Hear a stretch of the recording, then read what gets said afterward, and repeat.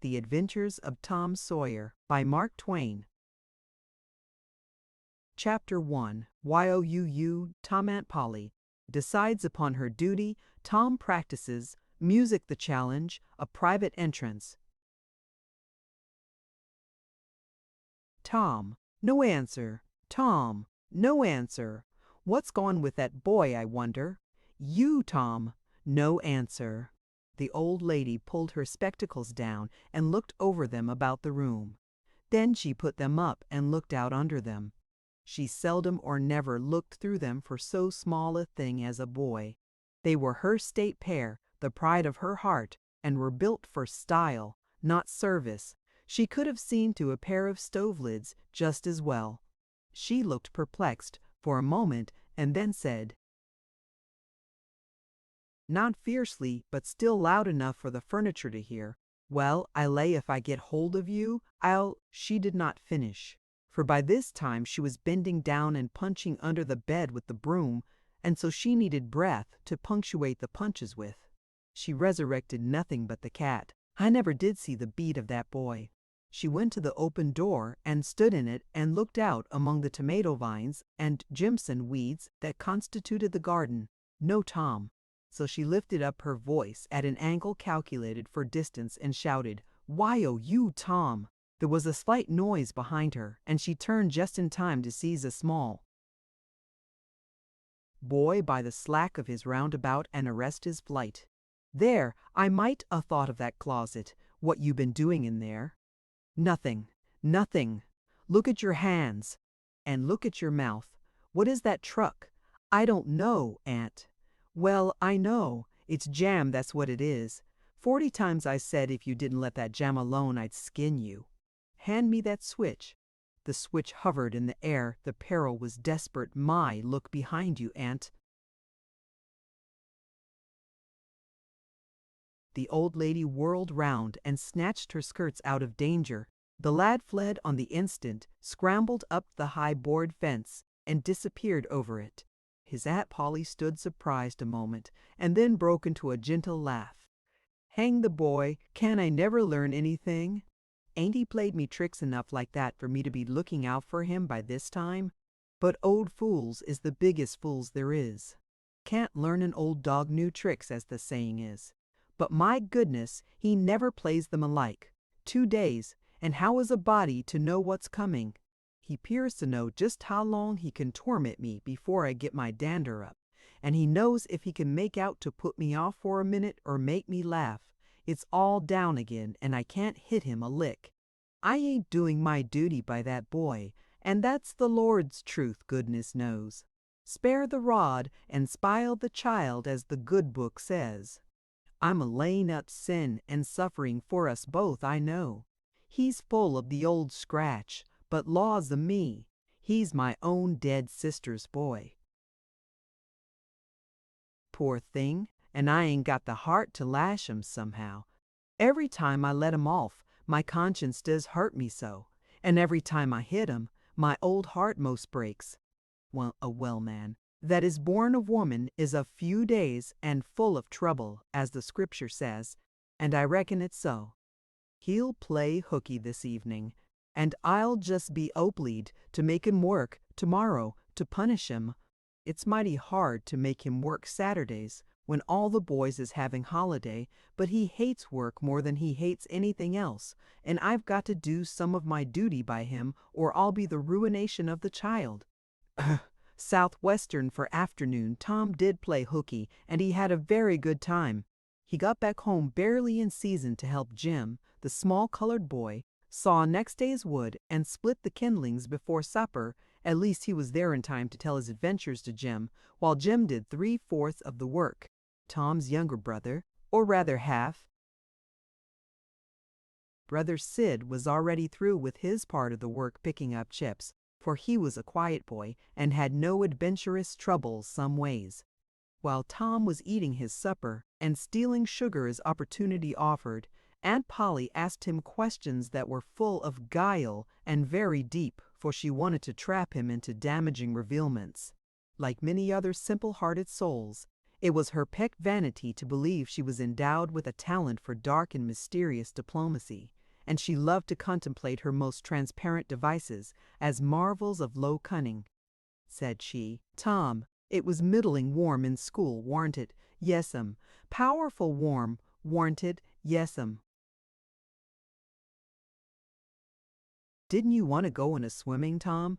A bit of a scare shot through Tom, a touch of uncomfortable suspicion. He searched Aunt Polly's face, but it told him nothing. So he said, "No, I'm well, not very much." The old lady reached out her hand and felt Tom's shirt and said, "But you ain't too warm now, though." And it flattered her to reflect that she had discovered that the shirt was dry without anybody knowing that that was what she had in her mind. But in spite of her, Tom knew where the wind lay now, so he forestalled what might be the next move. "Some of us pumped on our heads, mine's damp yet. See?" Aunt Polly was vexed to think she had overlooked that bitter circumstantial evidence and missed a trick. Then she had a new inspiration. "Tom, you didn't have to undo your shirt collar where I sewed it to pump on your head, did you?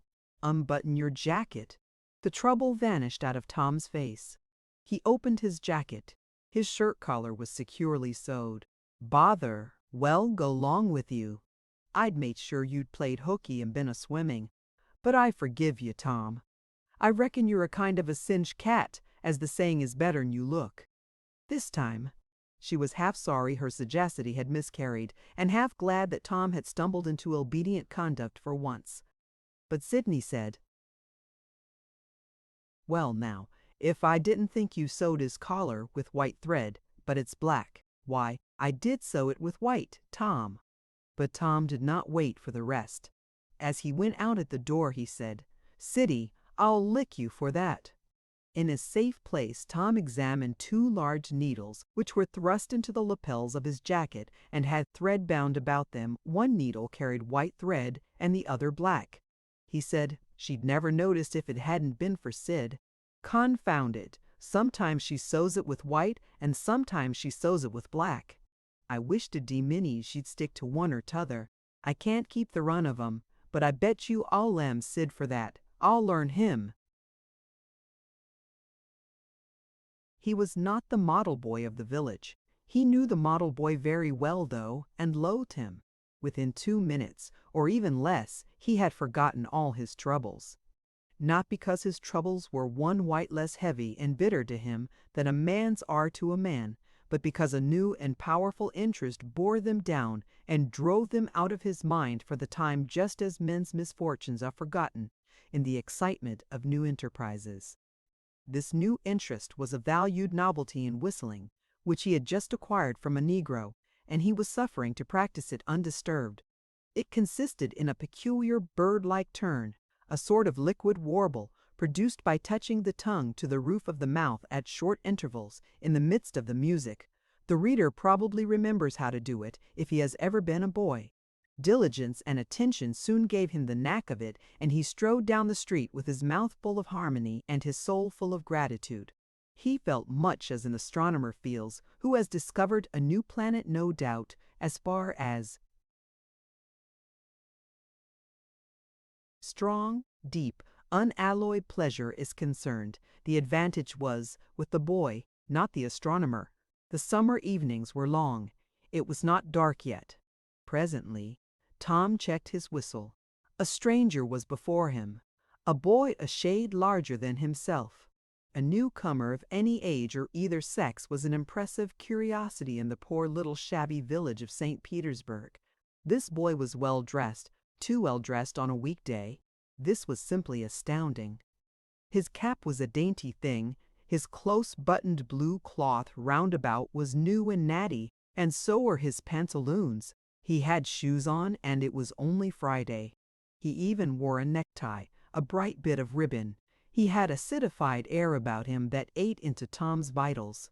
The more Tom stared at the splendid marvel, the higher he turned up his nose at his finery, and the shabbier and shabbier his own outfit seemed to him to grow. Neither boy spoke.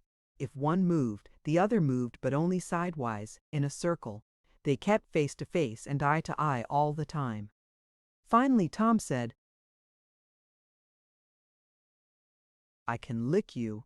I'd like to see you try it." "Well, I can do it." "No, you can't either." "Yes, I can." "Yes, I can." "No, you can't." "Yes, I can." "Yes, I can." "He can't." "Can't." "Can't." An uncomfortable pause. Then Tom said, "What's your name? 'Tisn't any of your business, maybe." "Well, I'll make it my business." "Well, why don't you?" "If you say much, I will." "Much, much, much. There now." "Oh, you think you're mighty smart, don't you?" "I could lick you with one hand tied behind me, if I wanted to." "Well, why don't you do it? You say you can do it." "Well, I will, if you fool with me." "Oh yes, I've seen whole families in the same fix. Smarty. You think you're some now, don't you?" "Oh, what a hat!" "You can lump that hat if you don't like it. I dare you to knock it off, and anybody that'll take a dare will suck eggs. You're a liar. You're another. You're a fighting liar, and dasn't take it up. Ah, take a walk. Say, if you give me much more of your sass, I'll take and bounce a rock off'n your head." "Oh, of course you will." "Well, I will." "Well, why don't you do it then? What do you keep saying you will for? Why don't you do it?" "It's because you're afraid." "I ain't afraid." "You are." "I ain't." "You are." Another pause and more eyeing and sidling around each other. Presently they were shoulder to shoulder. Tom said, "Get away from here. Go away yourself." "I won't. I won't either." So they stood, each with a foot placed at an angle as a brace, and both shoving with might and main, and glowering at each other with hate. But neither could get an advantage. After struggling till both were hot and flushed, each relaxed his strain with watchful caution, and Tom said, "You're a coward and a pup. I'll tell my big brother on you, and he can thrash you with his little finger, and I'll make him do it too." "What do I care for your big brother? I've got a brother that's bigger than he is, and what's more, he can throw him over that fence too."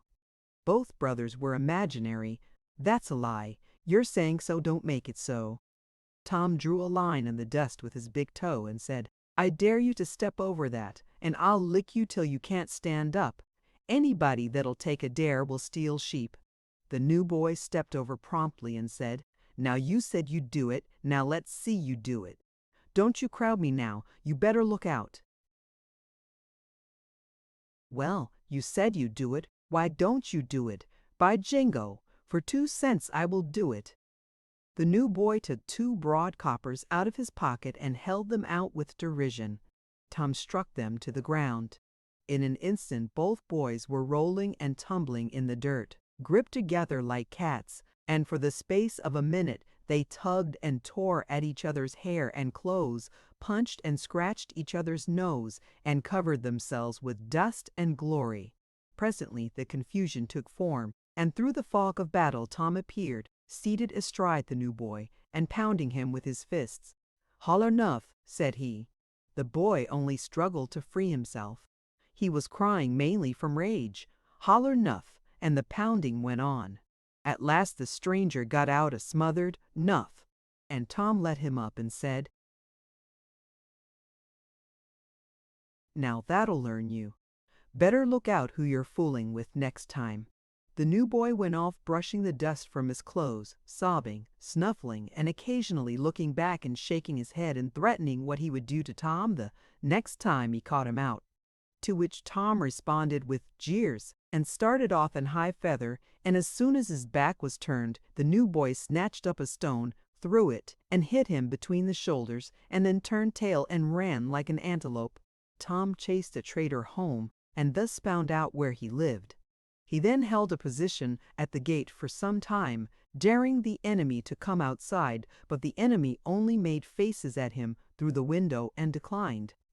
At last the enemy's mother appeared, and called Tom a bad, vicious, vulgar child, and ordered him away. So he went away. but he said he loathed to lay for that boy. He got home pretty late that night, and when he climbed cautiously in at the Burrs' window, he uncovered an ambuscade in the person of his aunt, and when she saw the state his clothes were in, her resolution to turn his Saturday holiday into captivity at hard labor became adamantine in its firmness. Chapter 2. Strong Temptations. Strategic Movements. The Innocents Beguiled. Saturday morning was come, and all the summer world was bright and fresh and brimming with life.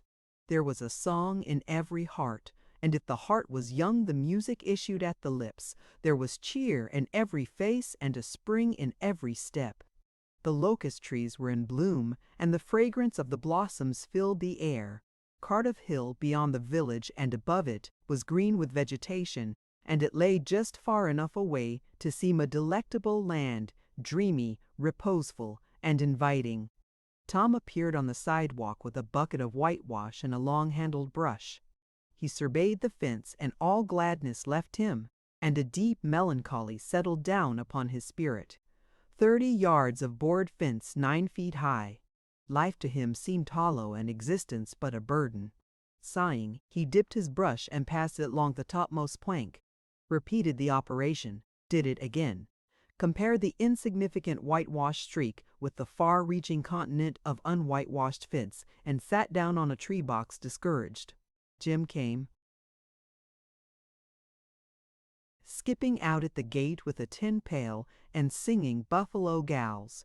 Bringing water from the town pump had always been hateful work in Tom's eyes before, but now it did not strike him so. He remembered that there was company at the pump.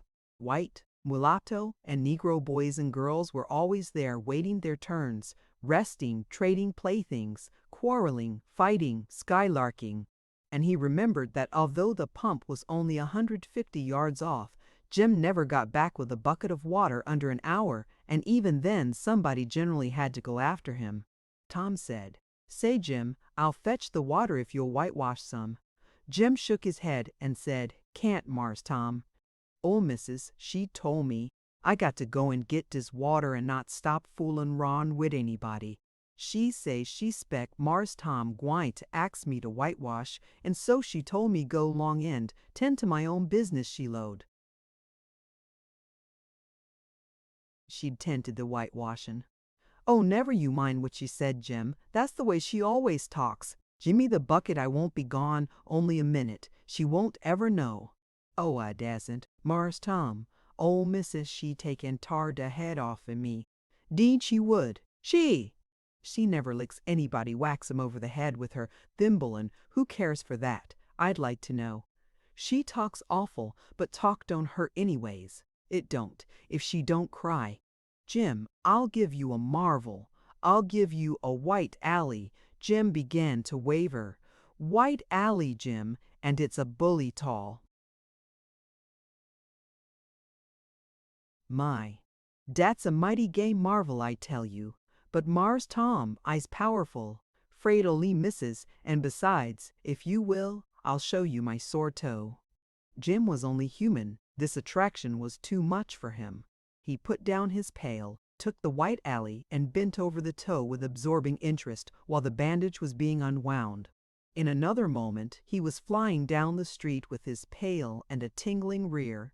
Tom was whitewashing with vigor, and Aunt Polly was retiring from the field with a slipper in her hand and triumph in her eye. But Tom's energy did not last. He began to think of the fun he had planned for this day, and his sorrows multiplied. Soon the free boys would come tripping along on all sorts of delicious expeditions, and they would make a world of fun of him for having to work. The very thought of it burned him like fire. He got out his worldly wealth and examined it, bits of toys, marbles, and trash. Enough to buy an exchange of work, maybe, but not half enough to buy so much as half an hour of pure freedom. So he returned his straitened means to his pocket and gave up the idea of trying to buy the boys. At this dark and hopeless moment, an inspiration burst upon him. Nothing less than a great magnificent inspiration. He took up his brush and went tranquilly to work. Ben Rogers hove in sight presently, the very boy, of all boys, whose ridicule he had been dreading. Ben's gait was the hop, skip, and jump proof enough that his heart was light and his anticipations high. He was eating an apple and giving a long melodious whoop at intervals, followed by a deep-toned ding-dong-dong, ding-dong-dong, for he was personating a steamboat. As he drew near, he slackened the speed, took the middle of the street, leaned far over to starboard, and rounded to ponderously and with laborious pomp and circumstance, for he was personating the big Missouri and considered himself to be drawing 9 feet of water. He was boat and captain and engine bells combined, so he had to imagine himself standing on his own hurricane deck, giving the orders and executing them. "Stop her, sir, ting-a-ling." The headway ran almost out, and he drew up slowly toward the sidewalk. "Ship up to back, ting-a-ling." His arms straightened and stiffened down his sides. "Set her back on the starboard, ting-a-ling, jo chow, chow, chow, wow, chow." His right hand, meantime, describing stately circles for it, was representing a 40-foot wheel. "Let her go back on the larboard, ting-a-ling, chow, chow, chow." The left hand began to describe circles. "Stop the starboard, ting-a-ling, stop the larboard, ting-a-ling." "Come ahead on the starboard, stop her." "Let your outside turn over slow, ting-a-ling. Chow, ow, ow. Get out that headline, lively now. Come out with your spring line. What you're about there. Take a turn round that stump with the bite of it. Stand by that stage. Now let her go. Done with the engine, sir. Ting-a-ling, sash tee, sash tee, sash tee." Trying the gauge cocks. Tom went on whitewashing, paid no attention to the steamboat. Ben stared a moment and then said, "Hi ye. You're up a stump, ain't you?" No answer. Tom surveyed his last touch with the eye of an artist. Then he gave his brush another gentle sweep and surveyed the result, as before. Ben ranged up alongside of him. Tom's mouth watered for the apple, but he stuck to his work. Ben said, "Hello, old chap, you got to work, hey?" Tom wheeled suddenly and said, "Why, it's you, Ben. I warn't noticing. Say I'm going in a swimming. I am. Don't you wish you could? But of course you'd druther work, wouldn't you?" "Course you would." Tom contemplated the boy a bit and said, "What do you call work? Why ain't that work?" Tom resumed his whitewashing and answered carelessly, "Well, maybe it is, and maybe it ain't. All I know is it suits Tom Sawyer." "Oh, come now, you don't mean to let on that you like it." The brush continued to move. "Like it? Well, I don't see why I oughtn't to like it. Does a boy get a chance to whitewash a fence every day? That put the thing in a new light." Ben stopped nibbling his apple. Tom swept his brush daintily back and forth, stepped back to note the effect, added a touch here and there, criticized the effect again. Ben watching every move and getting more and more interested, more and more absorbed. Presently he said, "Say, Tom, let me whitewash a little." Tom considered, was about to consent, but he altered his mind. "No, I reckon it wouldn't hardly do, Ben. You see, Aunt Polly's awful particular about this fence right here on the street, you know. But if it was the back fence I wouldn't mind, and she wouldn't." "Yes, she's awful particular about this fence. It's got to be done very careful. I reckon there ain't one boy in 1,000, maybe 2,000, that can do it the way it's got to be done." "No? Is that so? Oh, come. Now let me just try. Only just a little. I'd let you, if you was me, Tom." "Ben, I'd like to, honest Injun. But Aunt Polly, well, Jim wanted to do it, but she wouldn't let him. Sid wanted to do it, and she wouldn't let Sid. Now don't you see how I'm fixed?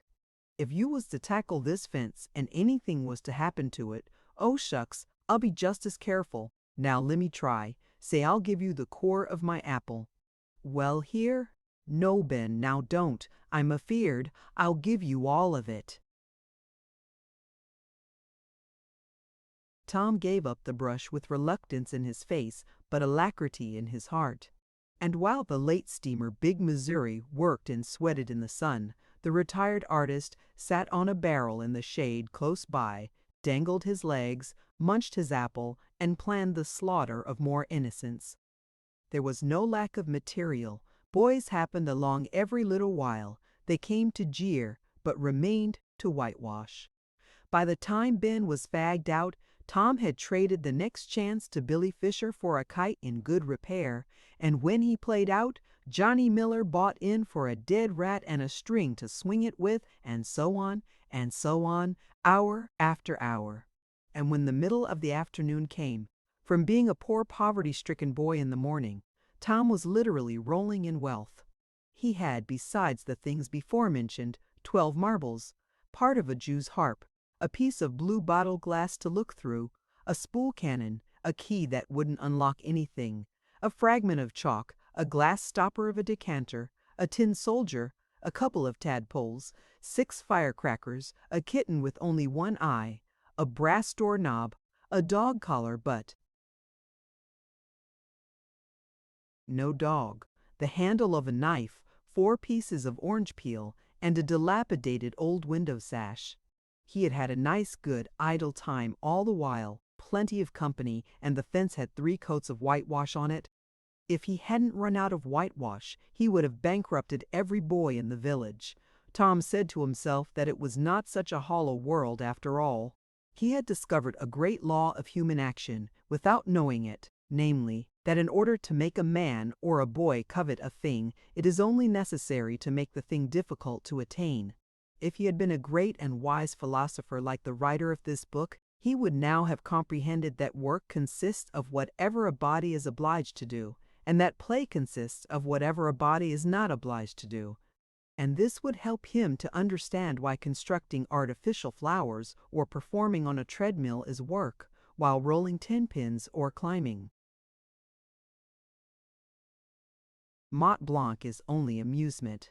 There are wealthy gentlemen in England who drive 4-horse passenger coaches 20 or 30 miles on a daily line in the summer because the privilege costs them considerable money, but if they were offered wages for the service, that would turn it into work, and then they would resign.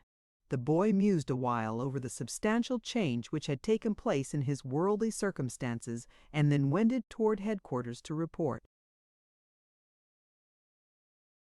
Chapter 3. Tom as a General Triumph and Reward Dismal Felicity Commission and Omission.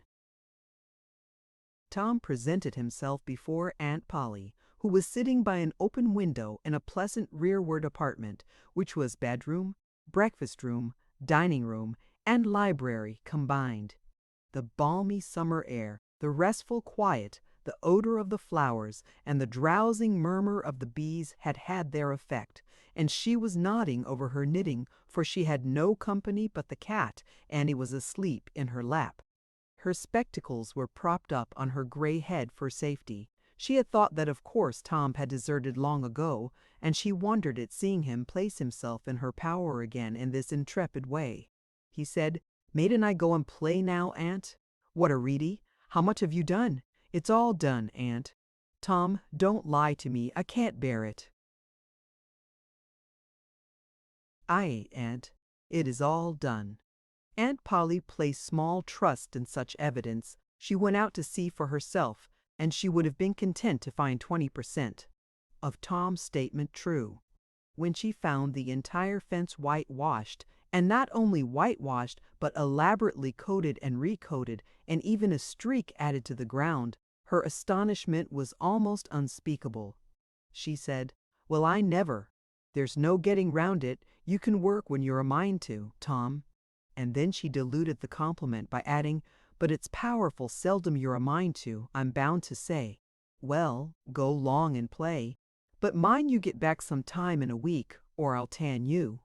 She was so overcome by the splendor of his achievement that she took him into the closet and selected a choice apple and delivered it to him, along with an improving lecture upon the added value and flavor a tree took to itself when it came without sin through virtuous effort. And while she closed with a happy scriptural flourish, he hooked a donut. Then he skipped out and saw Sid just starting up the outside stairway that led to the back rooms on the second floor. Clods were handy, and the air was full of them in a twinkling. They raged around Sid like a hailstorm, and before Aunt Polly could collect her surprised faculties and sally to the rescue, 6 or 7 clods had taken personal effect, and Tom was over the fence and gone. There was a gate, but as a general thing, he was too crowded for time to make use of it. His soul was at peace, now that he had settled with Sid for calling attention to his black thread and getting him into trouble. Tom skirted the block and came round into a muddy alley that led by the back of his aunt's cow stable. He presently got safely beyond the reach of capture and punishment and hastened toward the public square of the village where military companies of boys had met for conflict according to previous appointment. Tom was general of one of these armies, Joe Harper, a bosom friend, general of the other. These two great commanders did not condescend to fight in person, that being better suited to the still smaller fry, but sat together on an eminence and conducted the field operations by orders delivered through aides de camp. Tom's army won a great victory after a long and hard-fought battle. Then the dead were counted, prisoners exchanged, the terms of the next disagreement agreed upon, and the day for the necessary battle appointed, after which the armies fell into line and marched away, and Tom turned homeward alone. As he was passing by the house where Jeff Thatcher lived, he saw a new girl in the garden, a lovely little blue-eyed creature with yellow hair plaited into 2 long tails, white summer frock, and embroidered pantalettes. The fresh-crowned hero fell without firing a shot. A certain Amy Lawrence vanished out of his heart and left not even a memory of herself behind. He had thought he loved her to distraction, he had regarded his passion as adoration, and behold, it was only a poor little evanescent partiality. He had been months winning her, she had confessed hardly a week ago. He had been the happiest and the proudest boy in the world only 7 short days, and here in one instant of time she had gone out of his heart like a casual stranger whose visit is done. He worshipped this new angel with furtive eye till he saw that she had discovered him. Then he pretended he did not know she was present and began to show off in all sorts of absurd boyish ways in order to win her admiration. He kept up this grotesque foolishness for some time, but by and by, while he was in the midst of some dangerous gymnastic performances, he glanced aside and saw that the little girl was wending her way toward the house. Tom came up to the fence and leaned on it, grieving and hoping she would tarry yet a while longer. She halted a moment on the steps and then moved toward the door. Tom heaved a great sigh as she put her foot on the threshold. But his face lit up right away, for she tossed a pansy over the fence a moment before she disappeared. The boy ran around and stopped within a foot or 2 of the flower, and then shaded his eyes with his hand and began to look down street as if he had discovered something of interest going on in that direction. Presently he picked up a straw and began trying to balance it on his nose with his head tilted far back, and as he moved from side to side, in his efforts, he edged nearer and nearer toward the pansy. Finally his bare foot rested upon it. His pliant toes closed upon it, and he hopped away with the treasure and disappeared round the corner. But only for a minute, only while he could button the flower inside his jacket, next his heart or next his stomach, possibly, for he was not much posted in anatomy and not hypercritical anyway. He returned now and hung about the fence till nightfall, showing off, as before, but the girl never exhibited herself again, though Tom comforted himself a little with the hope that she had been near some window meantime and been aware of his attentions. Finally he strode home reluctantly, with his poor head full of visions. All through supper his spirits were so high that his aunt wondered what had got into the child.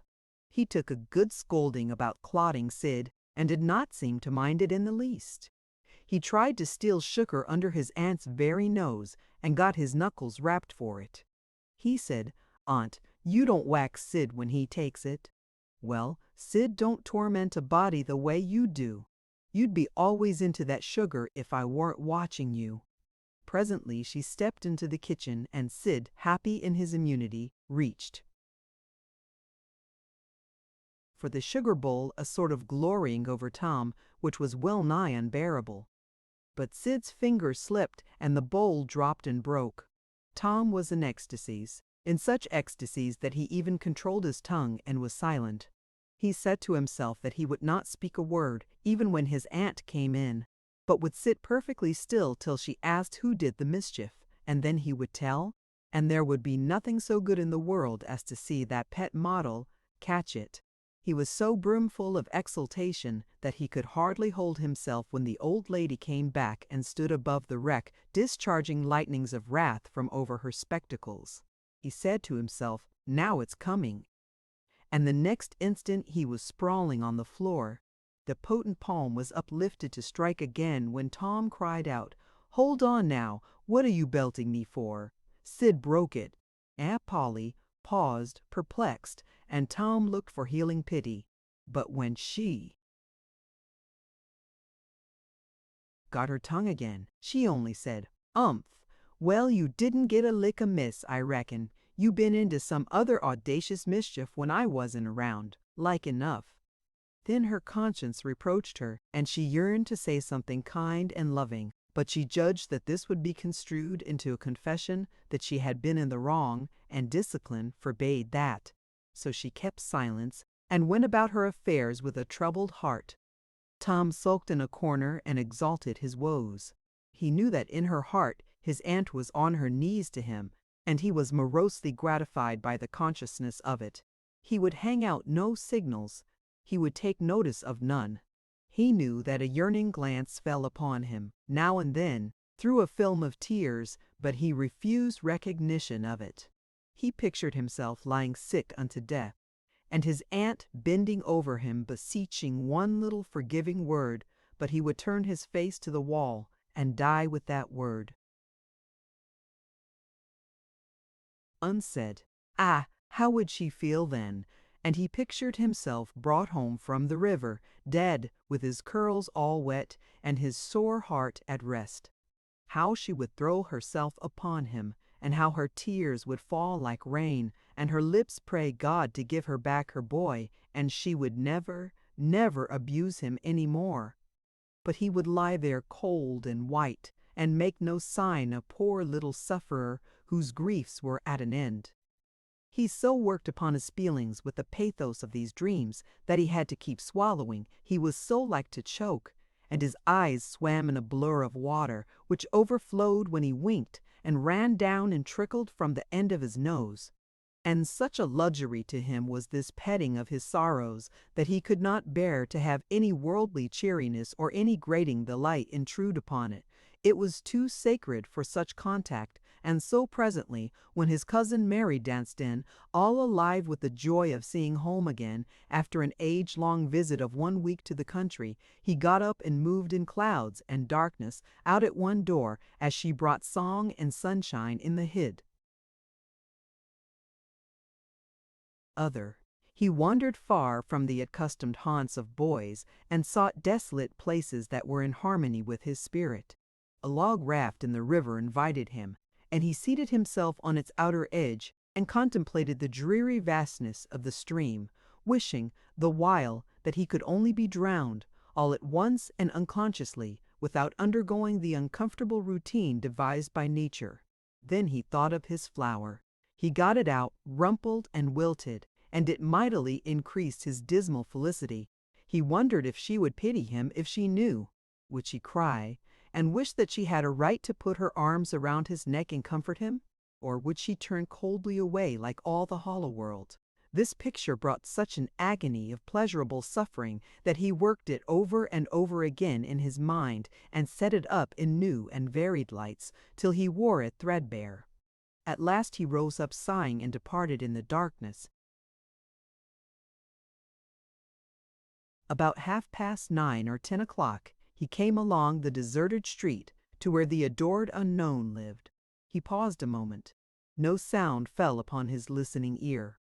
A candle was casting a dull glow upon the curtain of a second-story window. Was the sacred presence there? He climbed the fence, threaded his stealthy way through the plants till he stood under that window. He looked up at it long and with emotion. Then he laid him down on the ground under it, disposing himself upon his back, with his hands clasped upon his breast and holding his poor wilted flower. And thus he would die out in the cold world, with no shelter over his homeless head, no friendly hand to wipe the death damps from his brow, no loving face to bend pityingly over him when the great agony came. And thus she would see him when she looked out upon the glad morning, and oh! would she drop one little tear upon his poor lifeless form? Would she heave one little sigh to see a bright young life so rudely blighted, so untimely cut down? The window went up. A maidservant's discordant voice profaned the holy calm, and a deluge of water drenched the prone martyr's remains. The strangling hero sprang up with a relieving snort. There was a whiz as of a missile in the air, mingled with the murmur of a curse. A sound as of shivering glass followed, and a small vague form went over the fence and shot away in the gloom. Not long after, as Tom, all undressed for bed, was surveying his drenched garments by the light of a tallow dip, Sid woke up, but if he had any dim idea of making any references to illusions, he thought better of it and held his peace, for there was danger in Tom's eye. Tom turned in without the added vexation of prayers, and Sid made mental note of the omission. Chapter 4. Mental Acrobatics. Attending Sunday School, the superintendent, showing off. Tom lionized. The sun rose upon a tranquil world, and beamed down upon the peaceful village like a benediction. Breakfast over, Aunt Polly had family worship. It began with a prayer built from the ground up of solid courses of scriptural quotations, welded together with a thin mortar of originality, and from the summit of this she delivered a grim chapter of the Mosaic Law, as from Sinai. Then Tom girded up his loins, so to speak, and went to work to get his verses. Sid had learned his lesson days before. Tom bent all his energies to the memorizing of 5 verses, and he chose part of the Sermon on the Mount because he could find no verses that were shorter. At the end of half an hour, Tom had a vague general idea of his lesson, but no more, for his mind was traversing the whole field of human thought, and his hands were busy with distracting recreations. Mary took his book to hear him recite, and he tried to find his way through the fog. Blessed are the or poor, yes, poor. Blessed are the poor, in spirit, blessed are the poor in spirit, for theirs. Blessed are the poor in spirit, for theirs is the kingdom of heaven. Blessed are they that mourn, for they shishin, for they, for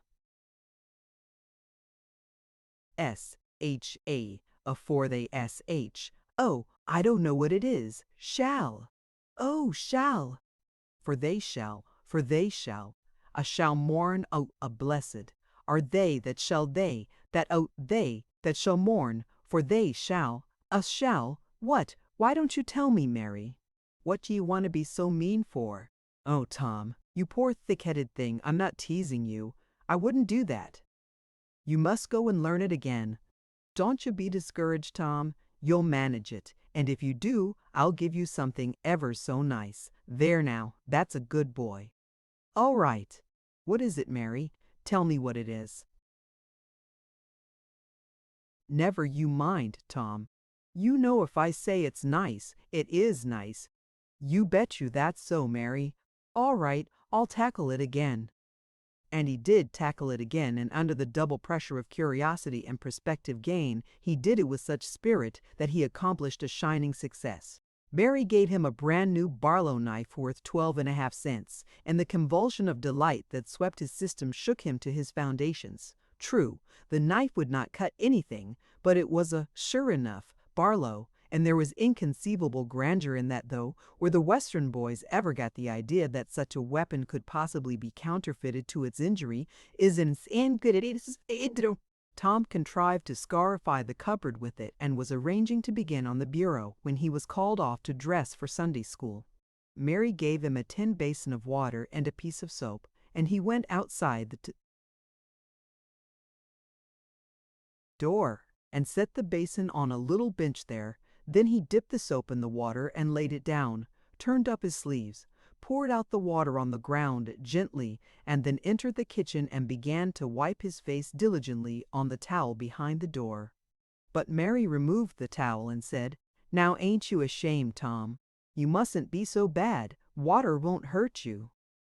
Tom was a trifle disconcerted. The basin was refilled, and this time he stood over it a little while, gathering resolution, took in a big breath and began. When he entered the kitchen presently, with both eyes shut and groping for the towel of his hands, an honorable testimony of suds and water was dripping from his face. But when he emerged from the towel, he was not yet satisfactory, for the clean territory stopped short at his chin and his jaws, like a mask. Below and beyond this line there was a dark expanse of unvirgated soil that spread downward in front and backward around his neck. Mary took him in hand, and when she was done with him, he was a man and a brother, without distinction of color, and his saturated hair was neatly brushed, and its short curls wrought into a dainty and symmetrical general effect. House was seed. High privately smoothed out the curls, with labor and difficulty, and plastered his hair close down to his head. For he held curls to be effeminate, and his own filled his life with bitterness. Then Mary got out a suit of his clothing that had been used only on Sundays. During 2 years they were simply called his other clothes. And so by that we know the size of his wardrobe. The girl put him to rights after he had dressed himself. She buttoned his neat roundabout up to his chin, turned his vast shirt collar down over his shoulders, brushed him off and crowned him with his speckled straw hat. He now looked exceedingly improved and uncomfortable. He was fully as uncomfortable as he looked, for there was a restraint about whole clothes and cleanliness that galled him. He hoped that Mary would forget his shoes, but the hope was blighted. She coated them thoroughly with tallow, as was the custom, and brought them out. He lost his temper and said he was always being made to do everything he didn't want to do. But Mary said persuasively, "Please, Tom, that's a good boy." So he got into the shoes, snarling. Mary was soon ready, and the 3 children set out for Sunday school, a place that Tom hated with his whole heart. But Sid and Mary were fond of it. Sabbath school hours were from 9 to 10:30, and then church service. 2 of the children always remained for the sermon voluntarily, and the other always remained too for stronger reasons. The church's high-backed, uncushioned pews would seat about 300 persons. The edifice was but a small, plain affair, with a sort of pine board tree box on top of it for a steeple. At the door, Tom dropped back a step and accosted a Sunday-dressed comrade. "Say, Billy, got a yaller ticket?" "Yes." "What'll you take for her?" "What'll you give?" "Piece of licorice and a fish hook." "Let's see 'em." Tom exhibited. They were satisfactory, and the property changed hands. Then Tom traded a couple of white alleys for 3 red tickets, and some small trifle or other for a couple of blue ones. He waylaid other boys as they came, and went on buying tickets of various colors 10 or 15 minutes longer. He entered the church, now with a swarm of clean and noisy boys and girls, proceeded to his seat and started a quarrel with the first boy that came handy. The teacher, a grave, elderly man, interfered, then turned his back a moment, and Tom pulled a boy's hair in the next bench and was absorbed in his book when the boy turned around, stuck a pen in another boy, presently in order to hear him say, "Ouch," and got a new reprimand from his teacher. Tom's whole class were of the pattern, restless, noisy, and troublesome. When they came to recite their lessons, not one of them knew his verses perfectly, but had to be prompted all along. However, they worried through, and each got his reward in small blue tickets, each with a passage of scripture on it. Each blue ticket was pay for 2 verses of the recitation. 10 blue tickets equaled a red one and could be exchanged for it. 10 red tickets equaled a yellow one. For 10 yellow tickets, the superintendent gave a very plainly bound Bible worth 40 cents in those easy times to the pupil. How many of my readers would have the industry and application to memorize 2,000 verses, even for a Doré Bible? And yet Mary had acquired 2 Bibles in this way. It was the patient work of 2 years, and a boy of German parentage had won 4 or 5. He once recited 3,000 verses without stopping, but the strain upon his mental faculties was too great, and he was little better than an idiot from that day forth, a grievous misfortune for the school. For on great occasions, before company, the superintendent, as Tom expressed, it had always made this boy come out and spread himself. Only the older pupils managed to keep their tickets and stick to their tedious work long enough to get a Bible, and so the delivery of one of these prizes was a rare and noteworthy circumstance. The successful pupil was so great and conspicuous for that day that on the spot every scholar's heart was fired with a fresh ambition that often lasted a couple of weeks. It is possible that Tom's mental stomach had never really hungered for one of those prizes, but unquestionably his entire being had for many a day longed for the glory and the éclat that came with it. In due course, the superintendent stood up in front of the pulpit with a closed hymn book in his hand and his forefinger inserted between its leaves, and commanded attention. When a Sunday school superintendent makes his customary little speech, a hymn book in the hand is as necessary as is the inevitable sheet of music in the hand of a singer who stands forward on the platform and sings a solo at a concert. The why is a mystery, for neither the hymn book nor the sheet of music is ever referred to by the sufferer. This superintendent was a slim creature of 35 with a sandy goatee and short sandy hair. He wore a stiff-standing collar whose upper edge almost reached his ears and whose sharp points curved forward abreast the corners of his mouth, a fence that compelled a straight look out ahead, and a turning of the whole body when a side view was required. His chin was propped on a spreading cravat which was as broad and as long as a banknote, and had fringed ends. His boot toes were turned sharply up, in the faculty pressed against a wall for hours together. Mr. Walters was very earnest of mien, and very sincere and honest at heart, and he held sacred things in places in such reverence, and so separated them from worldly matters, that unconsciously to himself his Sunday school voice had acquired a peculiar intonation, which was wholly absent on weekdays. He began after this fashion: "Now, children, I want you all to sit up just as straight and pretty as you can and give me all your attention for a minute or 2. There, that is it. That is the way good little boys and girls should do. I see one little girl who is looking out of the window. I am afraid she thinks I am out there somewhere, perhaps up in one of the trees, making a speech to the little birds. Applusive titter. I want to tell you how good it makes me feel to see so many bright, clean little faces assembled in a place like this, learning to do right and be good," and so forth and so on. It is not necessary to set down the rest of the oration. It was of a pattern which does not vary, and so it is familiar to us all. The latter third of the speech was marred by the resumption of fights and other recreations among certain of the bad boys, and by fidgetings and whisperings that extended far and wide, washing even to the bases of isolated and incorruptible rocks like Sid and Mary. But now every sound ceased suddenly, with the subsidence of Mr. Walters' voice, and the conclusion of the speech was received with a burst of silent gratitude. A good part of the whispering had been occasioned by an event which was more or less rare: the entrance of visitors. Lawyer Thatcher, accompanied by a very feeble and aged man, a fine, portly, middle-aged gentleman with iron-gray hair, and a dignified lady who was doubtless the latter's wife. The lady was leading a child. Tom had been restless and full of chafings and repinings, conscience-smitten too. He could not meet Amy Lawrence's eye, he could not brook her loving gaze. But when he saw this small newcomer, his soul was all ablaze with bliss in a moment. The next moment he was showing off with all his might. Cuffing boys, pulling hair, making faces in a word, using every art that seemed likely to fascinate a girl and win her applause. His exaltation had but one alloy: the memory of his humiliation in this angel's garden, and that record in sand was fast washing out under the waves of happiness that were sweeping over it now.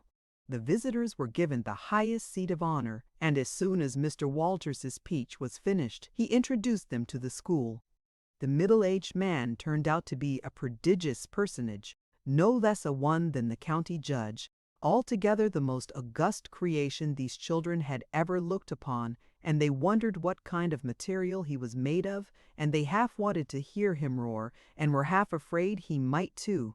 He was from Constantinople, 12 miles away, so he had traveled and seen the world. These very eyes had looked upon the county courthouse, which was said to have a tin roof. The awe which these reflections inspired was attested by the impressive silence and the ranks of staring eyes. This was the great Judge Thatcher, brother of their own lawyer. Jeff Thatcher immediately went forward to be familiar with the great man and be envied by the school. It would have been music to his soul to hear the whisperings. "Look at him, Jim. He's a-going up there. Say, look. He's a-going to shake hands with him. He is shaking hands with him. He is shaking hands with him.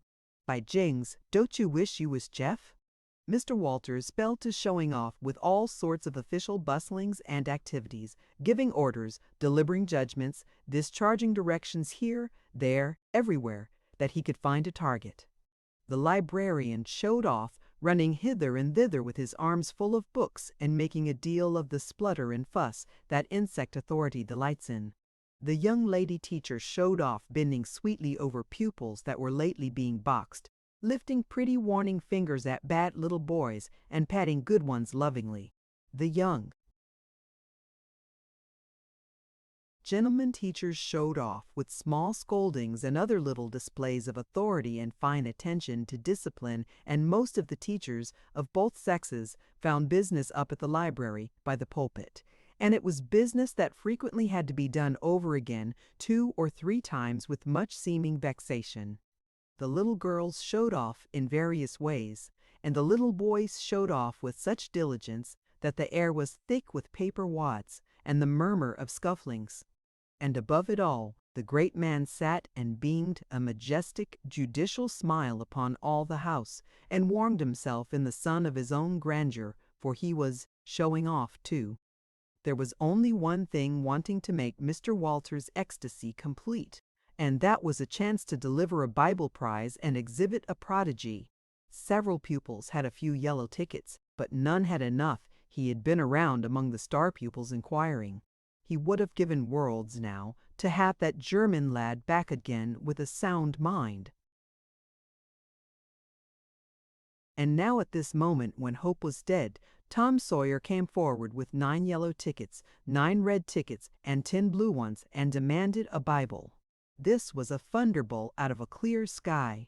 Walters was not expecting an application from this source for the next 10 years. But there was no getting around it. Here were the certified checks, and they were good for their face. Tom was therefore elevated to a place with the judge and the other elect, and the great news was announced from headquarters. It was the most stunning surprise of the decade, and so profound was the sensation that it lifted the new hero up to the judicial one's altitude, and the school had 2 marvels to gaze upon in place of one. The boys were all eaten up with envy, but those that suffered the bitterest pangs were those who perceived too late that they themselves had contributed to this hated splendor by trading tickets to Tom for the wealth he had amassed and selling whitewashing privileges. These despised themselves as being the dupes of a wily fraud, a guileful snake in the grass. The prize was delivered to Tom with as much effusion as the superintendent could pump up under the circumstances, but it lacked somewhat of the true gush, for the poor fellow's instinct taught him that there was a mystery here that could not well bear the light. Perhaps it was simply preposterous that this boy had warehoused 2,000 sheaves of scriptural wisdom on his premises. A dozen would strain his capacity. Without a doubt. Amy Lawrence was proud and glad, and she tried to make Tom see it in her face, but he wouldn't look. She wondered. Then she was just a grain troubled. Next a dim suspicion came and wit came again. She watched. A furtive glance told her worlds, and then her heart broke, and she was jealous and angry, and the tears came, and she hated everybody. Tom most of all, she thought. Tom was introduced to the judge, but his tongue was tied, his breath would hardly come, his heart quaked partly because of the awful greatness of the man,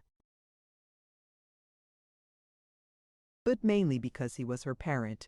He would have liked to fall down and worship him if it were in the dark. The judge put his hand on Tom's head and called him a fine little man and asked him what his name was. The boy stammered, gasped, and got it out. Tom. Oh no, not Tom. It is Thomas. Ah, that's it. I thought there was more to it maybe. That's very well. But you've another one, I dare say, and you'll tell it to me, won't you? Tell the gentleman your other name, Thomas, said Walters, and say, sir, you mustn't forget your manners. Thomas Sawyer, sir. That's it. That's a good boy. Fine boy. Fine manly little fellow. 2,000 verses is a great many, very, very great many. And you never can be sorry for the trouble you took to learn them, for knowledge is worth more than anything there is in the world. It's what makes great men, and a good man yourself some day, Thomas, and then you'll look back and say, it's all owing to the precious Sunday school privileges of my boyhood. It's all owing to my dear teachers that taught me to learn. It's all owing to the good superintendent who encouraged me and watched over me and weighed me a beautiful Bible as that is what you will say, Thomas. And you wouldn't take any money for those 2,000 verses? No, indeed, you wouldn't. And now you wouldn't mind telling me and this lady some of the things you've learned. No, I know you wouldn't, for we are proud of little boys that learned. Now no doubt you know the names of all the 12 disciples. Won't you tell us the names of the first 2 that were appointed? Tom was tugging at a buttonhole and looking sheepish. He blushed now, and his eyes fell. Mr. Walters' heart sank within him. He said to himself, it is not possible that the boy can answer the simplest question. Why did the judge ask him? Yet he felt obliged to speak up and say, answer the gentleman, Thomas. Don't be afraid. Tom still hung fire. Now I know you'll tell me, said the lady. The names of the first 2 disciples were David and Goliath. Let us draw the curtain of charity over the rest of the scene. Chapter 5. A Useful Minister in Church, the Climax. About 10:30, the cracked bell of the small church began to ring, and presently the people began to gather for the morning sermon. The Sunday school children distributed themselves about the house and occupied pews with their parents so as to be under supervision. Aunt Polly came, and Tom and Sid and Mary sat with her. Tom being placed next the aisle, in order that he might be as far away from the open window and the seductive outside summer scenes as possible.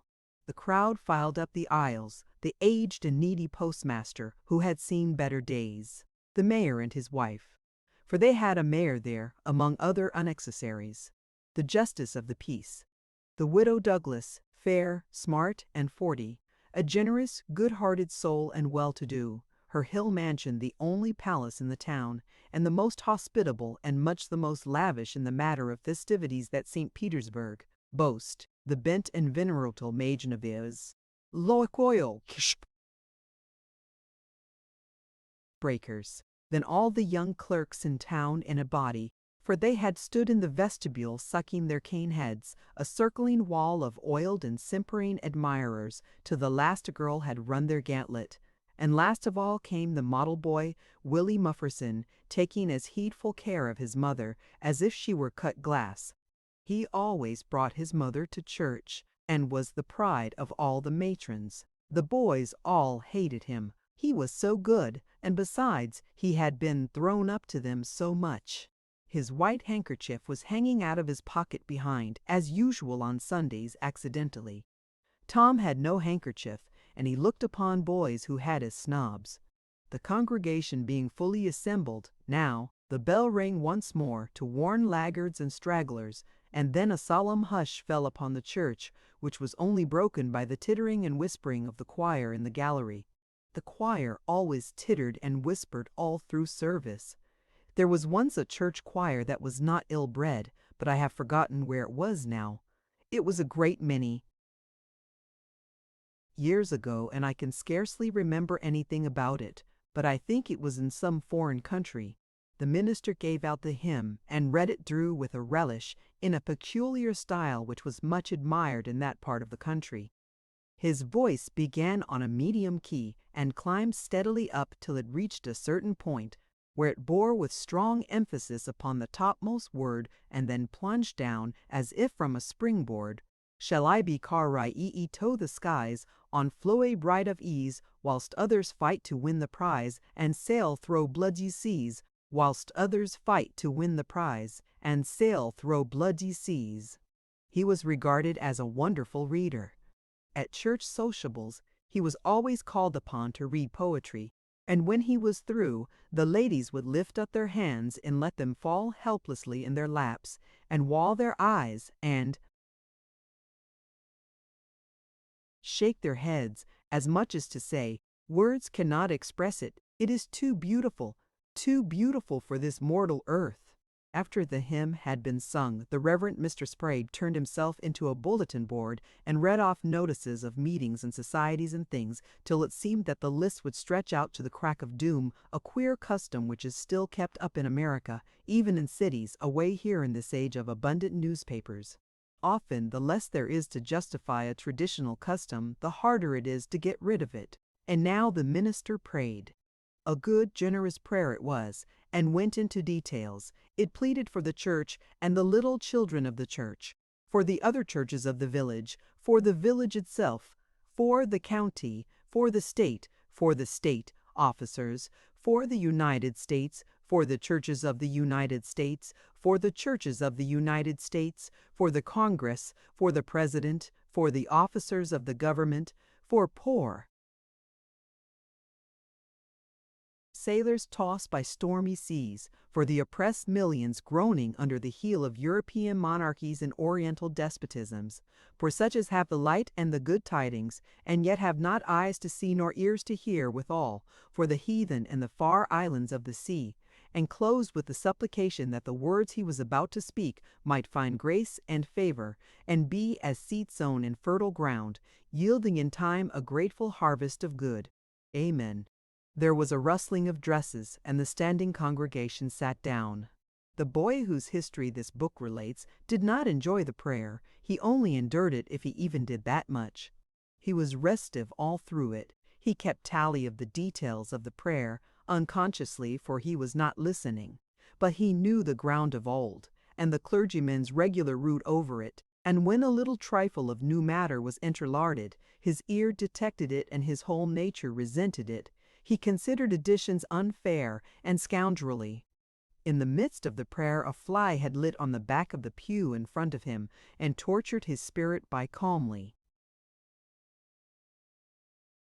rubbing its hands together, embracing its head with its arms, and polishing it so vigorously that it seemed to almost part company with the body, and the slender thread of a neck was exposed to view, scraping its wings with its hind legs and smoothing them to its body as if they had been coat-tails, going through its whole toilet as tranquilly as if it knew it was perfectly safe.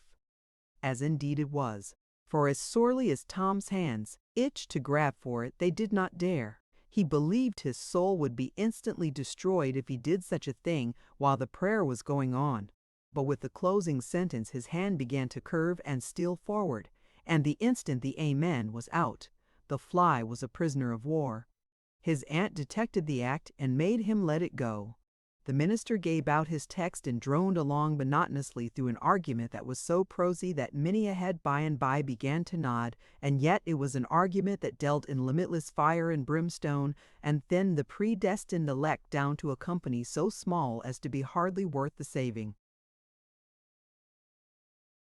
Tom counted the pages of the sermon. After church he always knew how many pages there had been, but he seldom knew anything else about the discourse. However, this time he was really interested for a little while. The minister made a grand and moving picture of the assembling together of the world's hosts at the millennium, when the lion and the lamb should lie down together, and a little child should lead them. But the pathos, the lesson, the moral of the great spectacle were lost upon the boy. He only thought of the conspicuousness of the principal character before the onlooking nations. His face lit with the thought, and he said to himself that he wished he could be that child if it was a tame lion. Now he lapsed into suffering again, as the dry argument was resumed. Presently he bethought him of a treasure he had, and got it out. It was a large black beetle with formidable jaws, a pinch bug, he called it. It was in a percussion cap box. The first thing the beetle did was to take him by the finger. A natural fillip followed. The beetle went floundering into the aisle and lit on its back, and the hurt finger went into the boy's mouth. The beetle lay there, working its helpless legs, unable to turn over. Tom eyed it and longed for it, but it was safe out of his reach. Other people uninterested in the sermon found relief in the beetle, and they eyed it too. Presently a vagrant poodle dog came idling along, sad at heart, lazy with the summer softness and the quiet, weary of captivity, sighing for change. He spied the beetle, the drooping tail lifted and wagged. He surveyed the prize, walked around it, smelt at it from a safe distance, walked around it again, grew bolder and took a closer smell, then lifted his lip and made a gingerly snatch at it, just missing it, made another and another, began to enjoy the diversion, subsided to his stomach with the beetle between his paws, and continued his experiments, grew weary at last, and then indifferent and absent-minded. His head nodded, and little by little his chin descended and touched the enemy, who seized it. There was a sharp yelp, a flirt of the poodle's head, and the beetle fell a couple of yards away and lit on its back once more. The neighboring spectators shook with a gentle inward joy. Several faces went behind fans and handkerchiefs, and Tom was entirely happy. The dog looked foolish, and probably felt so, but there was resentment in his heart too, and a craving for revenge. So he went to the beetle and began a wary attack on it again, jumping at it from every point of a circle, lighting with his forepaws within an inch of the creature, making even closer snatches at it with his teeth, and jerking his head till his ears flapped again. But he grew tired once more after a while. Tried to amuse himself with a fly, but found no relief.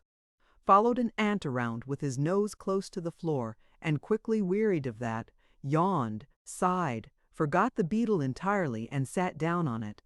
Then there was a wild yelp of agony, and the poodle went sailing up the aisle. The yelps continued, and so did the dog. He crossed the house in front of the altar. He flew down the other aisle. He crossed before the doors. He clambered up the home stretch.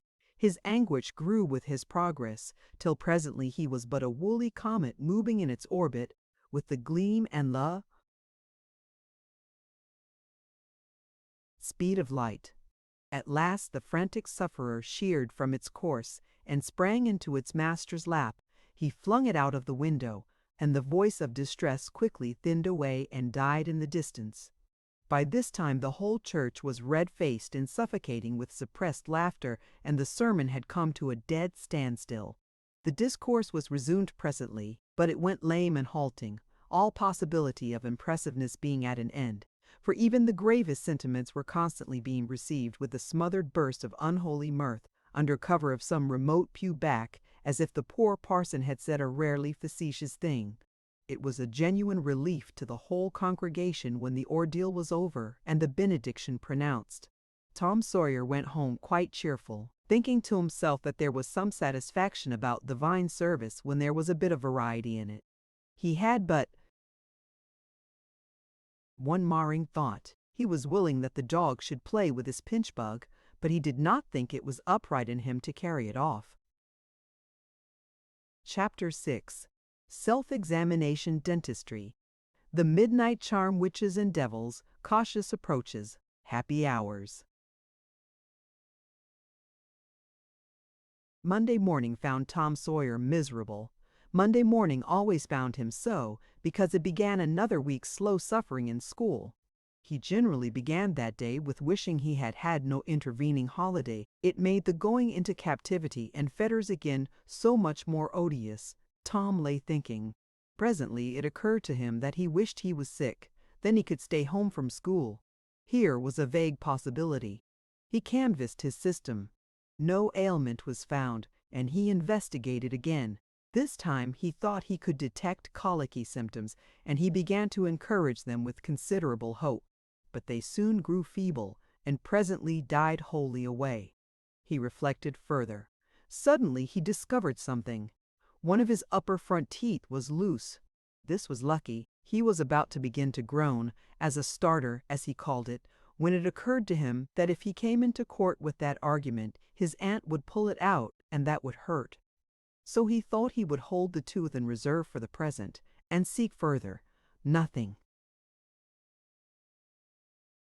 offered for some little time, and then he remembered hearing the doctor tell about a certain thing that laid up a patient for 2 or 3 weeks and threatened to make him lose a finger. So the boy eagerly drew his sore toe from under the sheet and held it up for inspection. But now he did not know the necessary symptoms. However, it seemed well worth while to chance it, so he fell to groaning with considerable spirit. But Sid slept on unconscious. Tom groaned louder, and fancied that he began to feel pain in the toe. No result from Sid. Tom was panting with his exertions by this time. He took a rest and then swelled himself up and fetched a succession of admirable groans. Sid snored on. Tom was aggravated. He said, "Sid, Sid," and shook him. This course worked well, and Tom began to groan again.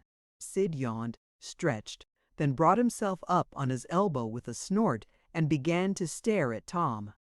Tom went on groaning. Sid said, "Tom! Say, Tom! No response! Here, Tom!"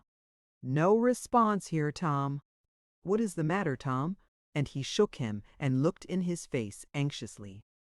Tom moaned out, "Oh, don't, Sid, don't joggle me." "Why, what's the matter, Tom? I must call Auntie." "No, never mind. It'll be over by and by, maybe. Don't call anybody."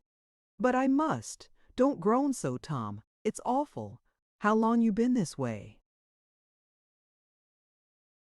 "Hours. Ouch! Oh, don't stir so, Sid. You'll kill me." "Tom, why didn't you wake me sooner? Oh, Tom, don't. It makes my flesh crawl to hear you." "Tom, what is the matter?" "I forgive you everything, Sid. Groan. Everything you've ever done to me. When I'm gone, oh, Tom, you ain't dying, are you? Don't, Tom, oh, don't." "Maybe I forgive everybody, Sid. Groan. Tell 'em so, Sid. And Sid, you give my window sash and my cat with one eye to that new girl that's come to town, and tell her—" But Sid had snatched his clothes and gone. Tom was suffering in reality now. So handsomely was his imagination working, and so his groans had gathered quite a genuine tone.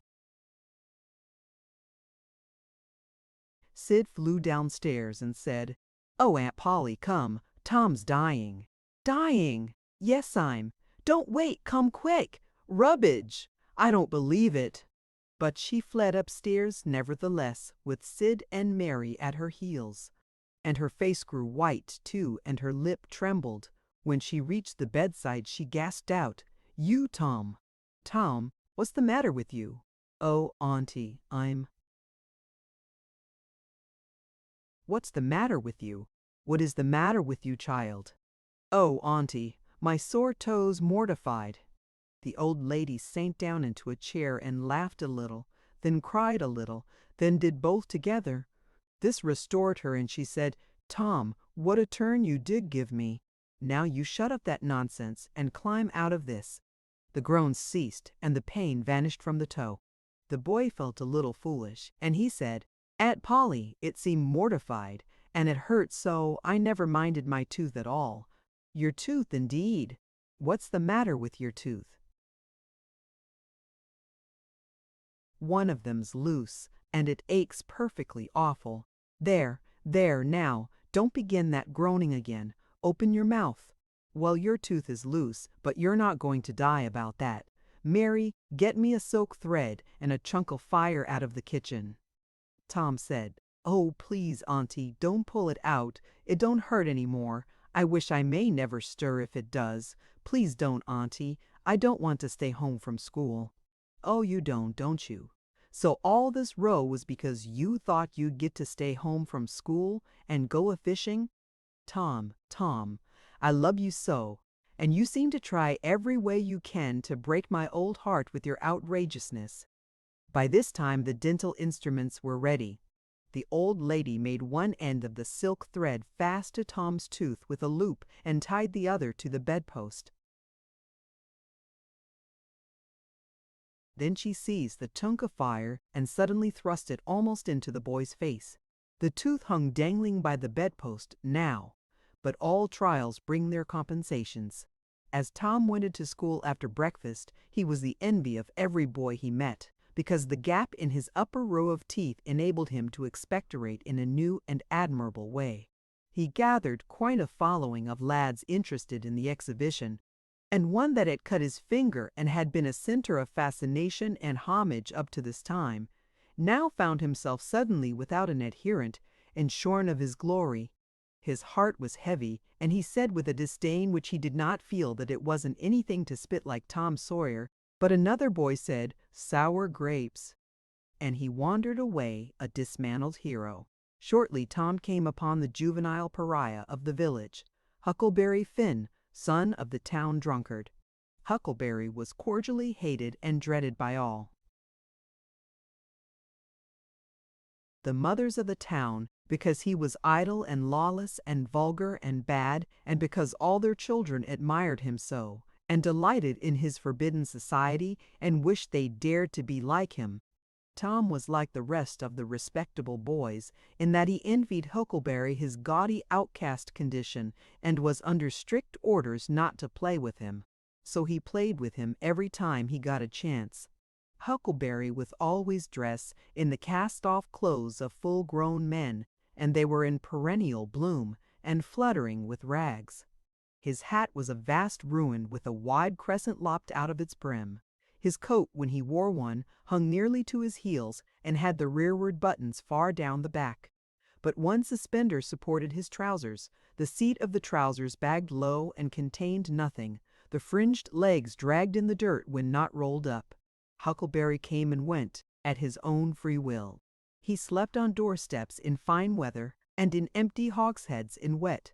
He did not have to go to school or to church, or call any being master, or obey anybody. He could go fishing or swimming when and where he chose, and stay as long as it suited him. Nobody forbade him to fight.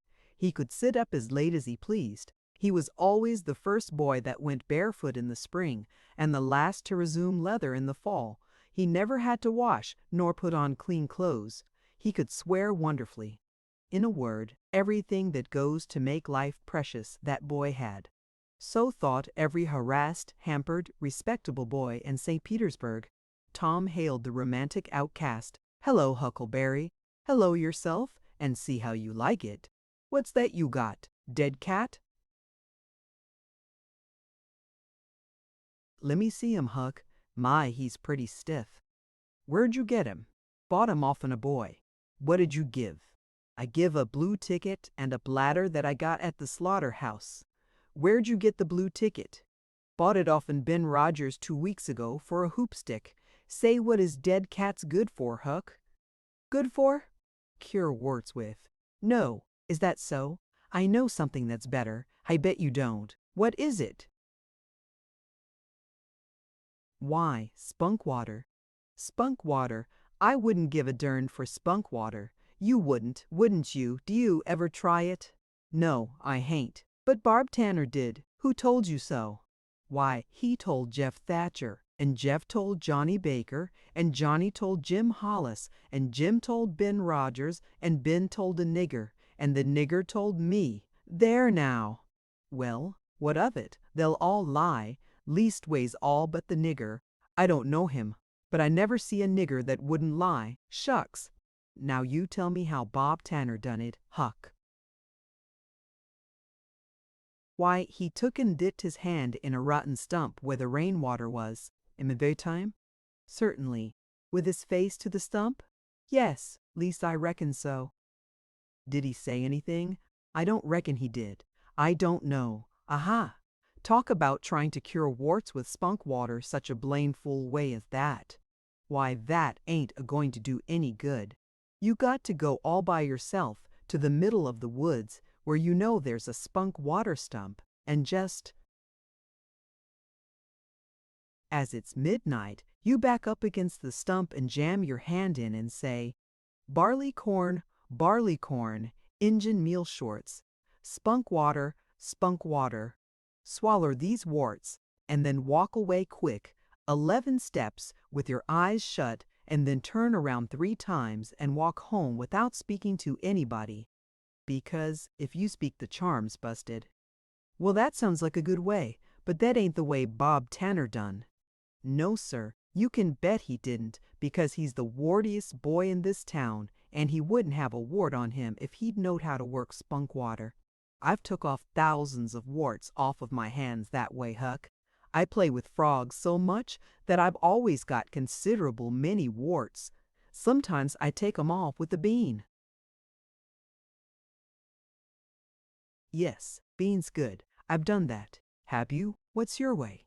You take and split the bean and cut the wart so as to get some blood, and then you put the blood on one piece of the bean and take and dig a hole and bury it 'bout midnight at the crossroads in the dark of the moon, and then you burn up the rest of the bean.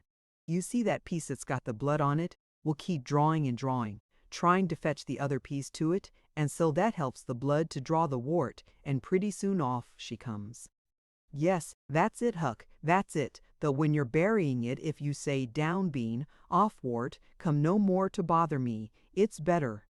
That's the way Joe Harper does, and he's been nearly to Coonville and most everywheres. But say, how do you cure 'em with dead cats? Why, you take your cat and go and get in the graveyard long about midnight, when somebody that was wicked has been buried, and when it's midnight a devil will come, or maybe 2 or 3, but you can't see 'em, you can only hear something like the wind, or maybe hear 'em talk, and when they're taking that feller away, you heave your cat after 'em and say, devil follow corpse, cat follow devil, warts follow cat, I'm done with ye. That'll fetch any wart. Sounds right. D'you you ever try it, Huck? No, but old Mother Hopkins told me. Well, I reckon it's so then. Because they say she's a witch. Say! Why, Tom, I know she is. She witched Pap. Pap says so his own self. He come along one day, and he see she was a-witching him, so he took up a rock, and if she hadn't dodged, he'd a got her. Well, that very night he rolled off in a shed, where he was a-layin' drunk and broke his arm. Why, that's awful. How did ye know she was a-witching him? Lord, Pap can tell. Easy. Pap says when they keep looking at you right stiddy, they're a-witching you, specially if they mumble, because when they mumble, they're saying the Lord's Prayer backards. Say, Hucky, when you going to try the cat? Tonight. I reckon no come after old Hoss Williams tonight, but they buried him Saturday. Didn't they get him Saturday night? Why, how you talk! How could their charms work till midnight, and then it's Sunday? Devils don't slosh around much of a Sunday, I don't reckon. I never thought of that. That's so. Let me go with you. Of course, if you ain't afeard, 'tain't likely. Will you meow? Yes, and you meow back if you get a chance. Last time, you kept me a-meowing around till old Hayes went to throwing rocks at me and says, "Durn that cat." and so I hove a brick through his window. But don't you tell.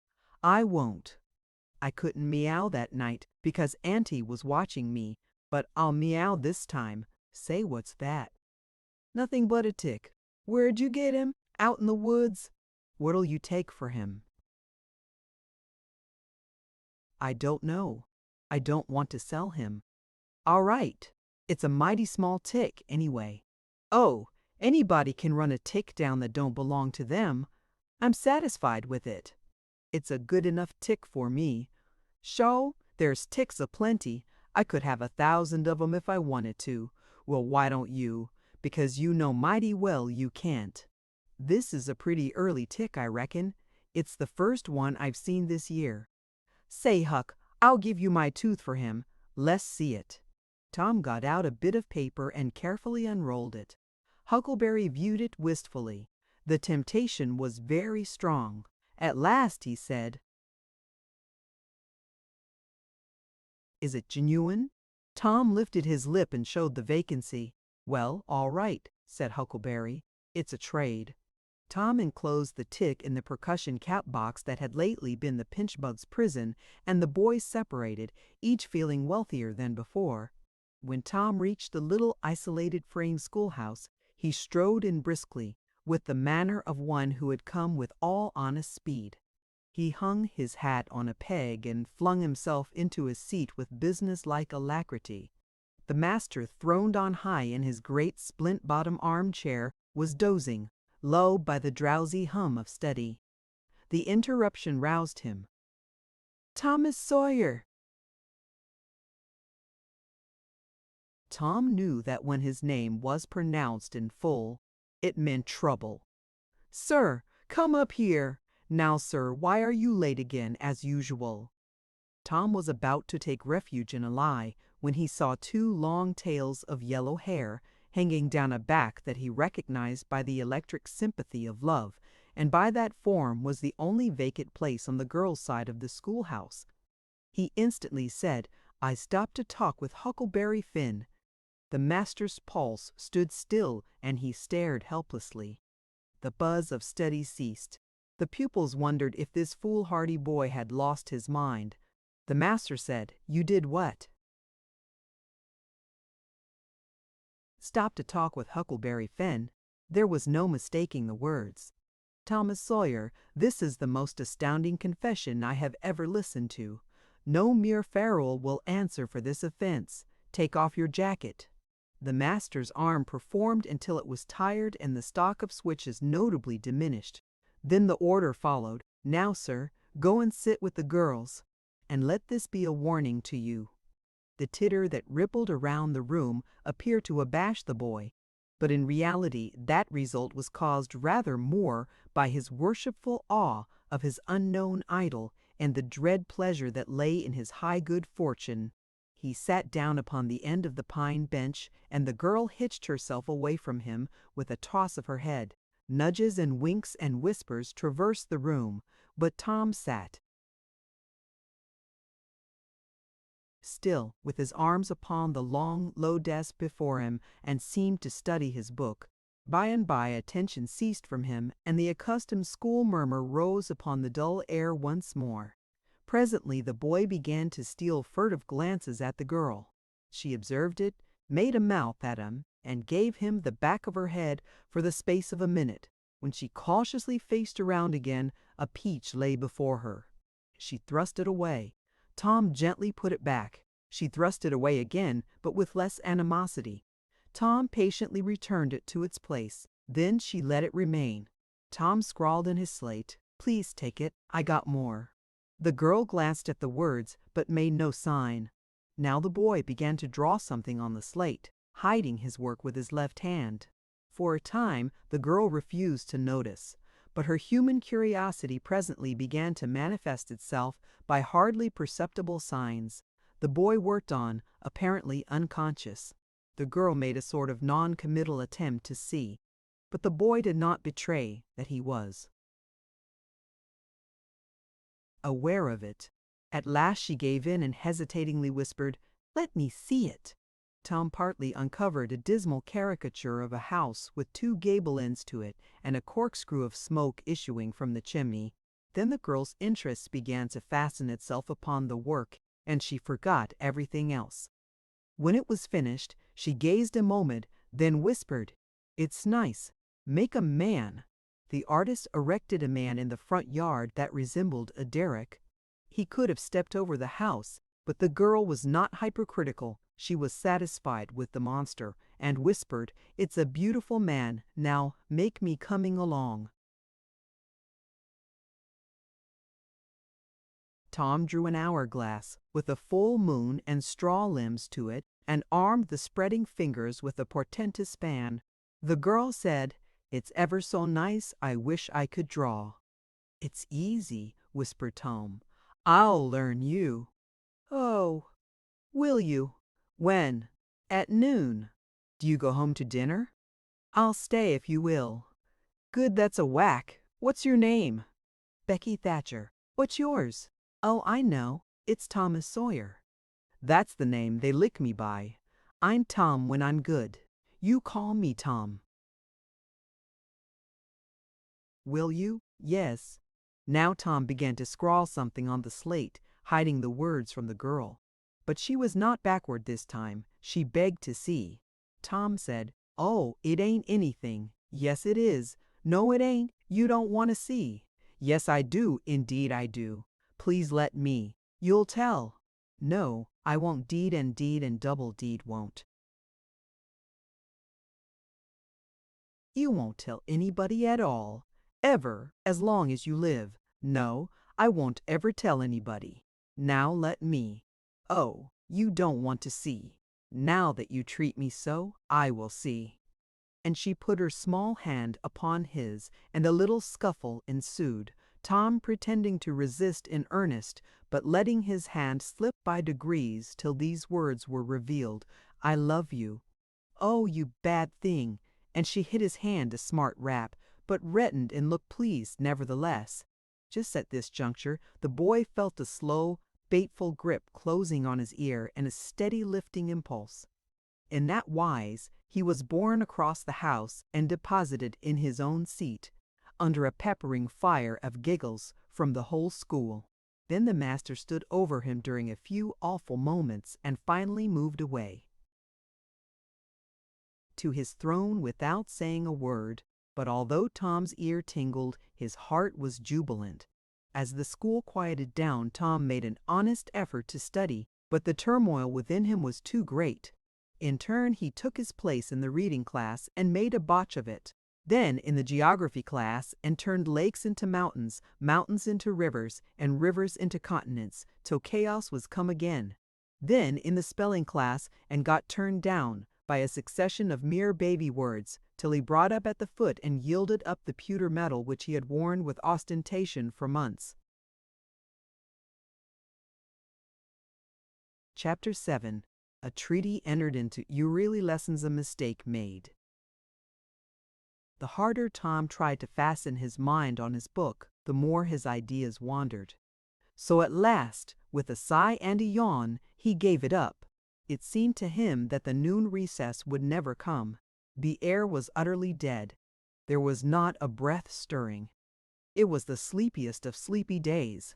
The drowsing murmur of the 25 studying scholars soothed the soul like the spell that is in the murmur of bees. Away off in the flaming sunshine, Cardiff Hill lifted its soft green sides to a shimmering veil of heat, tinted with the purple of distance.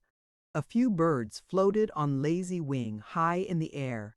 No other living thing was visible but some cows, and they were asleep. Tom's heart ached to be free, or else to have something of interest to do to pass the dreary time. His hand wandered into his pocket and his face lit up with a glow of gratitude that was prayer, though he did not know it. Then furtively the percussion cap box came out. He released the tick and put him on the long flat desk. The creature probably glowed with the gratitude that amounted to prayer too at this moment, but it was premature. For when he started thankfully to travel off, Tom turned him aside with a pin and made him take a new direction. Tom's bosom friend sat next him, suffering just as Tom had been, and now he was deeply and gratefully interested in this entertainment in an instant. This bosom friend was Joe Harper. The two boys were sworn friends all the week and embattled enemies on Saturdays. Joe took a pin out of his lapel and began to assist in exercising the prisoner. The sport grew in interest momently. Soon Tom said that they were interfering with each other and neither getting the fullest benefit of the tick. So he put Joe's slate on the desk and drew a line down the middle of it from top to bottom. "Now," said he, "as long as he is on your side you can stir him up and I'll let him alone. But if you let him get away and get on my side, you're to leave him alone as long as I can keep him from crossing over." "All right, go ahead, start him up." The tick escaped from Tom presently and crossed the equator. Joe harassed him a while, and then he got away and crossed back again. This change of base occurred often. While one boy was worrying the tick with absorbing interest, the other would look on with interest as strong. The two heads bowed together over the slate, and the two souls dead to all things else. At last luck seemed to settle and abide with Joe. The tick tried this, that, and the other course, and got as excited and as anxious as the boys themselves. But time and again, just as he would have victory in his very grasp, so to speak, and Tom's fingers would be twitching to begin, Joe's pen would deftly head him off and keep possession. At last Tom could stand it no longer. The temptation was too strong, so he reached out and lent a hand with his pen. Joe was angry in a moment. Said he, "Tom, you let him alone. I only just want to stir him up a little, Joe." "No, sir, it ain't fair. You just let him alone. Blame it, I ain't going to stir him much. Let him alone, I tell you." "I won't. You shall. He's on my side of the line. Look here, Joe Harper, whose is that tick?" "I don't care whose tick he is. He's on my side of the line, and you shan't touch him." "Well, I'll just bet I will, though. He's my tick, and I'll do what I blame, please." With him or die. A tremendous whack came down on Tom's shoulders, and its duplicate on Joe's, and for the space of 2 minutes the dust continued to fly from the two jackets and the whole school to enjoy it. The boys had been too absorbed to notice the hush that had stolen upon the school a while before, when the master came tiptoeing down the room and stood over them. He had contemplated a good part of the performance before he contributed his bit of variety to it. When school broke up at noon, Tom flew to Becky Thatcher and whispered in her ear, "Put on your bonnet and let on you're going home, and when you get to the corner, give the rest of 'em the slip and turn down through the lane and come back. I'll go the other way and come it over 'em the same way." So the one went off with one group of scholars and the other with another. In a little while the two met at the bottom of the lane, and when they reached the school they had it all to themselves. Then they sat together with a slate before them, and Tom gave Becky the pencil and held her hand in his, guiding it, and so created another surprising house. When the interest in art began to wane, the two fell to talking. Tom was swimming in bliss. He said, "Do you love rats?" "No, I hate them." "Well, I do too, live ones." "But I mean dead ones, to swing round your head with a string." "No, I don't care for rats much anyway. What I like is chewing gum." "Oh, I should say so. I wish I had some now." "Do you? I've got some. I'll let you chew it a while, but you must give it back to me." That was agreeable, so they chewed it turnabout and dangled their legs against the bench in excess of contentment. "Was you ever at a circus?" said Tom. "Yes, and my pa's going to take me again sometime if I'm good. I've been to the circus 3 or 4 times, lots of times. Church ain't shucks to a circus. There's things going on at a circus all the time. I'm going to be a clown in a circus when I grow up."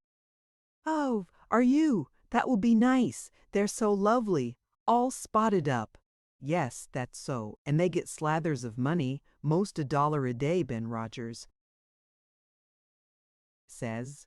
Say, Becky, was you ever engaged? Was that? Why, engaged to be married? No. Would you like to? I reckon so. I don't know. What is it like? I reckon so. I don't know. What is it like? Like? Why, it ain't like anything. You only just tell a boy you won't ever have anybody but him. Ever, ever, ever. And then you kiss, and that's all. Anybody can do it. Kiss? What do you kiss for? Why, that, you know, is to, well, they always do that. Everybody? Why, yes, everybody that's in love with each other. Do you remember what I wrote on the slate? Yes, yes. What was it? I shan't tell you. Shall I tell you? Yes, but some other time. No, now. No, not now, tomorrow. Oh, no, now. Please, Becky. I'll whisper it. I'll whisper it ever so easy. Becky hesitating, Tom took silence for consent and passed his arm about her waist and whispered the tale ever so softly, with his mouth close to her ear. And then he added, "Now you whisper it to me just the same." She resisted for a while and then said, "You turn your face away so you can't see, and then I will. But you mustn't ever tell anybody, will you, Tom? Now you won't, will you?" "No, indeed, indeed I won't. Now, Becky." He turned his face away. She bent timidly around till her breath stirred his curls, and whispered, "I love you." Then she sprang away and ran around and around the desks and benches with Tom after her, and took refuge in a corner at last, with her little white apron to her face. Tom clasped her about her neck and pleaded, "Now, Becky, it's all done, all over but the kiss. Don't you be afraid of that. It ain't anything at all. Please, Becky." And he tugged at her apron and the hands. By and by she gave up and let her hands drop. Her face, all glowing with the struggle, came up and submitted. Tom kissed the red lips and said, "Now it's all done, Becky. And always after this, you know you ain't ever to love anybody but me, and you ain't ever to marry anybody but me. Ever, never, never, will you?" "No, I'll never love anybody but you, Tom, and I'll never marry anybody but you, and you ain't to ever marry anybody but me either." "Certainly, of course, that's part of it. And always coming to school, or when we're going home, you're to walk with me. When there ain't anybody looking, and you choose me and I choose you at parties, because that's the way you do when you're engaged. It's so nice. I never heard of it before. Oh, it's ever so gay." Why, me and Amy Lawrence, the big eyes, told Tom his blunder, and he stopped, confused. "Oh, Tom, Ben, I ain't the first you've ever been engaged to." The child began to cry. Tom said, "Oh, don't cry, Becky. I don't care for her any more." "Yes, you do, Tom. You know you do." Tom tried to put his arm about her neck, but she pushed him away and turned her face to the wall and went on crying. Tom tried again with soothing words in his mouth and was repulsed again. Then his pride was up, and he strode away and went outside. He stood about, restless and uneasy, for a while, glancing at the door every now and then, hoping she would repent and come to find him. But she did not. Then he began to feel badly and fear that he was in the wrong. It was a hard struggle with him to make new advances now, but he nerved himself to it and entered. She was still standing back there in the corner, sobbing, with her face to the wall. Tom's heart smote him. He went to her and stood a moment, not knowing exactly how to proceed. Then he said hesitatingly, "Becky, I didn't care for anybody but you." No reply but sobs. Becky pleadingly, "Becky, won't you say something?" More sobs. Tom got out his chiefest jewel, a brass knob from the top of an andiron, and passed it around her so that she could see it, and said, "Please, Becky, won't you take it?" She struck it to the floor. Then Tom marched out of the house and over the hills and far away, to return to school no more that day. Presently Becky began to suspect. She ran to the door. He was not in sight. She flew around to the play yard. He was not there. Then she called, "Tom! Come back, Tom!" She listened intently, but there was no answer. She had no companions. Silence and loneliness. So she sat down to cry again and upbraid herself, and by this time the scholars began to gather again, and she had to hide her griefs and still her broken heart and take up the cross of a long, dreary, aching afternoon with none among the strangers about her to exchange sorrows with. Chapter 8. Tom decides on his course. Old scenes reenacted. Tom dodged hither and thither through lanes until he was well out of the track of returning scholars, and then fell into a moody jog. He crossed a small branch 2 or 3 times because of a prevailing juvenile superstition that to cross water baffled pursuit. Half an hour later he was disappearing behind the Douglas mansion on the summit of Cardiff Hill, and the schoolhouse was hardly distinguishable away off in the valley behind him. He entered a dense wood, picked his pathless way to the center of it, and sat down on a mossy spot under a spreading oak. There was not even a zephyr stirring. The dead noonday heat had even stilled the songs of the birds. Nature lay in a trance that was broken by no sound but the occasional far-off hammering of a woodpecker, and this seemed to render the pervading silence and sense of loneliness the more profound. The boy's soul was steeped in melancholy. His feelings were in happy accord with his surroundings. He sat long with his elbows on his knees and his chin in his hands, meditating. It seemed to him that life was but a trouble, at best, and he more than half envied Jimmy Hodges, so lately released. It must be very peaceful, he thought, to lie in slumber and dream forever and ever, with the wind whispering through the trees and caressing the grass and the flowers over the grave, and nothing to bother and grieve about ever any more. If he only had a clean Sunday school record, he could be willing to go and be done with it all. Now as to this girl, what had he done? Nothing. He had meant the best in the world, and been treated like a dog, like a very dog. She would be sorry some day, maybe when it was too late. Ah, if he could only die temporarily. But the elastic heart of youth cannot be compressed into one constrained shape long at a time. Tom presently began to drift insensibly back into the concerns of this life again. What if he turned his back now and disappeared mysteriously? What if he went away ever so far away, into unknown countries beyond the seas and never came back any more? How would she feel then? The idea of being a clown recurred to him now, only to fill him with disgust. For frivolity and jokes and spotted tights were an offense when they intruded themselves upon a spirit that was exalted into the vague august realm of the romantic. No, he would be a soldier, and return after long years, all war-worn and illustrious.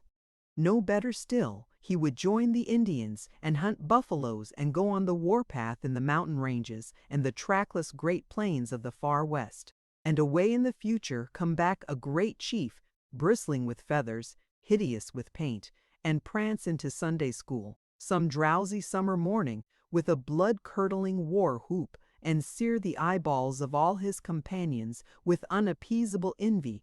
But no, there was something gaudier even than this. He would be a pirate. That was it. Now his future lay plain before him, and glowing with unimaginable splendor. How his name would fill the world and make people shudder. How gloriously he would go plowing the dancing seas in his long, low, black-hulled racer, the spirit of the storm, with his grisly flag flying at the fore, and at the zenith of his fame, how he would suddenly appear at the old village and stalk into church, brown and weather-beaten, in his black velvet doublet and trunks, his great jack-boots, his crimson sash, his belt bristling with horse pistols, his crime-rusted cutlass at his side, his slouch hat with waving plumes, his black flag unfurled, with a skull and crossbones on it, and here with swelling ecstasy the whisperings, "It's Tom Sawyer the pirate, the Black Avenger of the Spanish Main." Yes, it was settled. His career was determined. He would run away from home and enter upon it. He would start the very next morning. Therefore he must now begin to get ready. He would collect his resources together. He went to a rotten log near at hand and began to dig under one end of it with his Barlow knife. He soon struck wood that sounded hollow. He put his hand there and uttered this incantation impressively. "What hasn't come here? Come! What's here? Stay here!" Then he scraped away the dirt and exposed a pine shingle. He took it up and disclosed a shapely little treasure house whose bottom and sides were of shingles. In it lay a marble. Tom's astonishment was boundless. He scratched his head with a perplexed air and said, "Well, that beats anything." Then he tossed the marble away pettishly and stood cogitating. The truth was that a superstition of his had failed here, which he and all his comrades had always looked upon as infallible. If you buried a marble with certain necessary incantations and left it alone a fortnight, and then opened the place with the incantation he had just used, you would find that all the marbles you had ever lost had gathered themselves together there. Meantime, no matter how widely they had been separated. But now, this thing had actually and unquestionably failed. Tom's whole structure of faith was shaken to its foundations. He had many a time heard of this thing succeeding, but never of its failing before. It did not occur to him that he had tried it several times before himself, but could never find the hiding places afterward. He puzzled over the matter some time, and finally decided that some witch had interfered and broken the charm. He thought he would satisfy himself on that point, so he searched around till he found a small sandy spot with a little funnel-shaped depression in it. He laid himself down and put his mouth close to this depression and called, "Doodlebug, Doodlebug, Toodlebug, tell me what I want to know. Doodlebug, Doodlebug, tell me what I want to know." The sand began to work, and presently a small black bug appeared for a second and then darted under again in a fright. He dasn't tell. So it was a witch that done it. I just knowed it. He well knew the futility of trying to contend against witches, so he gave up discouraged. But it occurred to him that he might as well have the marble he had just thrown away, and therefore he went and made a patient search for it. But he could not find it. Now he went back to his treasure house and carefully placed himself just as he had been standing when he tossed the marble away. Then he took another marble from his pocket and tossed it in the same way, saying, "Brother, go find your brother." He watched where it stopped and went there and looked. But it must have fallen short or gone too far, so he tried twice more. The last repetition was successful. The two marbles lay within a foot of each other. Just here the blast of a toy tin trumpet came faintly down the green aisles of the forest. Tom flung off his jacket and trousers, turned a suspender into a belt, raked away some brush behind the rotten log, disclosing a rude bow and arrow, a lath, sword, and a tin trumpet, and in a moment had seized these things and bounded away, bare-legged, with fluttering shirt. He presently halted under a great elm, blew an answering blast, and then began to tiptoe and look warily out, this way and that. He said cautiously to an imaginary company, "Hold, my merry men, keep hid till I blow." Now appeared Joe Harper, as airily clad and elaborately armed as Tom. Tom called, "Hold! Who comes here into Sherwood Forest without my pass? Guy of Gisborne wants no man's pass." "Who art thou that dares to hold such language?" said Tom, prompting, for they talked, by the book, from memory. "Who art thou that dares to hold such language? I, indeed. I am Robin Hood, as thy caitiff carcase soon shall know." "Then art thou indeed that famous outlaw?" "Right gladly will I dispute with thee the passes of the merry wood. Have at thee." They took their lath swords, dumped their other traps on the ground, struck a fencing attitude, foot to foot, and began a grave, careful combat, 2 up and 2 down. Presently Tom said, "Now, if you got the hang, go it lively." So they went it lively, panting and perspiring with the work. By and by Tom shouted, "Fall! Fall!" "Why don't you fall?" "I shan't." "Why don't you fall yourself? You're getting the worst of it." "Why, that ain't anything." "I can't fall. That ain't the way it is in the book." The book says, then with one backhanded stroke he slew poor Guy of Gisborne. "You'd to turn around and let me hit you in the back." There was no getting around the authorities, so Joe turned, received the whack, and fell. "Now," said Joe, getting up, "you got to let me kill you, that's fair." "Why, I can't do that. It ain't in the book." "Well, it's blamed mean, that's all." "Well, say, Joe, you can be Friar Tuck or Much the miller's son, and law me with a quarter staff, or I'll be the sheriff of Nottingham, and you be Robin Hood. A little while, and kill me." This was satisfactory, and so these adventures were carried out. Then Tom became Robin Hood again, and was allowed by the treacherous nun to bleed his strength away through his neglected womb. And at last Joe, representing a whole tribe of weeping outlaws, dragged him sadly forth, gave his bow into his feeble hands, and Tom said, "Where this arrow falls, there bury poor Robin Hood under the greenwood tree." Then he shot the arrow and fell back and would have died, but he lit on a nettle and sprang up too gaily for a corpse. The boys dressed themselves, hid their accoutrements, and went off grieving that there were no outlaws any more, and wondering what modern civilization could claim to have done to compensate for their loss. They said they would rather be outlaws a year in Sherwood Forest than President of the United States forever. Chapter 9. A Solemn Situation. Grave Subjects Introduce Injun Joe Explains. At 9:30 that night, Tom and Sid were sent to bed as usual. They said their prayers, and Sid was soon asleep. Tom lay awake and waited in restless impatience. When it seemed to him that it must be nearly daylight, he heard the clock strike 10. This was despair. He would have tossed and fidgeted as his nerves demanded, but he was afraid he might wake Sid. So he lay still and stared up into the dark. Everything was dismally still. By and by, out of the stillness, little, scarcely perceptible noises began to emphasize themselves. The ticking of the clock began to bring itself into notice. Old beams began to crack mysteriously.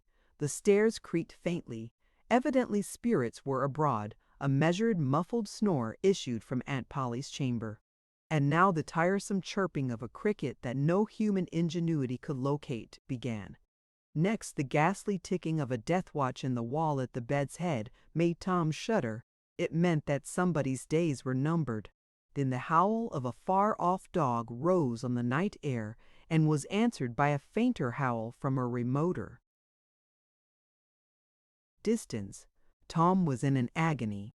At last he was satisfied that time had ceased and eternity begun. He began to doze in spite of himself. The clock chimed 11, but he did not hear it. And then there came, mingling with his half-formed dreams, a most melancholy caterwauling. The raising of a neighboring window disturbed him, a cry of "Scat, you devil!" and the crash of an empty bottle against the back of his aunt's woodshed brought him wide awake, and a single minute later he was dressed and out of the window and creeping along the roof of the L on all fours. He meowed with caution once or twice as he went, then jumped to the roof of the woodshed and thence to the ground. Huckleberry Finn was there with his dead cat. The boys moved off and disappeared in the gloom. At the end of half an hour, they were wading through the tall grass of the graveyard. It was a graveyard of the old-fashioned Western kind. It was on a hill, about 1.5 miles from the village. It had a crazy board fence around it, which leaned inward in places and outward the rest of the time, but stood upright. Nowhere, grass and weeds grew rank over the whole cemetery. All the old graves were sunken in. There was not a tombstone on the place. Round-topped, worm-eaten boards staggered over the graves, leaning for support and finding none.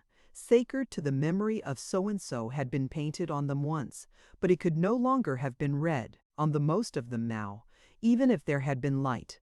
A faint wind moaned through the trees, and Tom feared it might be the spirits of the dead, complaining at being disturbed. The boys talked little and only under their breath, for the time and the place and the pervading solemnity and silence oppressed their spirits. They found the sharp new heap they were seeking, and ensconced themselves within the protection of 3 great elms that grew in a bunch within a few feet of the grave. Then they waited in silence for what seemed a long time. The hooting of a distant owl was all the sound that troubled the dead stillness. Tom's reflections grew oppressive. He must force some talk, so he said in a whisper, "Hucky, do you believe the dead people like it for us to be here?" Huckleberry whispered, "I wisht or knowed. It's awful solemn like, ain't it?" "I bet it is." There was a considerable pause, while the boys canvassed this matter inwardly. Then Tom whispered, "Say, Hooky, do you reckon Hoss Williams hears us talking?" "O' course he does. Least his sperrit does." Tom, after a pause, "I wish I'd said Mr. Williams, but I never meant any harm. Everybody calls him Hoss. A body can't be too particular how they talk 'bout these your dead people, Tom." This was a damper, and conversation died again. Presently Tom seized his comrade's arm and said, "Shh! What is it, Tom?" And the two clung together with beating hearts. "Shh! There 'tis again! Didn't you hear it?" "Aye!" "There, now you hear it. Lord, Tom, they're coming sure. What'll we do?" "I don't know. Think they'll see us?" "Oh, Tom, they can see in the dark, same as cats. I wisht I hadn't come." "Oh, don't be afeard. I don't believe they'll bother us. We ain't doing any harm. If we keep perfectly still, maybe they won't notice us at all." "I'll try to, Tom, but Lord, I'm all of a shiver. Listen!" The boys bent their heads together and scarcely breathed. A muffled sound of voices floated up from the far end of the graveyard. "Look, see there," whispered Tom. "What is it?" "It's devil fire." "Oh, Tom, this is awful." Some vague figures approached through the gloom, swinging an old-fashioned tin lantern that freckled the ground with innumerable little spangles of light. Presently Huckleberry whispered with a shudder, "It's the devil sure enough. 3 of 'em. Lordy, Tom, we're goners. Can you pray?" "I'll try, but don't you be afeard. They ain't gonna hurt us. Now I lay me down to sleep. I sho." "What is it, Huck?" "Shock." "What is it, Huck?" "They're humans. One of 'em is, anyway. One of 'em's old Muff Potter's voice. No, 'tain't so, is it? I bet I know it. Don't you stir nor budge." "He ain't sharp enough to notice us. Drunk, the same as usual. Likely blamed old Rip. All right, I'll keep still. Now they're stuck. Can't find it. Here they come again. Now they're hot. Cold again. Hot again. Red hot. They're pinted right this time. Say, Huck, I know another of them voices. It's Injun Joe." "That's so that murderin' half-breed. I'd druther they was devils a dern sight. What can they be up to?" The whisper died wholly out now, for the 3 men had reached the grave and stood within a few feet of the boys' hiding place. "Here it is," said the third voice, and the owner of it held the lantern up and revealed the face of young Dr. Robinson. Potter and Injun Joe were carrying a hand barrel with a rope and a couple of shovels on it. They cast down their load and began to open the grave. The doctor put the lantern at the head of the grave and came and sat down with his back against one of the elm trees. He was so close the boys could have touched him. "Hurry, men," he said in a low voice. The moon might come out at any moment. They growled a response and went on digging. For some time there was no noise, but the grating sound of the spades discharging their freight of mold and gravel. It was very monotonous. Finally a spade struck upon the coffin with a dull, woody accent, and within another minute or two the men had hoisted it out on the ground. They pried off the lid with their shovels, got out the body, and dumped it rudely on the ground. The moon drifted from behind the clouds and exposed the pallid face. The barrow was got ready and the corpse placed on it, covered with a blanket and bound to its place with the rope. Potter took out a large spring knife and cut off the dangling end of the rope and then said, "Now the cussing's ready, Sawbones, and you'll just out with another 5 or here she stays." "That's the talk," said Injun Joe. "Look here, what does this mean?" said the doctor. "You required your pay in advance and I've paid you." "Yes, and you done more than that," said Injun Joe, approaching the doctor who was now standing. 5 years ago, you drove me away from your father's kitchen one night when I come to ask for something to eat, and you said I weren't there for any good. And when I swore I'd get even with you if it took 100 years, your father had me jailed for a vagrant. Did you think I forget? The Injun blood ain't in me for nothing. And now I've got you, and you got to settle, you know. He was threatening the doctor with his fist in his face by this time. The doctor struck out suddenly and stretched the ruffian on the ground. Potter dropped his knife and exclaimed, "Here, now, don't you hit my pard." And the next moment he had grappled with the doctor and the two were struggling with might and main, trampling the grass and tearing the ground with their heels.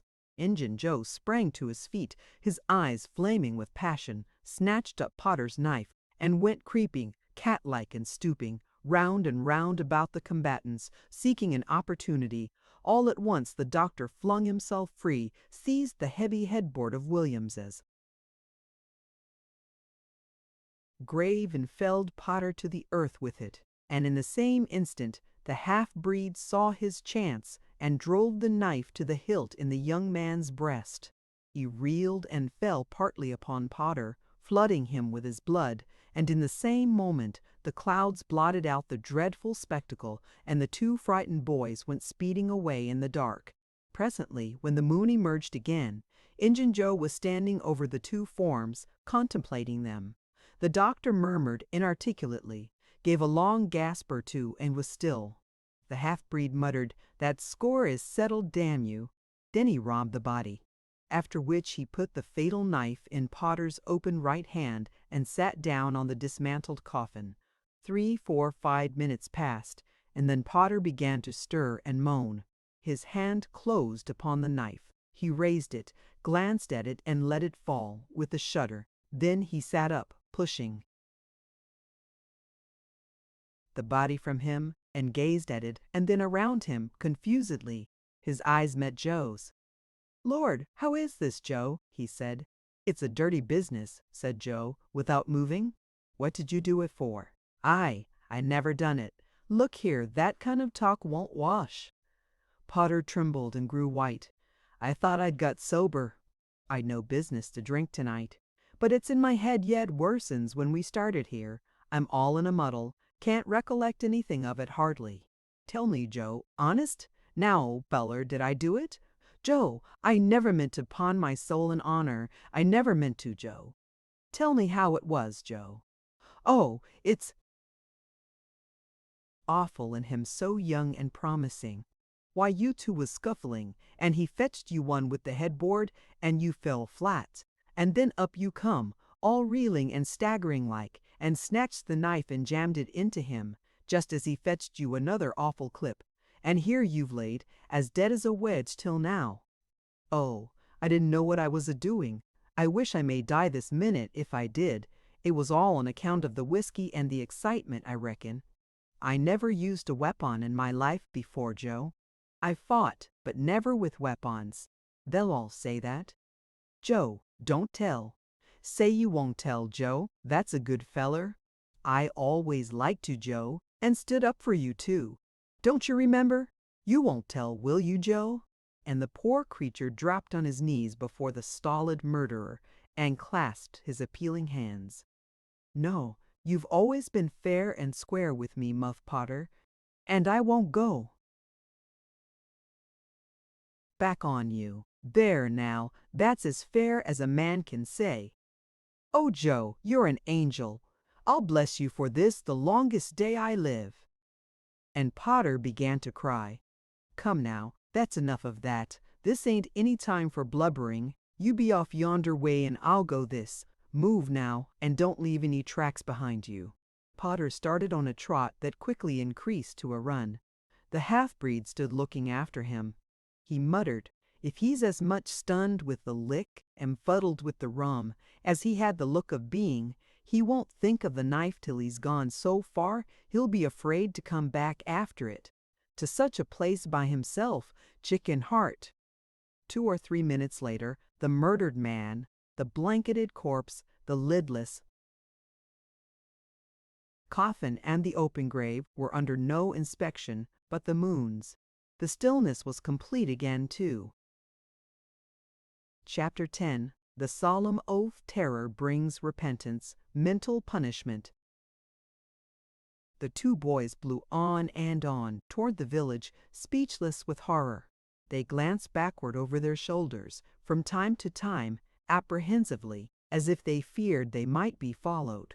Every stump that started up in their path seemed a man and an enemy, and made them catch their breath. And as they sped by some outlying cottages that lay near the village, the barking of the aroused watchdog seemed to give wings to their feet. "If we can only get to the old tannery before we break down," whispered Tom, in short catches, between breaths. "I can't stand it much longer." Huckleberry's hard pantings were his only reply, and the boys fixed their eyes on the goal of their hopes and bent to their work to win it. They gained steadily on it, and at last, breast to breast, they burst through the open door and fell grateful and exhausted in the sheltering shadows beyond. By and by their pulses slowed down, and Tom whispered, "Huckleberry, what do you reckon you'll come of this? If Dr. Robinson dies, I reckon hanging'll come of it." "Do you, though? Why, I know it, Tom."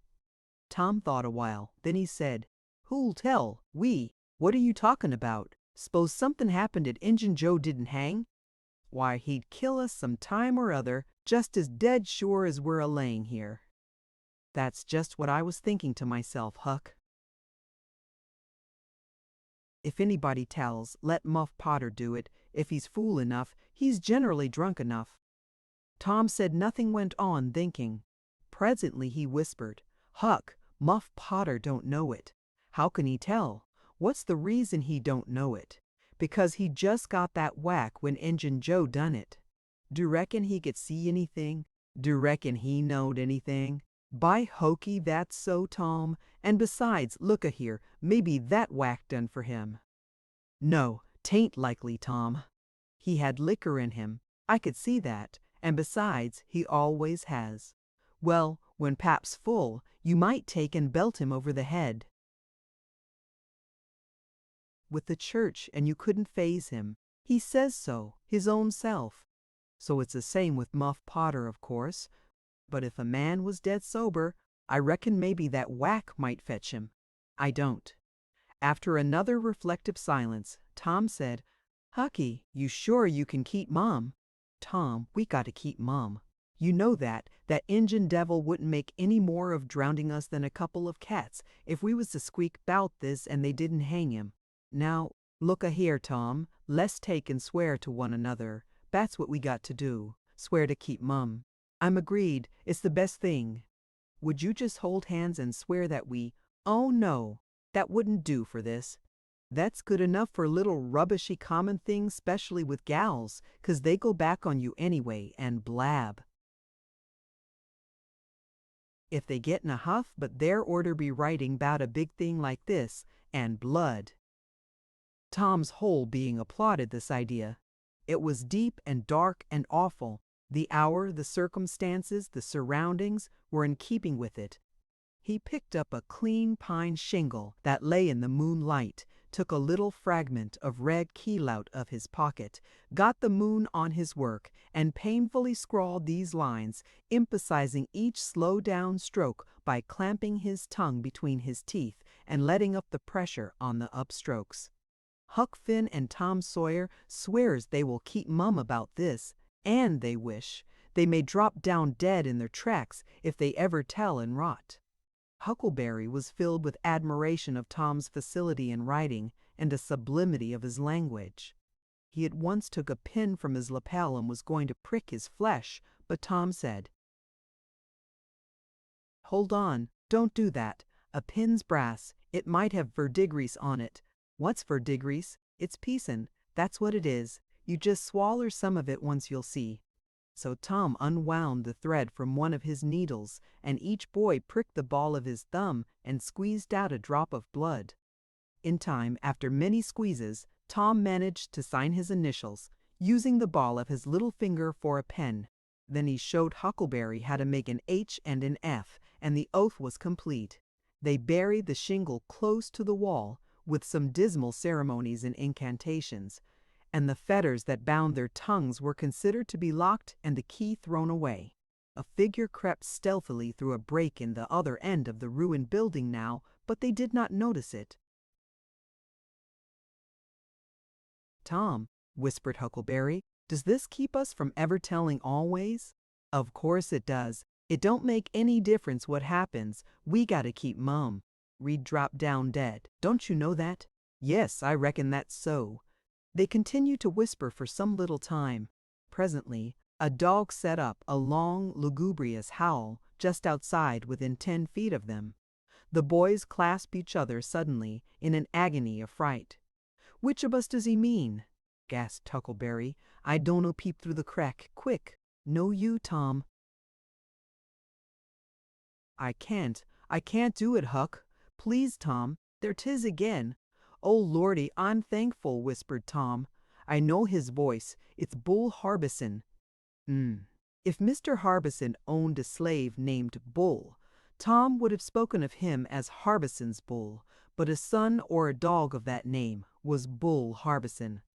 "Oh, that's good, I tell you, Tom. I was most scared to death. I'd have bet anything it was a stray dog." The dog howled again. The boy's heart sank once more. "Oh my, that ain't no Bull Harbison," whispered Huckleberry. "Do, Tom." Tom, quaking with fear, yielded and put his eye to the crack. His whisper was hardly audible when he said, "Oh, Huck, it's a stray dog. Quick, Tom, quick. Who does he mean?" "Huck, he must mean us both. We're right together." "Oh, Tom, I reckon we're goners. I reckon there ain't no mistake. But where I'll go to, I've been so wicked. Dad fetch it. This comes of playing hooky and doing everything a feller's told not to do. I might have been good, like Sid, if I'd a tried. But no, I wouldn't, of course. But if ever I get off this time, I lay I'll just waller in Sunday schools." And Tom began to snuffle a little. "You bad." And Huckleberry began to snuffle too. "Consound it, Tom." "Sawyer, you're just old pie, long side o' what I am." "Oh, Lordy, Lordy, Lordy, I wished I only had half your chance." Tom choked off and whispered, "Look, Hucky, look." "He's got his back to us." Hucky looked with joy in his heart. "Well, he has, by jingoes. Did he before?" "Yes, he did. But I, like a fool, never thought." "Oh, this is bully, you know. Now who can he mean?" The howling stopped. Tom pricked up his ears. "Shh! What's that?" he whispered. "Sounds like Hobbs grunting. No, it's somebody snoring, Tom." "That is it. Whereabouts is it, Huck?" "I believe it's down at t'other end." "Sounds so, anyway. Pap used to sleep there, sometimes, 'long with the hogs. But laws bless you, he just lifts things when hes nors. Besides, I reckon he ain't ever coming back to this town any more." The spirit of adventure rose in the boys' souls once more. "Hucky, do you dastin' to go if I lead? I don't like too much. Tom, s'pose it's Injun Joe." Tom quailed. But presently the temptation rose up strong again, and the boys agreed to try, with the understanding that they would take to their heels if the snoring stopped. So they went tiptoeing stealthily down, the one behind the other. When they had got to within 5 steps of the snorer, Tom stepped on a stick, and it broke with a sharp snap. The man moaned, writhed a little, and his face came into the moonlight. It was Muff Potter. The boys' hearts had stood still, and their hopes too, when the man moved, but their fears passed away now. They tiptoed out through the broken weatherboarding and stopped at a little distance to exchange a parting word. That long, lugubrious howl rose on the night air again. They turned and saw the strange dog standing within a few feet of where Potter was lying, and facing Potter with his nose pointing heavenward. "Oh, Jeminy, it's him!" exclaimed both boys in a breath.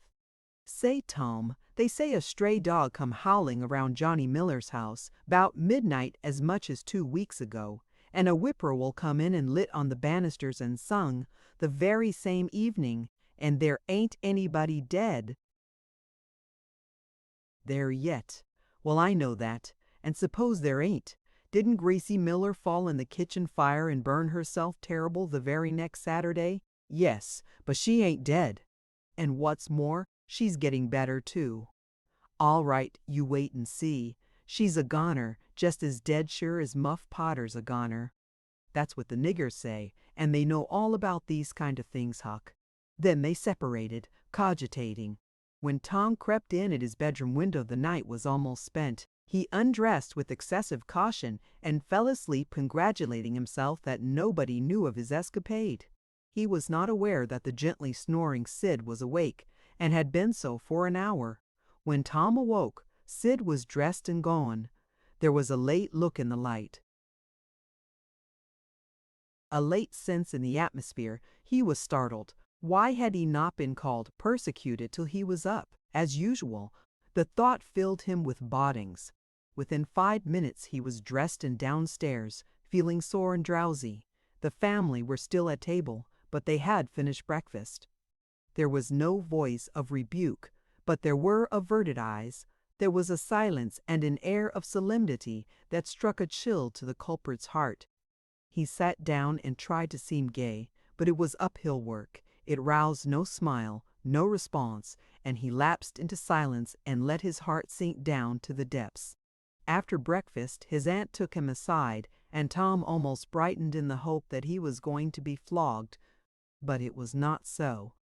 His aunt wept over him and asked him how he could go and break her old heart so, and finally told him to go on and ruin himself and bring her gray hairs with sorrow to the grave, for it was no use for her to try any more.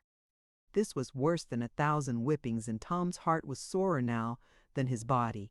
He cried, he pleaded for forgiveness, promised to reform over and over again, and then received his dismissal, feeling that he had won but an imperfect forgiveness and established but a feeble confidence. He left the presence too miserable to even feel revengeful toward Sid, and so the latter's prompt retreat through the back gate was unnecessary. He moped to school gloomy and sad, and took his flogging along with Joe Harper for playing hooky the day before, with the air of one whose heart was busy with heavier woes and wholly dead to trifles. Then he betook himself to his seat, rested his elbows on his desk and his jaws in his hands, and stared at the wall with the stony stare of suffering that has reached the limit and can no further go. His elbow was pressing against some hard substance. After a long time he slowly and sadly changed his position and took up this object with a sigh. It was in a paper. He unrolled it. A long, lingering, colossal sigh followed, and his heart broke. It was his brass and iron knob. This final feather broke the camel's back. Chapter 11. Muff Potter comes himself Tom's conscience at work. Close upon the hour of noon, the whole village was suddenly electrified with the ghastly news. No need of the as yet undreamed of telegraph. The tale flew from man to man, from group to group, from house to house, with little less than telegraphic speed. Of course, the schoolmaster gave holiday for that afternoon. The town would have thought strangely of him if he had not. A gory knife had been found close to the murdered man, and it had been recognized by somebody as belonging to Muff Potter, so the story ran. And it was said that a belated citizen had come upon Potter washing himself in the branch about 1 or 2 o'clock in the morning, and that Potter had at once sneaked off suspicious circumstances, especially the washing, which was not a habit with Potter.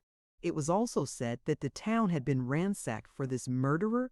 The public are not slow in the matter of sifting evidence and arriving at a verdict, but that he could not be found. Horsemen had departed down all the roads in every direction, and the sheriff was confident that he would be captured before night. All the town was drifting toward the graveyard. Tom's heartbreak vanished, and he joined the procession, not because he would not 1,000 times rather go anywhere else, but because an awful, unaccountable fascination drew him on. Arrived at the dreadful place, he wormed his small body through the crowd and saw the dismal spectacle. It seemed to him an age since he was there before. Somebody pinched his arm.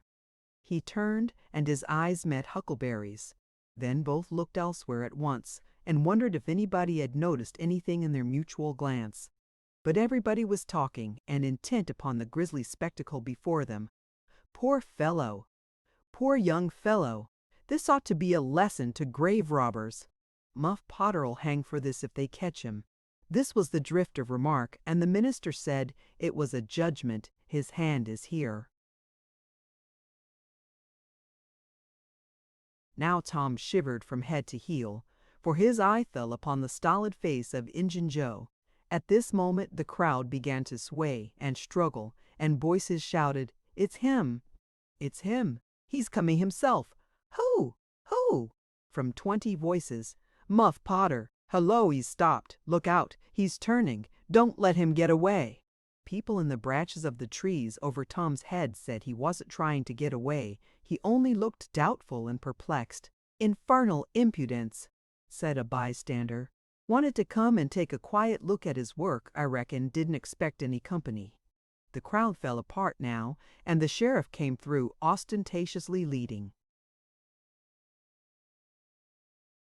Potter by the arm. The poor fellow's face was haggard, and his eyes showed the fear that was upon him. When he stood before the murdered man, he shook as with a palsy, and he put his face in his hands and burst into tears. "I didn't do it, friends," he sobbed. "'Pon my word and honor, I never done it." "Who's accused you?" shouted a voice. This shot seemed to carry home. Potter lifted his face and looked around him with a pathetic hopelessness in his eyes. He saw Injun Joe and exclaimed, "Oh, Injun Joe, you promised me you'd never. Is that your knife?" And it was thrust before him by the sheriff. Potter would have fallen if they had not caught him and eased him to the ground. Then he said, "Something told me if I didn't come back and get—" He shuddered, then waved his nerveless hand with a vanquished gesture and said, "Tell him, Joe, tell him it ain't any use any more." Then Huckleberry and Tom stood dumb and staring, and heard the stony-hearted liar reel off his serene statement, they expecting every moment that the clear sky would deliver God's lightnings upon his head, and wondering to see how long the stroke was delayed, and when he had finished and still stood alive and whole, their wavering impulse to break their oath and save the poor betrayed prisoner's life faded and vanished away, for plainly this miscreant had sold himself to Satan, and it would be fatal to meddle with the property of such a power as that. "Why didn't you leave? What did you want to come here for?" somebody said. I couldn't help it," Potter moaned. "I wanted to run away. But I couldn't seem to come anywhere but here," and he fell to sobbing again. Injun Joe repeated his statement just as calmly a few minutes afterward on the inquest under oath, and the boys, seeing that the lightnings were still withheld, were confirmed in their belief that Joe had sold himself to the devil. He was now become, to them, the most balefully interesting object they had ever looked upon, and they could not take their fascinated eyes from his face. They inwardly resolved to watch him nights when opportunity should offer, in the hope of getting a glimpse of his dread master. Injun Joe helped to raise the body of the murdered man and put it in a wagon for removal, and it was whispered through the shuddering crowd that the wound bled a little. The boys thought that this happy circumstance would turn suspicion in the right direction, but they were disappointed, for more than one villager remarked, "It was within 3 feet of Muff Potter when it done it." Tom's fearful secret and gnawing conscience disturbed his sleep for as much as a week after this, and at breakfast one morning Sid said, "Tom, you pitch around and talk in your sleep so much that you keep me awake half the time." Tom blanched and dropped his eyes. "It's a bad sign," said Aunt Polly gravely. "What you got on your mind, Tom?" "Nothing. Nothing 'I know of." But the boy's hand shook so that he spilled his coffee. "And you do talk such stuff," Sid said. "Last night you said, 'It's blood, that's what it is.' You said that over and over, and you said don't." "Torment me so I'll tell." "Tell what? What is it you'll tell?" Everything was swimming before Tom. There is no telling what might have happened now, but luckily the concern passed out of Aunt Polly's face, and she came to Tom's relief without knowing it. She said, "Sho, it's that dreadful murder. I dream about it most every night myself. Sometimes I dream it's me that done it." Mary said she had been affected much the same way. Sid seemed satisfied. Tom got out of the presence as quick as he plausibly could, and after that he complained of toothache for a week and tied up his jaws every night. He never knew that Sid lay nightly watching, and frequently slipped the bandage free and then leaned on his elbow listening a good while at a time, and afterward slipped the bandage back to its place again. Tom's distress of mind wore off gradually, and the toothache grew irksome and was discarded, if Sid really managed to make anything out of Tom's disjointed mutterings. He kept it to himself. It seemed to Tom that his schoolmates never would get done holding inquests on dead cats, and thus keeping his trouble present to his mind. Sid noticed that Tom never was coroner at one of these inquiries, though it had been his habit to take the lead in all new enterprises. He noticed, too, that Tom never acted as a witness, and that was strange. And Sid did not overlook the fact that Tom even showed a marked aversion to these inquests, and always avoided them when he could. Sid marveled, but said nothing. However, even inquests went out of vogue at last, and ceased to torture Tom's conscience. Every day or two, during this time of sorrow, Tom watched his opportunity and went to the little grated jail window and smuggled such small comforts through to the murderer as he could get hold of. The jail was a trifling little brick den that stood in a marsh at the edge of the village, and no guards were afforded for it. Indeed, it was seldom occupied. These offerings greatly helped to ease Tom's conscience. The villagers had a strong desire to tar and feather Injun Joe and ride him on a rail for body snatching, but so formidable was his character that nobody could be found who was willing to take the lead in the matter, so it was dropped. He had been careful to begin both of his inquest statements with the fight without confessing the grave robbery that preceded it. Therefore, it was deemed wisest not to try the case in the courts at present.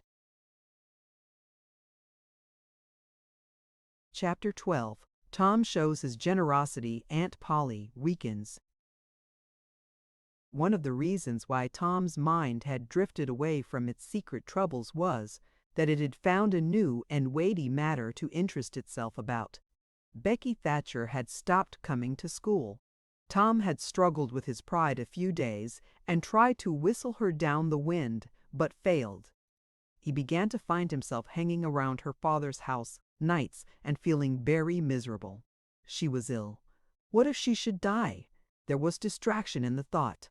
He no longer took an interest in war, nor even in piracy. The charm of life was gone. There was nothing but dreariness left. He put his hoop away and his bat. There was no joy in them any more. His aunt was concerned. She began to try all manner of remedies on him.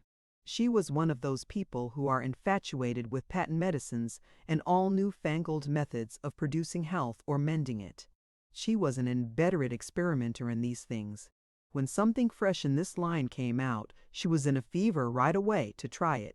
Not on herself, for she was never ailing, but on anybody else that came handy. She was a subscriber for all the health periodicals and phenological frauds, and the solemn ignorance they were inflated with was breath to her nostrils. All the rot they contained about ventilation, and how to go to bed, and how to get up, and what to eat, and what to drink, and how much exercise to take, and what frame of mind to keep oneself in, and what sort of clothing to wear, was all gospel to her, and she never observed that her health journals of the current month customarily upset everything they had recommended the month before. She was as simple-hearted and honest as the day was long, and so she was an easy victim. She gathered together her quack periodicals and her quack medicines, and thus armed with death went about on her pale horse, metaphorically speaking, with hell following after. But she never suspected that she was not an angel of healing and the balm of Gilead in disguise to the suffering neighbors. The water treatment was new now, and Tom's low condition was a windfall to her. She had him out at daylight every morning, stood him up in the woodshed, and drowned him with a deluge of cold water. Then she scrubbed him down with a towel like a file, and so brought him to. Then she rolled him up in a wet sheet and put him away under blankets till she sweated his soul clean, and the yellow stains of it came through his pores, as Tom said. Yet notwithstanding all this, the boy grew more and more melancholy and pale and dejected. She added hot baths, sitz baths, shower baths, and plunges. The boy remained as dismal as a hearse. She began to assist the water with a slim oatmeal diet and blister plasters. She calculated his capacity as she would a jug's, and filled him up every day with quack cure-alls. Tom had become indifferent to persecution by this time. This space filled the old lady's heart with consternation. This indifference must be broken up at any cost. Now she heard of painkiller for the first time. She ordered a lot at once. She tasted it and was filled with gratitude. It was simply fire in a liquid form. She dropped the water treatment and everything else, and pinned her faith to painkiller. She gave Tom a teaspoonful and watched with the deepest anxiety for the result. Her troubles were instantly at rest, her soul at peace again, for the indifference was broken up. The boy could not have shown a wilder, heartier interest if she had built a fire under him. Tom felt that it was time to wake up. This sort of life might be romantic enough in his blighted condition, but it was getting to have too little sentiment and too much distracting variety about it. So he thought over various plans for relief and finally hit upon that of professing to be fond of painkiller. He asked for it so often that he became a nuisance, and his aunt ended by telling him to help himself and quit bothering her. If it had been Sid, she would have had no misgivings to alloy her delight. But since it was Tom, she watched the bottle clandestinely. She found that the medicine did really diminish, but it did not occur to her that the boy was mending the health of a crack in the sitting room floor with it. One day Tom was in the act of dosing the crack when his aunt's yellow cat came along, purring, eyeing the teaspoon avariciously and begging for a taste. Tom said, "Don't ask for it unless you want it, Peter." But Peter signified that he did want it. "You better make sure." Peter was sure. "Now you've asked for it, and I'll give it to you, because there ain't anything mean about me, but if you find you don't like it, you mustn't blame anybody but your own self." Peter was agreeable, so Tom pried his mouth open and poured down the painkiller. Peter sprang a couple of yards in the air, and then delivered a war whoop and set off round and round the room, banging against furniture, upsetting flower pots, and making general havoc. Next he rose on his hind feet and pranced around in a frenzy of enjoyment, with his head over his shoulder and his voice proclaiming his unappeasable happiness. Then he went tearing around the house again, spreading chaos and destruction in his path. Aunt Polly entered in time to see him throw a few double somersets, deliver a final mighty hurrah, and sail through the open window carrying the rest of the flower pots with him. The old lady stood petrified with astonishment, peering over her glasses. Tom lay on the floor, expiring with laughter. "Tom, what on earth ails that cat?" "I don't know, Aunt," gasped the boy. "Why, I never see anything like it. What did make him act so?" "'Deed, I don't know, Aunt Polly. Cats always act so when they're having a good time." "They do they?" There was something in the tone that made Tom apprehensive. "Yes'm, that is, I believe they do." "You do?" "Yes'm." The old lady was bending down, Tom watching with interest emphasized by anxiety. Too late, he divined her drift. The handle of the telltale teaspoon was visible under the bed valance. Aunt Polly took it, held it up. Tom winced and dropped his eyes. Aunt Polly raised him by the usual handle, his ear, and cracked his head soundly with her thimble. "Now, sir, what did you want to treat that poor dumb beast so for?" "I done it out of pity for him because he hadn't any aunt." "Hadn't any aunt, you numbskull." "What has that got to do with it?" "Heaps. Because if he'd had one, she'd a burnt him out herself. She'd a roasted his bowels out of him, without any more feeling than if he was a human." Aunt Polly felt a sudden pang of remorse. This was putting the thing in a new light. What was cruelty to a cat might be cruelty to a boy, too. She began to soften. She felt sorry. Her eyes watered a little, and she put her hand on Tom's head and said gently, "I was meaning for the best, Tom. And, Tom, it did do you good." Tom looked up in her face with just a perceptible twinkle, peeping through his gravity. "I know you was meaning for the best, Auntie, and so was I with Peter. It done him good, too. I never see him get around so since. Oh, go 'long with you, Tom, before you aggravate me again. And you try and see if you can't be a good boy for once, and you needn't take any more medicine." Tom reached school ahead of time. It was noticed that this strange thing had been occurring every day latterly. And now, as usual of late, he hung about the gate of the schoolyard instead of playing with his comrades. He was sick, he said, and he looked it. He tried to seem to be looking everywhere but whither he really was looking down the road. Presently, Jeff Thatcher hove in sight, and Tom's face lighted. He gazed a moment and then turned sorrowfully away. When Jeff arrived, Tom accosted him and lilled up warily to opportunities for remark about Becky, but the giddy lad never could see the bait. Tom watched and watched, hoping whenever a frisking frock came in sight, and hating the owner of it as soon as he saw she was not the right one. At last Frock ceased to appear, and he dropped hopelessly into the dumps. He entered the empty schoolhouse and sat down to suffer. Then one more Frock passed in at the gate, and Tom's heart gave a great bound. The next instant he was out and going on like an Indian, yelling, laughing, chasing boys, jumping over the fence at risk of life and limb, throwing handsprings, standing on his head, doing all the heroic things he could conceive of, and keeping a furtive eye out, all the while, to see if Becky Thatcher was noticing. But she seemed to be unconscious of it all. She never looked. Could it be possible that she was not aware that he was there? He carried his exploits to her immediate vicinity, came war-whooping around, snatched a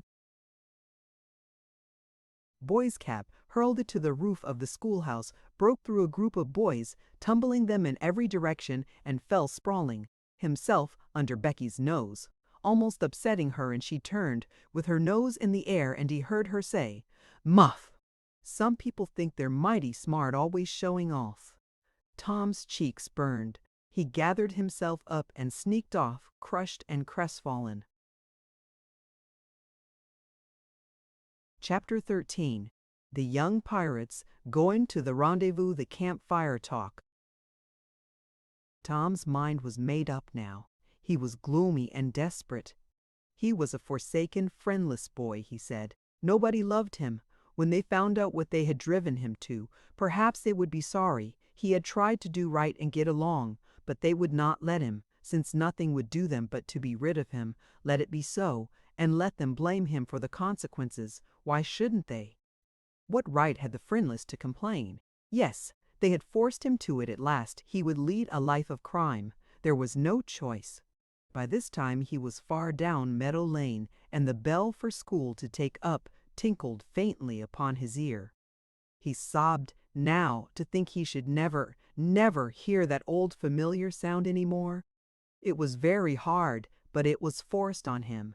Since he was driven out into the cold world, he must submit, but he forgave them. Then the sobs came thick and fast. Just at this point he met his soul-sworn comrade, Joe Harper, hard-eyed and with evidently a great and dismal purpose in his heart. Plainly here were two souls with but a single thought. Tom, wiping his eyes with his sleeve, began to blubber out something about a resolution to escape from hard usage and lack of sympathy at home by roaming abroad into the great world, never to return, and ended by hoping that Joe would not forget him. But it transpired that this was a request which Joe had just been going to make of Tom, and had come to hunt him up for that purpose. His mother had whipped him for drinking some cream, which he had never tasted and knew nothing about. It was plain that she was tired of him and wished him to go. If she felt that way, there was nothing for him to do but succumb. He hoped she would be happy and never regret having driven her poor boy out into the unfeeling world to suffer and die. As the two boys walked sorrowing along, they made a new compact to stand by each other and be brothers and never separate till death relieved them of their troubles. Then they began to lay their plans. Joe was for being a hermit and living on crusts in a remote cave and dying, sometime, of cold and want and grief. But after listening to Tom, he conceded that there were some conspicuous advantages about a life of crime, and so he consented to be a pirate. 3 miles below St. Petersburg, at a point where the Mississippi River was a trifle over a mile wide, there was a long, narrow, wooded island, with a shallow bar at the head of it, and this offered well as a rendezvous. It was not inhabited. It lay far over toward the further shore, abreast a dense and almost wholly unpeopled forest. So Jackson's Island was chosen. Who were to be the subjects of their piracies was a matter that did not occur to them. Then they hunted up Huckleberry Finn, and he joined them promptly, for all careers were one to him. He was indifferent. They presently separated to meet at a lonely spot on the riverbank 2 miles above the village, at the favorite hour, which was midnight. There was a small log raft there which they meant to capture. Each would bring hooks and lines, and such provision as he could steal in the most dark and mysterious way, as became outlaws. And before the afternoon was done, they had all managed to enjoy the sweet glory of spreading the fact that pretty soon the town would hear something. All who got this vague hint were cautioned to be mum and wait. About midnight Tom arrived with a boiled ham and a few trifles, and stopped in a dense undergrowth on a small bluff overlooking the meeting place. It was starlight and very still. The mighty river lay like an ocean at rest. Tom listened a moment, but no sound disturbed the quiet. Then he gave a low, distinct whistle. It was answered from under the bluff. Tom whistled twice more. These signals were answered in the same way. Then a guarded voice said, "Who goes there?" "Tom Sawyer, the Black Avenger of the Spanish Main. Name your names." "Huck Finn the Red-Handed, and Joe Harper the Terror of the Seas." Tom had furnished these titles from his favorite literature. "'Tis well, give the countersign." 2 hoarse whispers delivered the same awful word simultaneously to the brooding night: blood. Then Tom tumbled his ham over the bluff and let himself down after it, tearing both skin and clothes to some extent in the effort. There was an easy, comfortable path along the shore under the bluff, but it lacked the advantages of difficulty and danger, so valued by a pirate.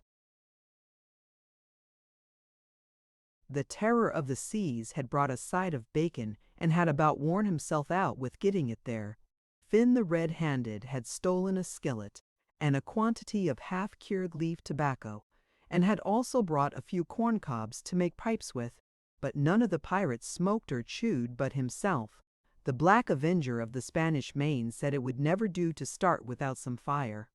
That was a wise thought. Matches were hardly known there in that day. They saw fire smoldering upon a great raft 100 yards above, and they went stealthily thither and helped themselves to a chunk. They made an imposing adventure of it, saying his stock every now and then, and suddenly halting with finger on lip, moving with hands on imaginary dagger hilts, and giving orders in dismal whispers that if the foe stirred, to let him have it to the hilt, because dead men tell no tales. They knew well enough that the raftsmen were all down at the village laying in stores or having a spree. But still that was no excuse for their conducting this thing in an unpiratical way. They shoved off presently, Tom in command, Huck at the after oar, and Joe at the forward. Tom stood amidships, gloomy-browed, and with folded arms, and gave his orders in a low, stern whisper. "Luff, and bring her to the wind." "Aye, aye, sir." "Steady, steady, aye, ah." "Steady it is, sir. Let her go off a point."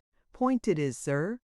As the boys steadily and monotonously drove the raft toward midstream, it was no doubt understood that these orders were given only for style, and were not intended to mean anything in particular. "What sail's she carrying?" "Courses, topsails, and flying jib, sir." "Send the ryals up." "Lay out aloft. There, half a dozen of ye for to paston slills. Lively now." "Aye, aye, sir." "Shake out that main togalin slow." "Sheets and braces. Now, my hearties." "Aye, aye, sir."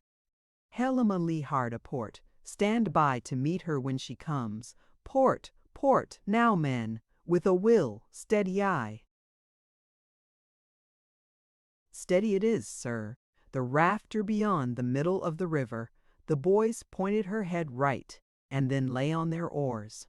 The river was not high, so there was not more than a 2 or 3 mile current. Hardly a word was said during the next 3/4 of an hour. Now the raft was passing before the distant town. 2 or 3 glimmering lights showed where it lay, peacefully sleeping, beyond the vague vast sweep of star-gemmed water, unconscious of the tremendous event that was happening. The Black Avenger stood still with folded arms, looking his last upon the scene of his former joys and his later sufferings, and wishing she could see him now, abroad on the wild sea, facing peril and death with dauntless heart, going to his doom with a grim smile on his lips. It was but a small strain on his imagination to remove Jackson's Island beyond eyeshot of the village, and so he looked his last with a broken and satisfied heart. The other pirates were looking their last too, and they all looked so long that they came near letting them poffer. Current drift them out of the range of the island, but they discovered the danger in time and made shift to avert it. About 2 o'clock in the morning the raft grounded on the bar 200 yards above the head of the island, and they waded back and forth until they had landed their freight. Part of the little raft's belongings consisted of an old sail, and this they spread over a nook in the bushes for a tent to shelter their provisions.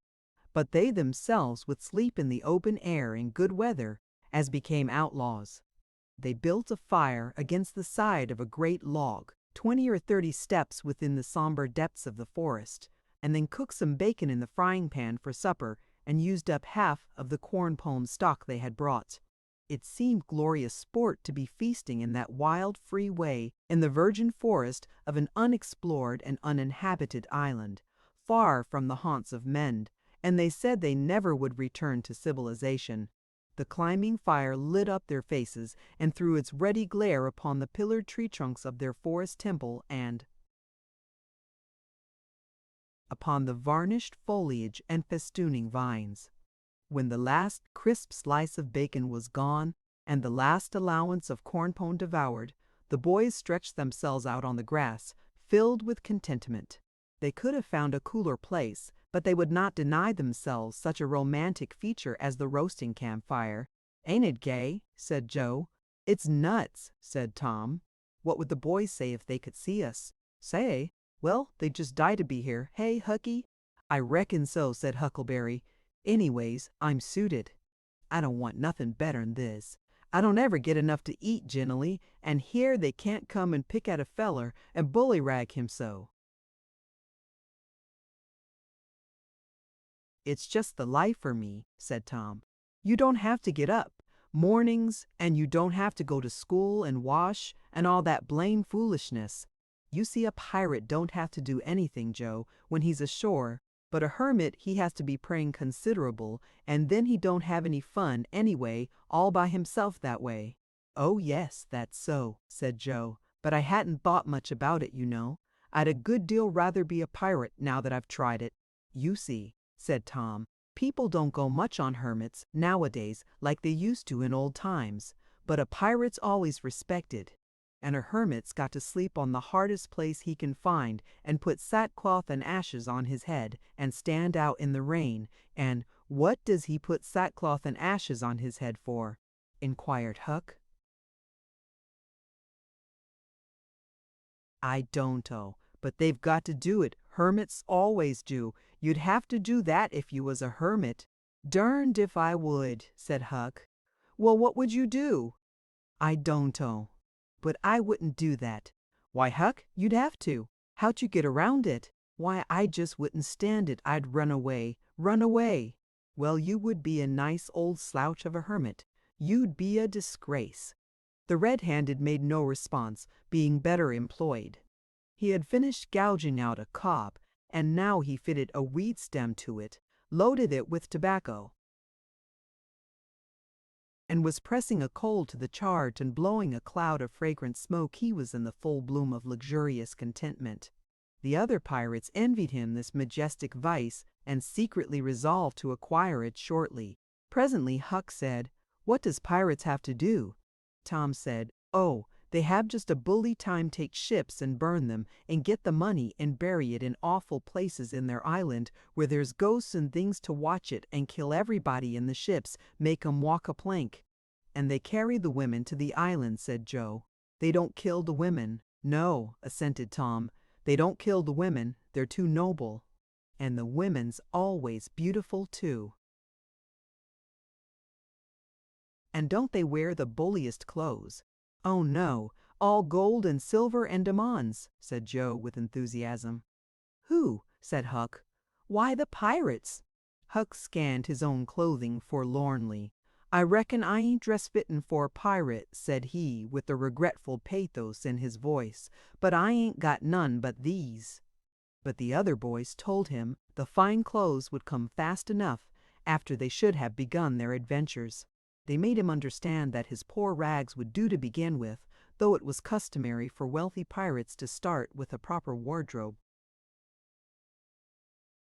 Gradually their talk died out and drowsiness began to steal upon the eyelids of the little waifs. The pike dropped from the fingers of the red-handed, and he slept the sleep of the conscience-free and the weary. The terror of the seas and the black avenger of the Spanish Main had more difficulty in getting to sleep. They said their prayers inwardly and lying down, since there was nobody there with authority to make them kneel and recite aloud. In truth, they had a mind not to say them at all, but they were afraid to proceed to such length as that, lest they might call down a sudden and special thunderbolt from heaven.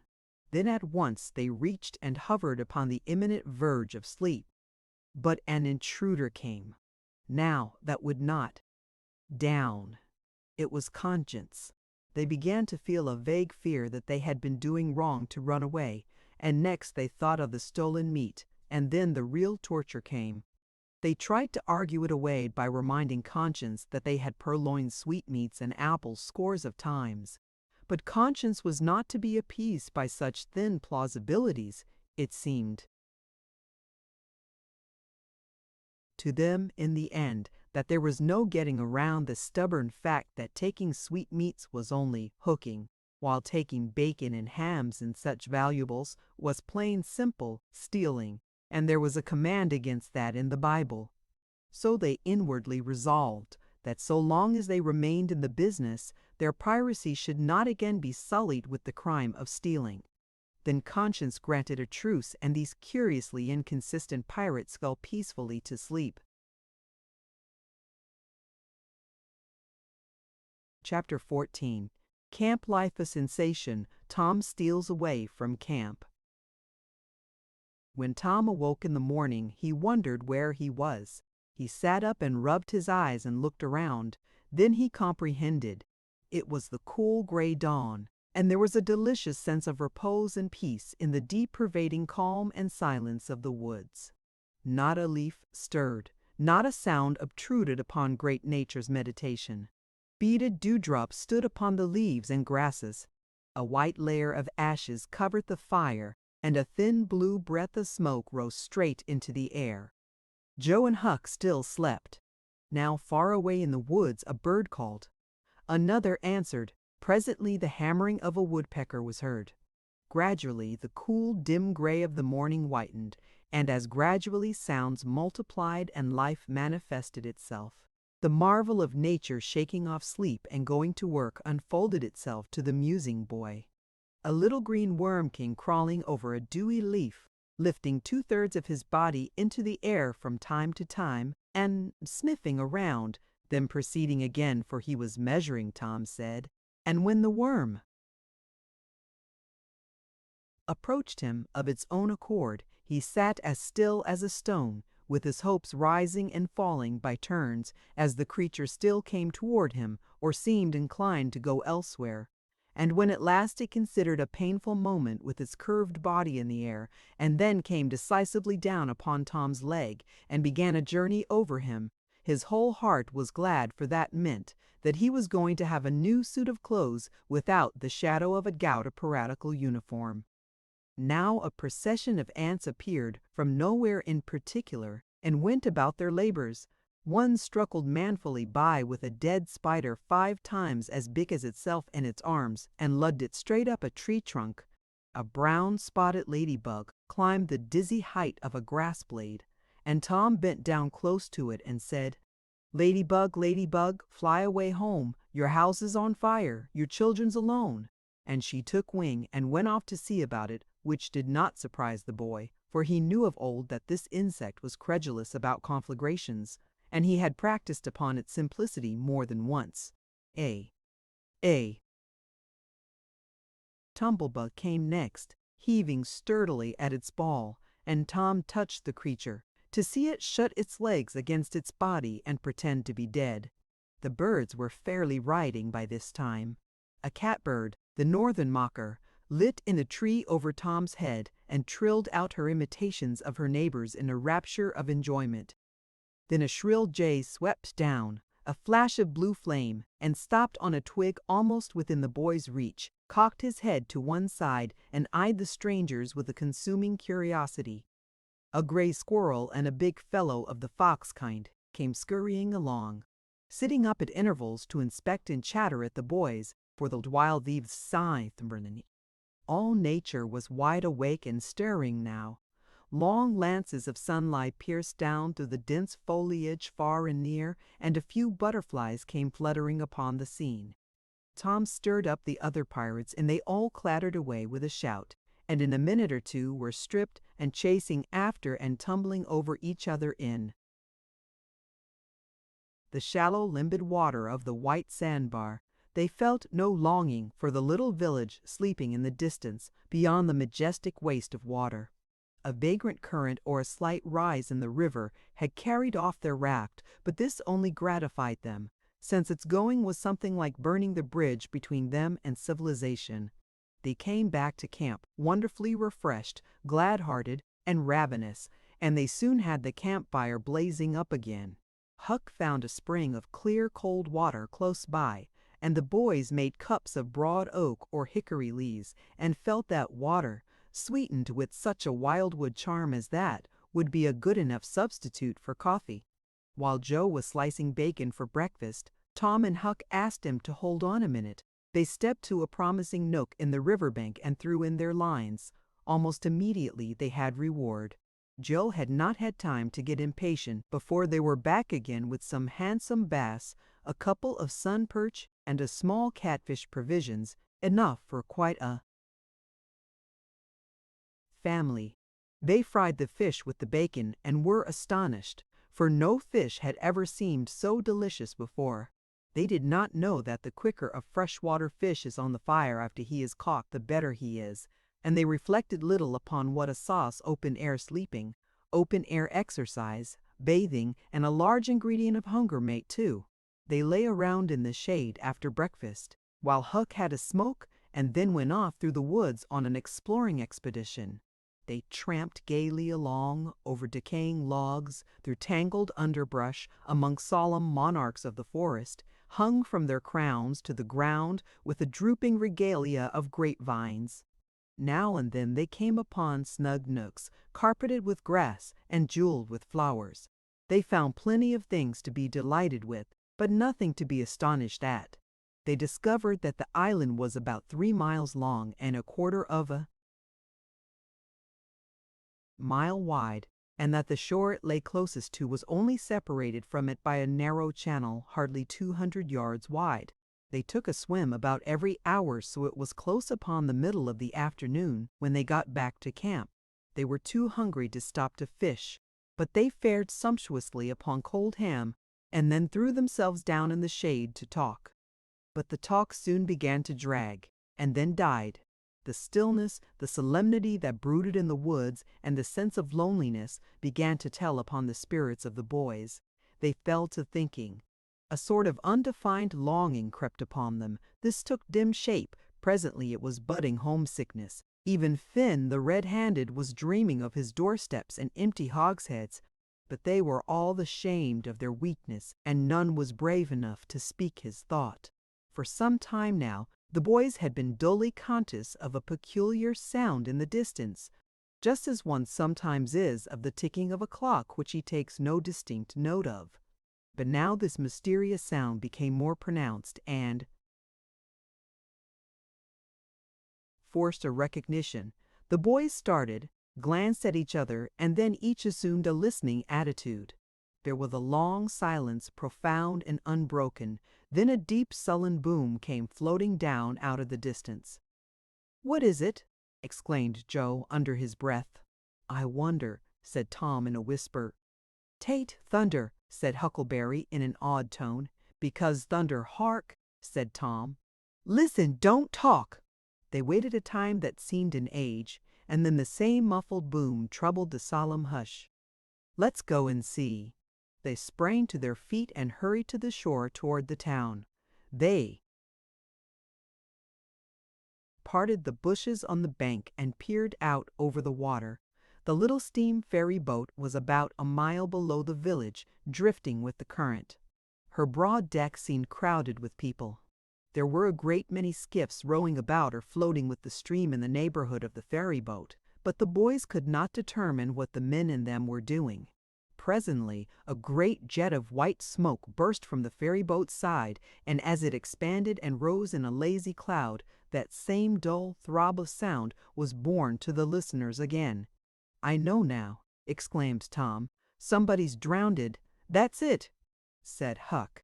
"They done that last summer, when Bill Turner got drownded. They shoot a cannon over the water, and that makes him come up to the top."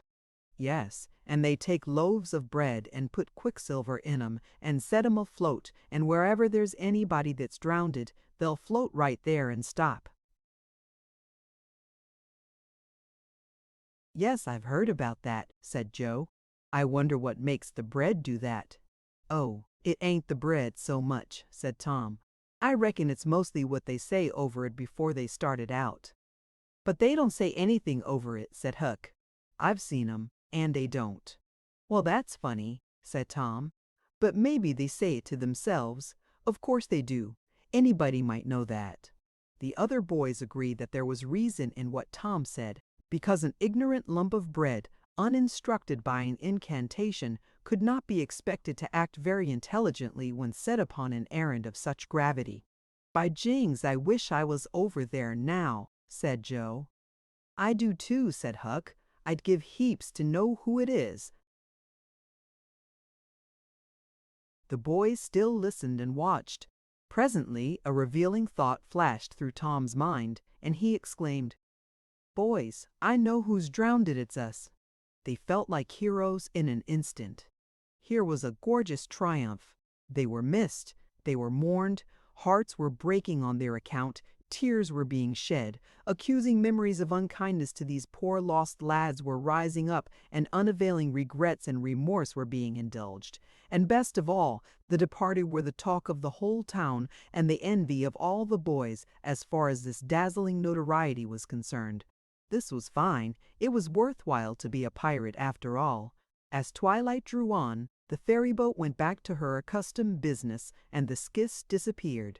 The pirates returned to camp. They were jubilant with vanity over their new grandeur and the illustrious trouble they were making.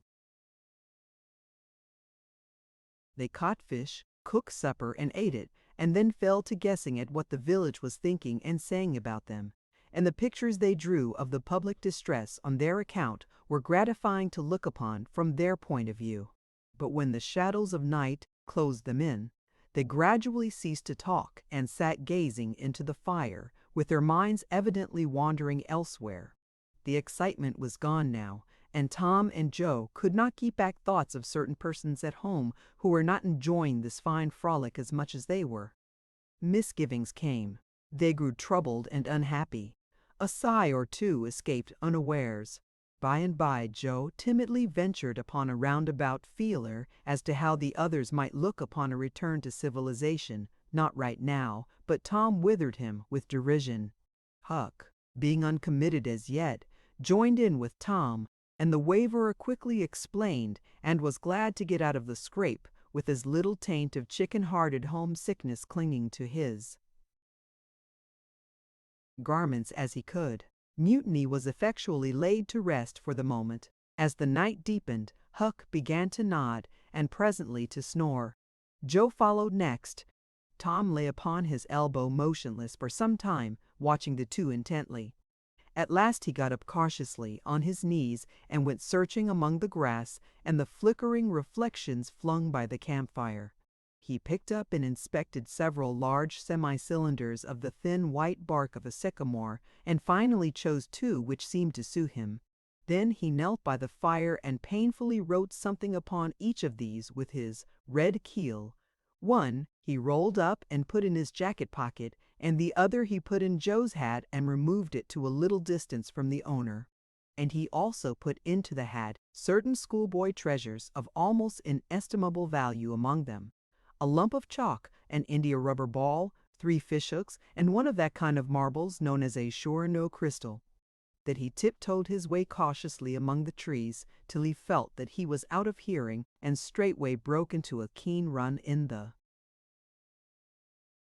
direction of the sandbar. Chapter 15. Tom reconnoiters, learns the situation, reports at camp. A few minutes later, Tom was in the shoal water of the bar, wading toward the Illinois shore. Before the depth reached his middle, he was halfway over. The current would permit no more wading now, so he struck out confidently to swim the remaining 100 yards. He swam quartering upstream, but still was swept downward, rather faster than he had expected. However, he reached the shore finally, and drifted along till he found a low place and drew himself out. He put his hand on his jacket pocket, found his piece of bark safe, and then struck through the woods, following the shore with streaming garments. Shortly before 10 o'clock he came out into an open place opposite the village, and saw the ferryboat lying in the shadow of the trees and the high bank. Everything was quiet under the blinking stars. He crept down the bank, watching with all his eyes, slipped into the water, swam 3 or 4 strokes, and climbed into the skiff that did yawl duty at the boat's stern. He laid himself down under the thwarts and waited, panting. Presently the cracked bell tapped, and a voice gave the order to cast off. A minute or two later the skiff's head was standing high up against the boat's swell, and the voyage was begun. Tom felt happy in his success, for he knew it was the boat's last trip for the night. At the end of a long 12 or 15 minutes the wheels stopped, and Tom slipped overboard and swam ashore in the dusk. landing 50 yards downstream, out of danger of possible stragglers.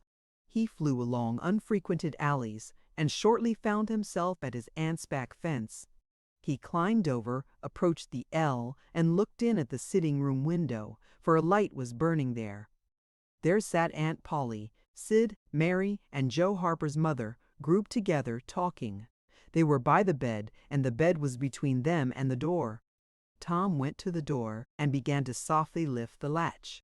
Then he pressed gently, and the door yielded a crack. He continued pushing cautiously and quaking every time it creaked, till he judged he might squeeze through on his knees. So he put his head through and began, warily. "What makes the candle blow so?" said Aunt Polly. Tom hurried up. "Why, that door's open, I believe. Why, of course it is. No end of strange things now. Go along and shut it, Sid." Tom disappeared under the bed just in time. He lay and breathed himself for a time, and then crept to where he could almost touch his aunt's foot. "But as I was saying," said Aunt Polly, "he warn't bad, so to say, only mischievous, only just giddy, and harum-scarum, you know. He warn't any more responsible than a colt. He never meant any harm, and he was the best-hearted boy that ever was." And she began to cry. It was just so, with my Joe always full of his devilment and up to every kind of mischief, but he was just as unselfish and kind as he could be, and laws bless me, to think I went and whipped him for taking that cream, never once recollecting that I throwed it out myself because it was sour, and I never to see him again into this world. Never, never, never, poor abused boy. And Mrs. Harper sobbed as if her heart would break. "I hope Tom's better off where he is," said Sid. "But if he'd been better in some ways, Sid." Tom felt the glare of the old lady's eye, though he could not see it. "Not a word against my Tom, now that he's gone. God'll take care of him, never you trouble yourself, sir." "Oh, Mrs. Harper, I don't know how to give him up. I don't know how to give him up. He was such a comfort to me, although he tormented my old heart out of me, most. The Lord giveth, and the Lord hath taken away, blessed be the name of the Lord. But it's so hard, oh, it's so hard. Only last Saturday my Joe busted a firecracker right under my nose, and I knocked him sprawling. Little did I know then how soon. Oh, if it was to do over again, I'd hug him and bless him for it." "Yes, yes, yes, I know just how you feel, Mrs. Harper. I know just exactly how you feel. No longer ago than yesterday noon, my Tom took and filled the cat full of painkiller, and I did think the cretur would tear the house down. And God forgive me, I cracked Tom's head with my thimble, poor boy, poor dead boy. But he's out of all his troubles now. And the last words I ever heard him say was to reproach. But this memory was too much for the old lady, and she broke entirely down. Tom was snuffling now, himself, and more in pity of himself than anybody else. He could hear Mary crying, and putting in a kindly word for him from time to time. He began to have a nobler opinion of himself than ever before. Still, he was sufficiently touched by his aunt's grief to long to rush out from under the bed and overwhelm her with joy, and the theatrical gorgeousness of the thing appealed strongly to his nature too. But he resisted and lay still.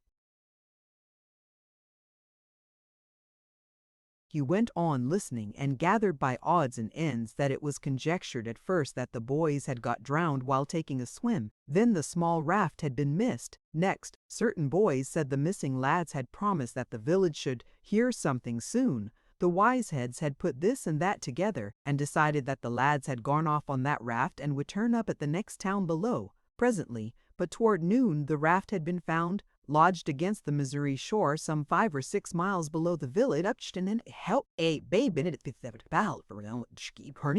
It was believed that the search for the bodies had been a fruitless effort, merely because the drowning must have occurred in mid-channel, since the boys, being good swimmers, would otherwise have escaped to shore. This was Wednesday night. If the bodies continued missing until Sunday, all hope would be given over, and the funerals would be preached on that morning. Tom shuddered.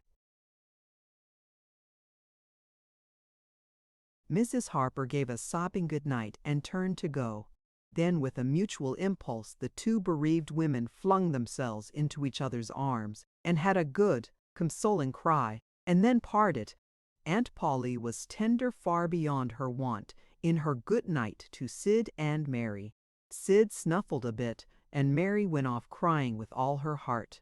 Aunt Polly knelt down and prayed for Tom so touchingly, so appealingly, and with such measureless love in her words and her old trembling voice, that he was weltering in tears again, long before she was through. He had to keep still long after she went to bed, for she kept making broken-hearted ejaculations from time to time, tossing unrestfully and turning over. But at last she was still, only moaning a little in her sleep. Now the boy stole out, rose gradually by the bedside, shaded the candlelight with his hand, and stood regarding her. His heart was full of pity for her. He took out his sycamore scroll and placed it by the candle, but something occurred to him, and he lingered considering. His face lighted with a happy solution of his thought. He put the bark hastily in his pocket. Then he bent over and kissed the faded lips and straightway made his stealthy exit, latching the door behind him. He threaded his way back to the ferry landing, found nobody at large there, and walked boldly on board the boat, for he knew she was tenantless except that there was a watchman, who always turned in and slept like a graven image. He untied the skiff at the stern, slipped into it, and was soon rowing cautiously upstream. When he had pulled a mile above the village, he started quartering across and bent himself stoutly to his work. He hit the landing on the other side neatly, for this was a familiar bit of work to him. He was moved to capture the skiff, arguing that it might be considered a ship and therefore legitimate prey for a pirate. But he knew a thorough search would be made for it, and that might end in revelations. So he stepped ashore and entered the woods. He sat down and took a long rest, torturing himself meanwhile to keep awake, and then started warily down the home stretch. The night was far spent. It was broad daylight before he found himself fairly abreast the island bar. He rested again until the sun was well up and gilding the great river with its splendor, and then he plunged into the stream. A little later he paused, dripping, upon the threshold of the camp, and heard Joe say, "No, Tom's true blue, Huck, and he'll come back. He won't desert." He knows that would be a disgrace to a pirate, and Tom's too proud for that sort of thing. He's up to something or other, now I wonder what. Well, the things is ours anyway, ain't they? Pretty near, but not yet, Huck. The writing says they are if he ain't back here to breakfast. "Which he is!" exclaimed Tom with fine dramatic effect, stepping grandly into camp. A sumptuous breakfast of bacon and fish was shortly provided, and as the boys set to work upon it, Tom recounted and adorned his adventures. They were a vain and boastful company of heroes when the tale was done. Then Tom hid himself away in a shady nook to sleep till noon, and the other pirates got ready to fish and explore. Chapter 16. A Day's Amusements. Tom reveals a secret. The pirates take a lesson in night surprise in Indian war. After dinner, all the gang turned out to hunt for turtle eggs on the bar. They went about poking sticks into the sand, and when they found a soft place, they went down on their knees and dug with their hands. Sometimes they would take 50 or 60 eggs out of one hole. They were perfectly round white things, a trifle smaller than an English walnut. They had a famous fried egg feast that night, and another on Friday morning.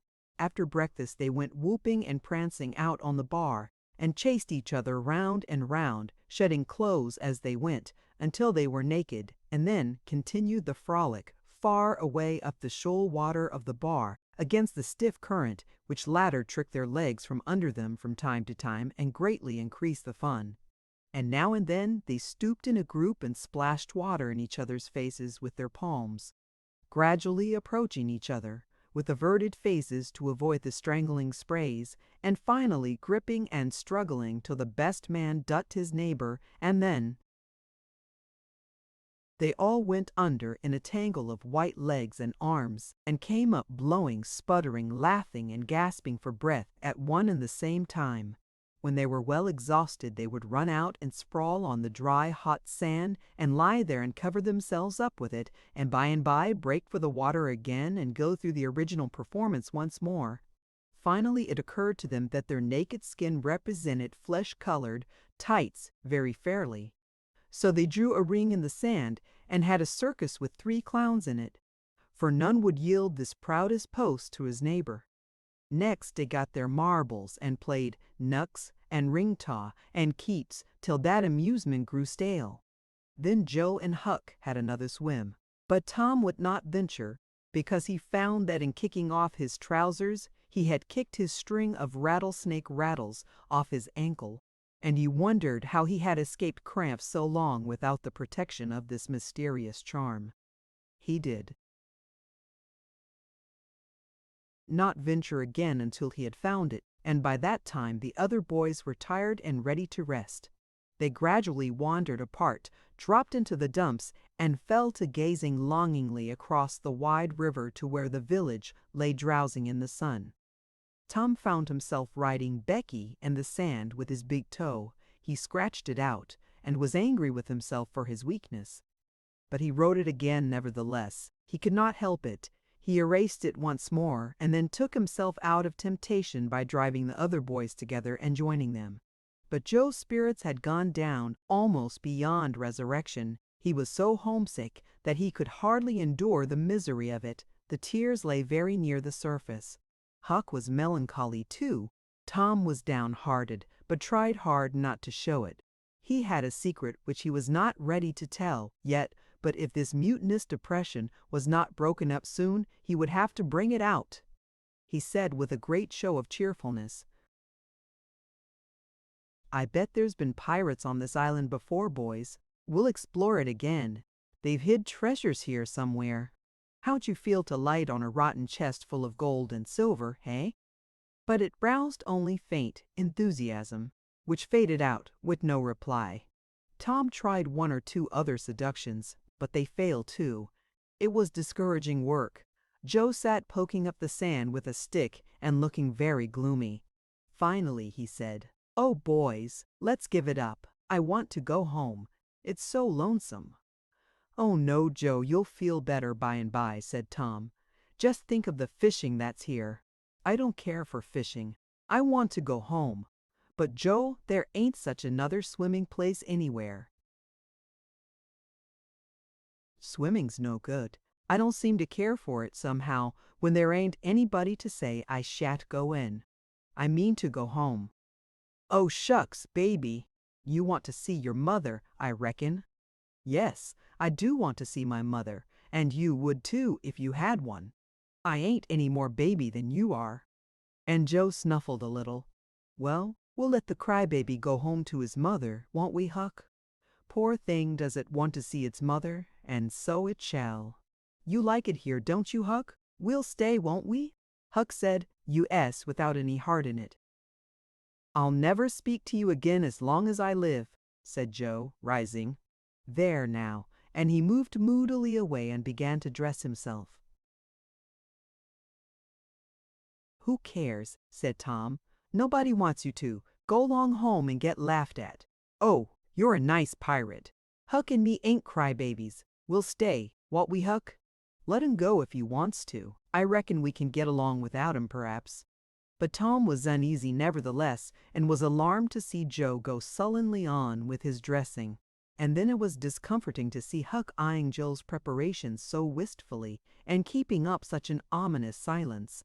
Presently, without a parting word, Joe began to wade off toward the Illinois shore. Tom's heart began to sink. He glanced at Huck. Huck could not bear the look and dropped his eyes. Then he said, "I want to go too, Tom. It was getting so lonesome anyway, and now it'll be worse. Let's us go too, Tom." "I won't. You can all go if you want to. I mean to stay." "Tom, I better go." "Well, go 'long, who's hindering you?" Huck began to pick up his scattered clothes. He said, "Tom, I wish you'd come too. Now you think it over? We'll wait for you when we get to shore. Well, you'll wait a blame long time, that's all. Huck started sorrowfully away, and Tom stood looking after him, with a strong desire tugging at his heart to yield his pride and go along too. He hoped the boys would stop, but they still waited slowly on. It suddenly dawned on Tom that it was become very lonely and still. He made one final struggle with his pride and then darted after his comrades, yelling, "Wait, wait, I want to tell you something." They presently stopped and turned around. When he got to where they were, he began unfolding his secret, and they listened moodily till at last they saw the point he was driving at, and then they set up a war whoop of applause, and said it was splendid, and said if he had told them at first, they wouldn't have started away. He made a plausible excuse, but his real reason had been the fear that not even the secret would keep them with him any very great length of time, and so he had meant to hold it in reserve as a last seduction. The lads came gaily back and went at their sports again with a will, chattering all the time about Tom's stupendous plan and admiring the genius of it. After a dainty egg and fish dinner, Tom said he wanted to learn to smoke now. Joe caught at the idea and said he would like to try too. So Huck made pipes and filled them. These novices had never smoked anything before but cigars made of gratin, and they bit the tongue and were not considered manly anyway. Now they stretched themselves out on their elbows and began to puff, charily, and with slender confidence. The smoke had an unpleasant taste, and they gagged a little, but Tom said, "Why, it's just as easy. If I'd a knowed this was all, I'd a learnt long ago." "So would I," said Joe. "It's just nothing. Why, many a time I've looked at people smoking and thought, well, I wish I could do that, but I never thought I could," said Tom. "That's just the way with me, hain't it, Huck? You've heard me talk just that way, haven't you, Huck?" "I'll leave it to Huck if I haven't." "Yes, heaps of times," said Huck. "Well, I have too," said Tom. "Oh, hundreds of times. Once down by the slaughterhouse. Don't you remember, Huck? Bob Tanner was there, and Johnny Miller, and Jeff Thatcher when I said it. Don't you remember, Huck, 'bout me saying that?" "Yes, that's so," said Huck. "That was the day after I lost a White Alley. No, 'twas the day before." "There, I told you so," said Tom. "Huck recollects it, I believe." "I could smoke this pipe all day," said Joe. "I don't feel sick." "Neither do I," said Tom. "I could smoke it all day. But I bet you Jeff Thatcher couldn't." "Jeff Thatcher, why, he'd keel over just with 2 draws. Just let him try it once. He'd see." "I bet he would. And Johnny Miller, I wish could see Johnny Miller tackle it once." "Oh, don't I," said Joe. "Why, I bet you Johnny Miller couldn't any more do this than nothing. Just one little snifter would fetch him. 'Deed it would, Joe. Say, I wish the boys could see us now." "So do I."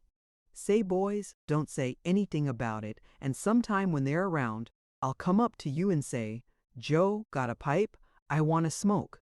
And you'll say kind of careless like, as if it warn't anything, you'll say, 'Yes, I got my old pipe and another one, but my tobaccer ain't very good.' And I'll say, 'Oh, that's all right, if it's strong enough.' And then you'll out with the pipes, and we'll light up just as cam, and then just see 'em look. By jings, that'll be gay, Tom. I wish it was now. So do I. And when we tell 'em we learned when we was off pirating, won't they wish they'd been along? Oh, I reckon not. I'll just bet they will." So the talk ran on. But presently it began to flag a trifle and grow disjointed. The silences widened. The expectoration marvelously increased. Every pore inside the boys' cheeks became a spouting fountain. They could scarcely bail out the cellars under their tongues fast enough to prevent an inundation. Little overflowings down their throats occurred in spite of all they could do, and sudden retchings followed every time. Both boys were looking very pale and miserable now. Joe's pipe dropped from his nerveless fingers. Tom's followed. Both fountains were going furiously, and both pumps bailing with might and main. Joe said feebly,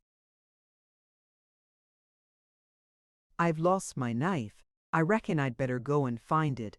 Tom said, with quivering lips and halting utterance, "I'll help you. You go over that way, and I'll hunt around by the spring." "No, you needn't come, Huck. We can find it." So Huck sat down again and waited an hour. Then he found it lonesome and went to find his comrades. They were wide apart in the woods, both very pale, both fast asleep. But something informed him that if they had had any trouble, they had got rid of it. They were not talkative at supper that night. They had a humble look, and when Huck prepared his pipe after the meal and was going to prepare theirs, they said no, they were not feeling very well. Something they ate at dinner had disagreed with them. About midnight, Joe awoke and called the boys.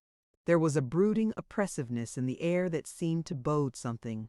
The boys huddled themselves together and sought the friendly companionship of the fire, though the dull dead heat of the breathless atmosphere was stifling. They sat still, intent and waiting. The solemn hush continued. Beyond the light of the fire, everything was swallowed up in the blackness of darkness. Presently there came a quivering glow that vaguely revealed the foliage for a moment and then vanished. By and by another came, a little stronger, then another. Then a faint moan came sighing through the branches of the forest, and the boys felt a fleeting breath upon their cheeks and shuddered with the fancy that the spirit of the night had gone by. There was a pause. Now a weird flash turned night into day and showed every little grass blade, separate and distinct, that grew about their feet. And it showed 3 white startled faces too.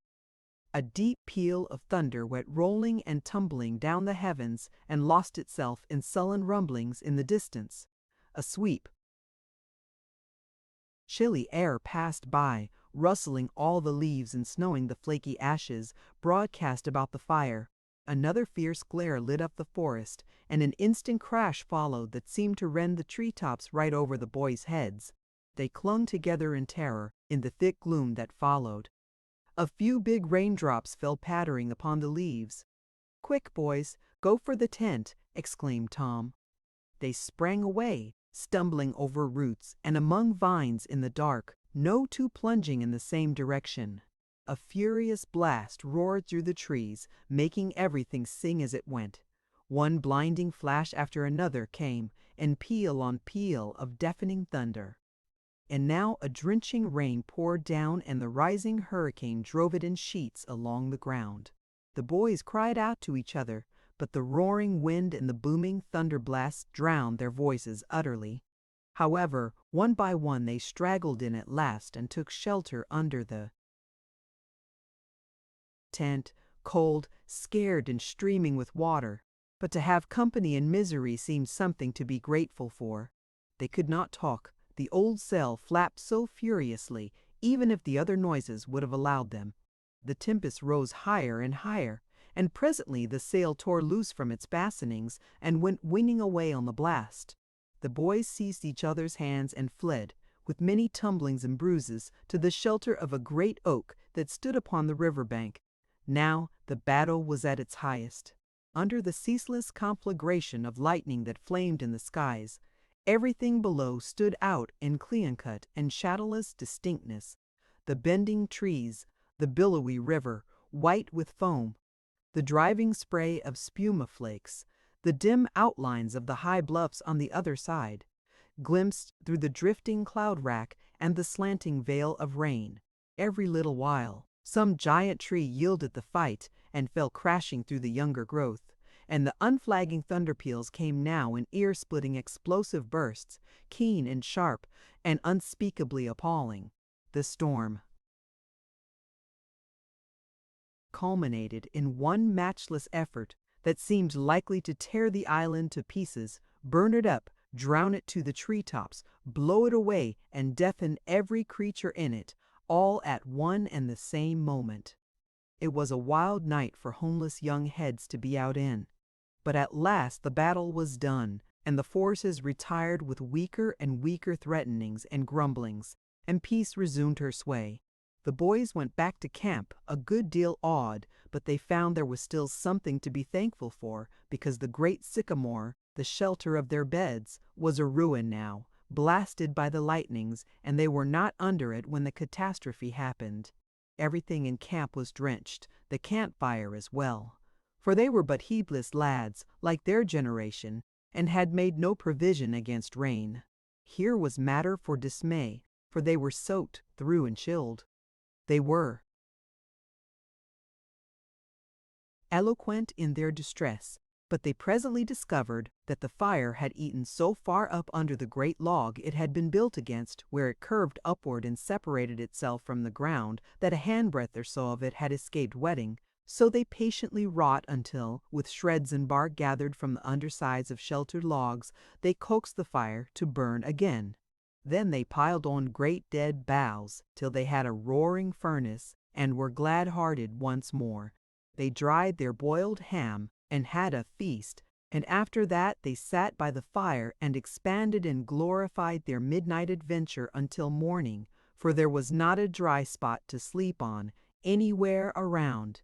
As the sun began to steal in upon the boys, drowsiness came over them, and they went out on the sandbar and lay down to sleep. They got scorched out by and by, and drearily set about getting breakfast. After the meal they felt rusty and stiff-jointed and a little homesick once more. Tom saw the signs and fell to cheering up the pirates as well as he could. But they cared nothing for marbles or circus or swimming or anything. He reminded them of the imposing secret and raised a ray of cheer. While it lasted, he got them interested in a new device. This was to knock off being pirates for a while and be Indians for a change. They were attracted by this idea, so it was not long before they were stripped and striped from head to heel with black mud, like so many zebras, all of them chiefs, of course, and then they went tearing through the woods to attack an English settlement. By and by they separated into 3 hostile tribes and darted upon each other from ambush with dreadful war whoops, and killed and scalped each other by thousands. It was a gory day, consequently it was an extremely satisfactory one. They assembled in camp toward supper time, hungry and happy, but now a difficulty arose. Hostile Indians could not break the bread of hospitality together without first making peace, and this was a simple impossibility without smoking a pipe of peace. There was no other process that ever they had heard of. 2 of the savages almost wished they had remained pirates. However, there was no other way, so with such show of cheerfulness as they could muster they called for the pipe and took their whiff as it passed in due form. And behold, they were glad they had gone into savagery, for they had gained something. They found that they could now smoke a little without having to go and hunt for a lost knife. They did not get sick enough to be seriously uncomfortable. They were not likely to fool away this high promise for lack of effort. No, they practiced cautiously, after supper, with right fair success, and so they spent a jubilant evening. They were prouder and happier in their new acquirement than they would have been in the scalping and skinning of the 6 nations. We will leave them to smoke and chatter and brag, since we have no further use for them at present. Chapter 17. Memories of the Lost Heroes, the point in Tom's secret. But there was no hilarity in the little town that same tranquil Saturday afternoon. The Harpers and Aunt Polly's family were being put into mourning with great grief and many tears. An unusual quiet possessed the village, although it was ordinarily quiet enough in all conscience. The villagers conducted their concerns with an absent air and talked little, but they sighed often. The Saturday holiday seemed a burden to the children. They had no heart in their sports and gradually gave them up. In the afternoon, Becky Thatcher found herself moping about the deserted schoolhouse yard and feeling very melancholy. But she found nothing there to comfort her. She soliloquized, "Oh, if I only had a brass and iron knob again! But I haven't got anything now to remember him by," and she choked back a little sob. presently she stopped and said to herself, "It was right here. Oh, if it was to do over again, I wouldn't say it for the whole world, but he's gone now. I'll never, never, never see him any more." This thought broke her down, and she wandered away, with tears rolling down her cheeks. Then quite a group of boys and girls playmates of Tom's and Joe's came by, and stood looking over the paling fence and talking in reverent tones of how Tom did so-and-so the last time they saw him, and how Joe said this and that small trifle pregnant with awful prophecy, as they could easily see now, and each speaker pointed out the exact spot where the lost lad stood at the time, and then added something like, "And I was a-standing just so, just as I am now, and as if you was him, I was as close as that, and he smiled, just this way, and then something seemed to go all over me, like awful, you know, and I never thought what it meant, of course, but I can see now." Then there was a dispute about who saw the dead boys last in life, and many claimed that dismal distinction and offered evidences more or less tampered with by the witness, and when it was ultimately decided who did see the departed last and exchanged the last words with them, the lucky parties took upon themselves a sort of sacred importance and were gaped at and envied by all the rest. One poor chap, who had no other grandeur to offer, said with tolerably manifest pride in the remembrance, "Well, Tom Sawyer, he licked me once." But that bid for glory was a failure. Most of the boys could say that, and so that cheapened the distinction too much. The group loitered away, still recalling memories of the lost heroes, in awed voices. When the Sunday school hour was finished, the next morning the bell began to toll, instead of ringing in the usual way. It was a very still Sabbath, and the mournful sound seemed in keeping with the musing hush that lay upon nature. The villagers began to gather, loitering a moment in the vestibule, to converse in whispers about the sad event. But there was no whispering in the house, only the funereal rustling of dresses as the women gathered to their seats disturbed the silence there. None could remember when the little church had been so full before. There was finally a waiting pause, an expectant dumbness, and then Aunt Polly entered, followed by Sid and Mary, and they by the Harper family, all in deep black, and the whole congregation, the old minister as well, rose reverently and stood until the mourners were seated in the front pew. There was another communing silence, broken at intervals by muffled sobs, and then the minister spread his hands abroad and prayed. A moving hymn was sung, and the text followed, "I am the resurrection and the life." As the service proceeded, the clergyman drew such pictures of the graces, the winning ways, and the rare promise of the lost lads, that every soul there, thinking he recognized these pictures, felt a pang in remembering that he had persistently blinded himself to them always before, and had as persistently seen only faults and flaws in the poor boys.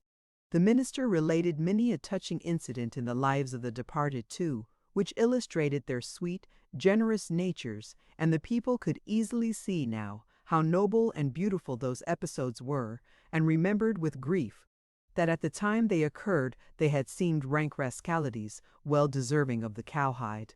The congregation became more and more moved as the pathetic tale went on, till at last the whole company broke down and joined the weeping mourners in a chorus of anguished sobs, the preacher himself giving way to his feelings and crying in the pulpit. There was a rustle in the gallery which nobody noticed. A moment later the church door creaked. The minister raised his streaming eyes above his handkerchief and stood transfixed. First one and then another pair of eyes followed the minister's, and then almost with one impulse the congregation rose and stared while the three dead boys came marching up the aisle, Tom in the lead, Joe next, and Huck, a ruin of drooping rags, sneaking sheepishly in the rear. They had been hid in the unused gallery listening to their own funeral sermon. Aunt Polly, Mary, and the Harpers threw themselves upon their restored ones, smothered them with kisses, and poured out thanksgivings, while poor Huck stood abashed and uncomfortable, not knowing exactly what to do or where to hide from so many unwelcoming eyes. He wavered and started to slink away, but Tom seized him and said, "Aunt Polly, it ain't fair. Somebody's got to be glad to see Huck." "And so they shall. I'm glad to see him, poor motherless thing." And the loving attentions Aunt Polly lavished upon him were the one thing capable of making him more uncomfortable than he was before. Suddenly, the minister shouted at the top of his voice, "Praise God from whom all blessings flow, sing, and put your hearts in it," and they did. Old Hundred swelled up with a triumphant burst, and while it shook the rafters, Tom Sawyer the pirate looked around upon the envying juveniles about him and confessed in his heart that this was the proudest moment of his life. As the souled congregation trooped out, they said they would almost be willing to be made ridiculous again to hear Old Hundred sung like that once more. Tom got more cuffs and kisses that day according to Aunt Polly's varying moods than he had earned before in the year, and he hardly knew which expressed the most gratefulness to God and affection for himself. Chapter 18. Tom's Feelings Investigated. Wonderful dream Becky Thatcher. Overshadowed Tom becomes jealous black revenge. That was Tom's great secret, the scheme to return home with his brother pirates and attend their own funerals. They had paddled over to the Missouri shore on a log at dusk on Saturday, landing 5 or 6 miles below the village. They had slept in the woods at the edge of the town till nearly daylight, and had then crept through back lanes and alleys and finished their sleep in the gallery of the church among a chaos of invalided benches. At breakfast Monday morning, Aunt Polly and Mary were very loving to Tom and very attentive to his wants. There was an unusual amount of talk. In the course of it, Aunt Polly said, "Well, I don't say it wasn't a fine joke, Tom, to keep everybody suffering most a week so you boys had a good time, but it is a pity you could be so hard-hearted as to let me suffer so.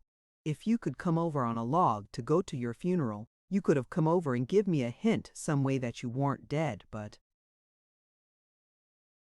only run off." "Yes, you could have done that, Tom," said Mary, "and I believe you would if you had thought of it." "Would you, Tom?" said Aunt Polly, her face lighting wistfully. "Say, now, would you if you'd thought of it?" Well, I don't know. 'Twould have spoiled everything." "Tom, I hoped you loved me that much," said Aunt Polly with a grieved tone that discomforted the boy. "It would have been something if you'd cared enough to think of it, even if you didn't do it." "Now, Auntie, that ain't any harm," pleaded Mary. "It's only Tom's giddy way. He is always in such a rush that he never thinks of anything." More's the pity, Sid would have thought. And Sid would have come and done it too. "Tom, you'll look back some day, when it's too late, and wish you'd cared a little more for me when it would have cost you so little." "Now, Auntie, you know I do care for you," said Tom. "I'd know it better if you acted more like it." "I wish now I'd thought," said Tom with a repentant tone. "But I dreamt about you anyway. That's something, ain't it? It ain't much a cat does that much, but it's better than nothing. What did you dream?" "Why, Wednesday night I dreamt that you was sitting over there by the bed and Sid was sitting by the woodbox and Mary next to him." "Well, so we did. So we always do. I'm glad your dreams could take even that much trouble about us. And I dreamt that Joe Harper's mother was here. Why, she was here." "Did you dream any more?" "Oh, lots, but it's so dim now." "Well, try to recollect, can't you? Somehow it seems to me that the wind blowed try harder, Tom. The wind did blow something. Come." Tom pressed his fingers on his forehead an anxious minute and then said, "I've got it now. I've got it now." It blowed the candle. "Mercy on us. Go on, Tom, go on." "And it seems to me that you said, why I believe that door go on, Tom. Just let me study a moment. Just a moment. Oh yes, you said you believed the door was open. As I'm sitting here I did. Didn't I, Mary? Go on." And then, well, I won't be certain, but it seems like as if you made Sid go and then, well, well, what did I make him do, Tom? What did I make him do? You made him, you. Oh, you made him shut it. Well, for the land's sake, I never heard the beat of that in all my days. Don't tell me there ain't anything in dreams any more. Serenity Harper shall know of this before I'm an hour older. I'd like to see her get around this with her rubbish 'bout superstition.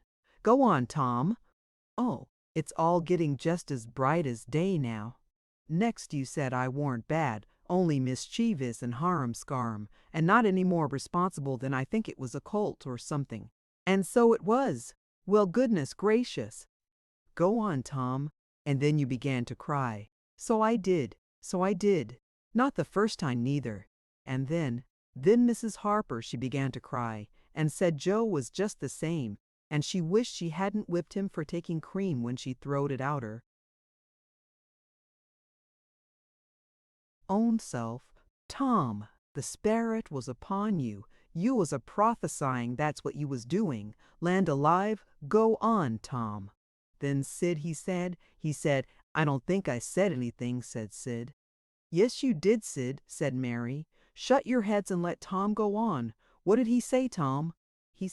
I think he said he hoped I was better off where I was gone to. But if I'd been better sometimes, there, do you hear that? It was his very words. And you shut him up sharp. I lay I did. There must have been an angel there. There was an angel there somewheres. And Mrs. Harper told about Joe scaring her with a firecracker, and you told about Peter and the painkiller, just as true as I live. And then there was a whole lot of talk 'bout dragging the river for us, and 'bout having the funeral Sunday, and then you and old Miss Harper hugged and cried, and she went. It happened just so. It happened just so, as sure as I'm a-sitting in these very tracks. Tom, you couldn't told it more like if you'd a-seen it. And then what? Go on, Tom. Then I thought you prayed for me, and I could see you and hear every word you said. And you went to bed, and I was so sorry that I took and wrote on a piece of sycamore bark, "We ain't dead, we are only off being pirates," and put it on the table by the candle. And then you looked so good, laying there asleep, that I thought I went and leaned over and kissed you on the lips. Did you, Tom? Did you? I just forgive you everything for that. And she seized the boy in a crushing embrace that made him feel like the guiltiest of villains. It was very kind, even though it was only a dream, Sid soliloquized, just audibly. Shut up, Sid. A body does just the same in a dream as he'd do if he was awake. Here's a big millum apple I've been saving for you, Tom, if you was ever found again now. Go 'long to school. I'm thankful to the good God and Father of us all.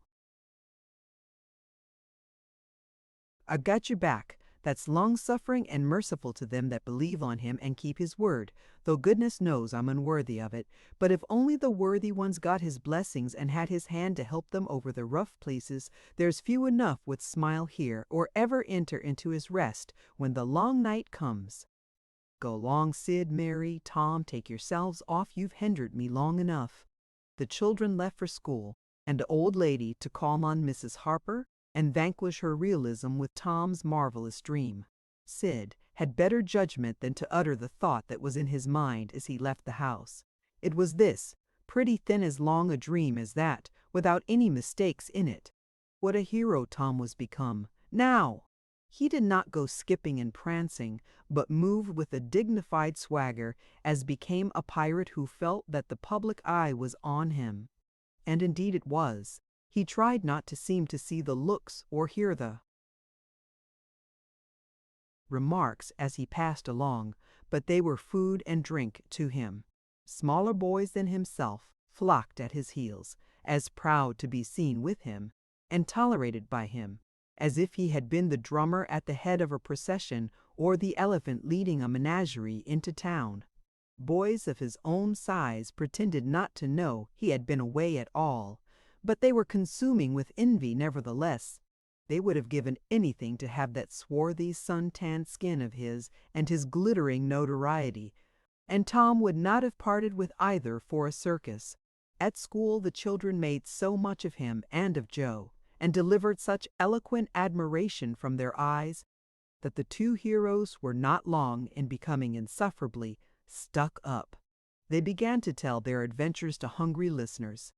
But they only began. It was not a thing likely to have an end, with imaginations like theirs to furnish material. And finally, when they got out their pipes and went serenely puffing around, the very summit of glory was reached. Tom decided that he could be independent of Becky Thatcher now. Glory was sufficient. He would live for glory. Now that he was distinguished, maybe she would be wanting to make up. Well, let her. She should see that he could be as indifferent as some other people. Presently she arrived. Tom pretended not to see her. He moved away and joined a group of boys and girls and began to talk. Soon he observed that she was tripping gaily back and forth with flushed face and dancing eyes, pretending to be busy chasing schoolmates and screaming with laughter when she made a capture. But he noticed that she always made her captures in his vicinity, and that she seemed to cast a conscious eye in his direction at such times too. It gratified all the vicious vanity that was in him, and so, instead of winning him, it only set him up the more and made him the more diligent to avoid betraying that he knew she was about. Presently she gave over skylarking and moved irresolutely about, sighing once or twice and glancing furtively and wistfully toward Tom. Then she observed that now Tom was talking more particularly to Amy Lawrence than to anyone else. She felt a sharp pang and grew disturbed and uneasy at once. She tried to go away, but her feet were treacherous and carried her to the group instead. She said to a girl almost at Tom's elbow with sham vivacity, "Why, Mary Austin, you bad girl, why didn't you come to Sunday school?" "I did come. Didn't you see me?" "Why, no. Did you? Where did you sit?"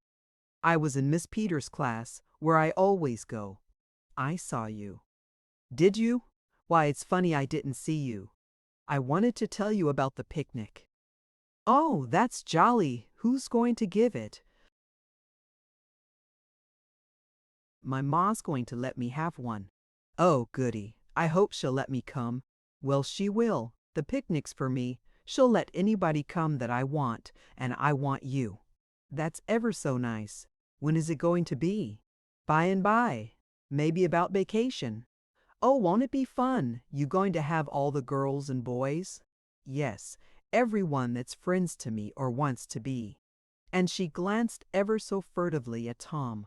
But he talked right along to Amy Lawrence about the terrible storm on the island, and how the lightning tore the great sycamore tree all to flinders while he was standing within 3 feet of it. "Oh, may I come?" said Grace Miller. "Yes." "And me?" said Sally Rogers. "Yes, and me, too," said Sally Rogers. "Yes, and me, too," said Susie Harper. "And Joe?" "Yes." And so on, with clapping of joyful hands, till all the group had begged for invitations. But Tom and Amy. Then Tom turned coolly away, still talking, and took Amy with him. Becky's lips trembled, and the tears came to her eyes. She hid these signs with a forced gaiety and went on chattering, but the life had gone out of the picnic now, and out of everything else. She got away as soon as she could, and hid herself, and had but her sex call a good cry. Then she sat moody with wounded pride till the bell rang. She roused up, now, with a vindictive cast in her eye, and gave her plaited tails a shake, and said she knew what she'd do. At recess, Tom continued his flirtation with Amy with jubilant self-satisfaction, and he kept drifting about to find Becky and lacerate her with the performance. At last he spied her, but there was a sudden falling of his mercury. She was sitting cozily on a little bench behind a schoolhouse, looking at a picture book with Alfred Temple, and so absorbed were they, and their heads so close together over the book, that they did not seem to be conscious of anything in the world besides. Jealousy ran red-hot through Tom's veins. He began to hate himself for throwing away the chance Becky had offered for a reconciliation. He called himself a fool, and all the hard names he could think of. He wanted to cry with vexation. Amy chatted happily along as they walked, for her heart was singing, but Tom's tongue had lost its function. He did not hear what Amy was saying. And whenever she paused expectantly, he could only stammer an awkward assent, which was as often misplaced as otherwise.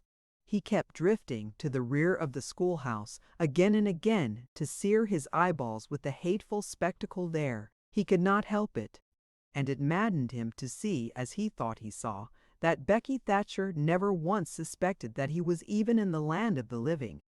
But she did see, nevertheless, and she knew she was winning her fight too, and was glad to see him suffer as she had suffered. Amy's happy prattle became intolerable. Tom hinted at things he had to attend to, things that must be done, and time was fleeting. But in vain the girl chirped on. Tom thought, "Oh, hang her! Ain't I ever going to get rid of her?"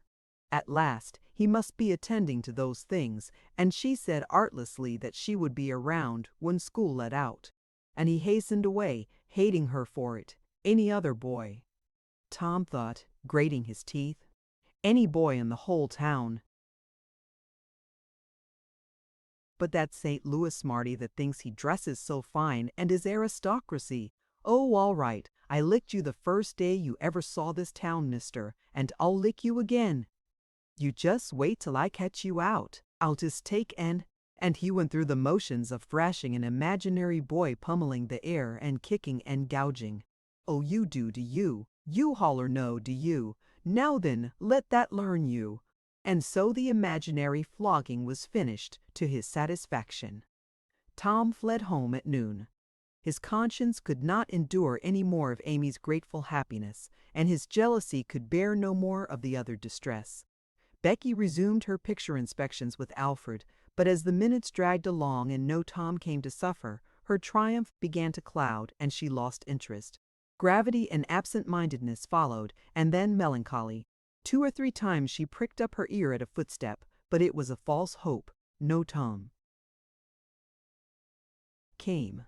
At last she grew entirely miserable and wished she hadn't carried it so far, when poor Alfred, seeing that he was losing her, he did not know how, kept exclaiming, "Oh, here's a jolly one. Look at this." She lost patience at last, and said, "Oh, don't bother me. I don't care for them," and burst into tears, and got up and walked away. Alfred dropped alongside and was going to try to comfort her, but she said, "Go away and leave me alone, can't you? I hate you." So the boy halted, wondering what he could have done, for she had said she would look at pictures all through the nooning, and she walked on, crying. Then Alfred went musing into the deserted schoolhouse. He was humiliated and angry. He easily guessed his way to the truth. The girl had simply made a convenience of him to vent her spite upon Tom Sawyer. He was far from hating Tom the less when this thought occurred to him. He wished there was some way to get that boy into trouble without much risk to himself. Tom's spelling book fell under his eye. Here was his opportunity. He gratefully opened to the lesson for the afternoon and poured ink upon the page. Becky, glancing in at a window behind him at the moment, saw the act and moved on without discovering herself. She started homeward, now intending to find Tom and tell him. Tom would be thankful and their troubles would be healed. Before she was halfway home, however, she had changed her mind. The thought of Tom's treatment of her when she was talking about her picnic came scorching back and filled her with shame. She resolved to let him get whipped on the damaged spelling book's account and to hate him forever into the bargain. Chapter 19. Tom Tells the Truth. Tom arrived at home in a dreary mood, and the first thing his aunt said to him showed him that he had brought his sorrows to an unpromising market.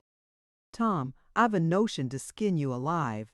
"Auntie, what have I done?" "Well, you done enough. Here I go over to Sarah Harper, like an old softy, expecting I'm going to make her believe all that rubbish about that dream. when lo and behold, she'd found out from Joe that you was over here, and heard all the talk we had that night. Tom, I don't know what is to become of a boy that will act like that. It makes me feel so bad to think you could let me go to Sarony Harper and make such a fool of myself and never say a word." This was a new aspect of the thing. His smartness of the morning had seemed to Tom a good joke before, and very ingenious. It merely looked mean and shabby. Now, he hung his head and could not think of anything to say for a moment. Then he said, "Auntie, I wish I hadn't done it, but I didn't think." "Oh, child, you never think. You never think of anything but your own selfishness. You could think to come all the way over here from Jackson's Island in the night to laugh at our troubles, and you could think to fool me with a lie about a dream, but you couldn't ever think to pity us and save us from sorrow. Auntie, I know now it was mean, but I didn't mean to be mean. I didn't, honest. And besides, I didn't come over here to laugh at you that night." "What did you come for then?" "It was to tell you not to be uneasy about us, because we hadn't got drownded." Tom, I would be the thankfulest soul in this world if I could believe you ever had as good a thought as that, but you know you never did. And I know it, Tom. Indeed, I did, Auntie. I wish I may never stir if I didn't." "Oh, Tom, don't lie, don't do it. It only makes things 100 times worse." "It ain't a lie, Auntie. It's the truth. I wanted to keep you from grieving, that was all that made me come." "I'd give the whole world to believe that it would cover up a power of sins, Tom. I'd most be glad you'd run off and acted so bad. But it ain't reasonable, because why didn't you tell me, child?" "Why, you see, when you got to talking about the funeral, I just got all full of the idea of our coming and hiding in the church, and I couldn't somehow bear to spoil it, so I just put the bark back in my pocket and kept mum." "What bark?" "The bark I had wrote on to tell you we'd gone pirating. I wish now you'd waked up when I kissed you. I do, honest." The hard lines in his aunt's face relaxed and a sudden tenderness dawned in her eyes. "Did you kiss me, Tom?" "Why, yes, I did." "Are you sure you did, Tom?" "Why, yes, I did, Auntie, certain sure." "What did you kiss me for, Tom?"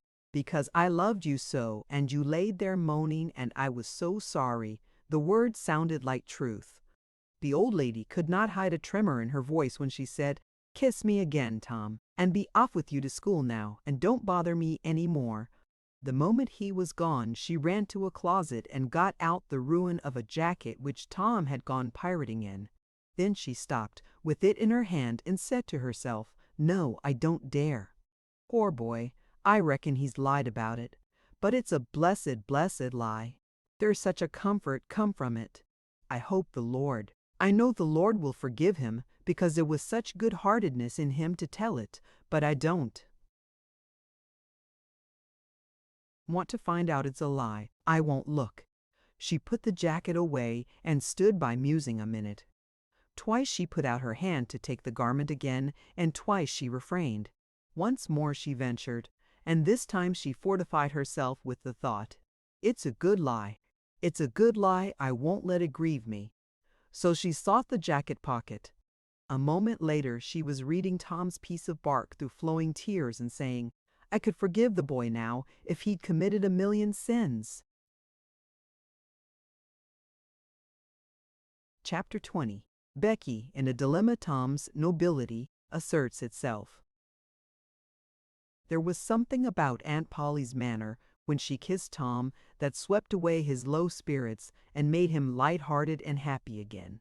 He started to school and had the luck of coming upon Becky Thatcher at the head of Meadow Lane. His mood always determined his manner. Without a moment's hesitation, he ran to her and said, "I acted mighty mean today, Becky, and I'm so sorry. I won't ever do that way again, as long as ever I live. Please make up, won't you?" The girl stopped and looked him scornfully in the face. "I'll thank you to keep yourself to yourself, Mr. Thomas Sawyer. I'll never speak to you again." She tossed her head and passed on, Tom was so stunned that he had not even presence of mind enough to say "Who cares, Miss Smarty?" until the right time to say it had gone by, so he said nothing. But he was in a fine rage nevertheless. He moped into the schoolyard wishing she were a boy and imagining how he would trounce her if she were. He presently encountered her and delivered a stinging remark as he passed. She hurled one in return, and the angry breach was complete. It seemed to Becky, in her hot resentment, that she could hardly wait for school to take in. She was so impatient to see Tom flogged for the injured spelling book.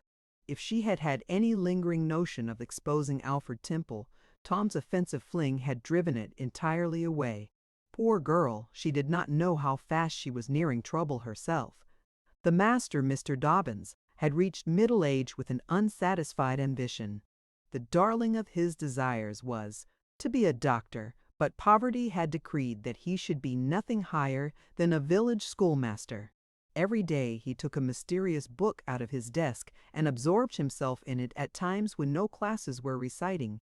He kept that book under lock and key. There was not an urchin in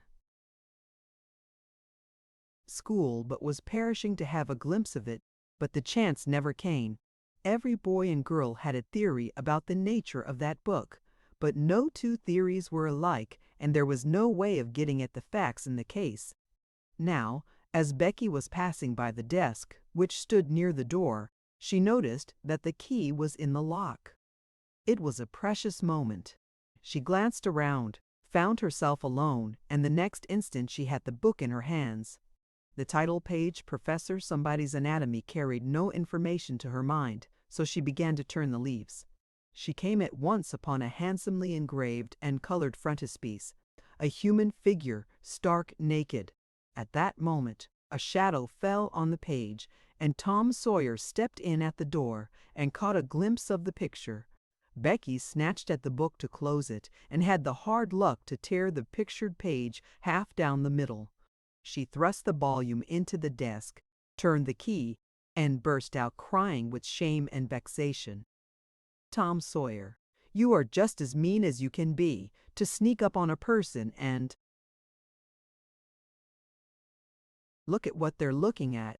How could I know you was looking at anything? You ought to be ashamed of yourself, Tom Sawyer. You know you're going to tell on me, and oh, what shall I do? What shall I do? I'll be whipped, and I never was whipped in school. Then she stamped her little foot and said, "Be so mean if you want to.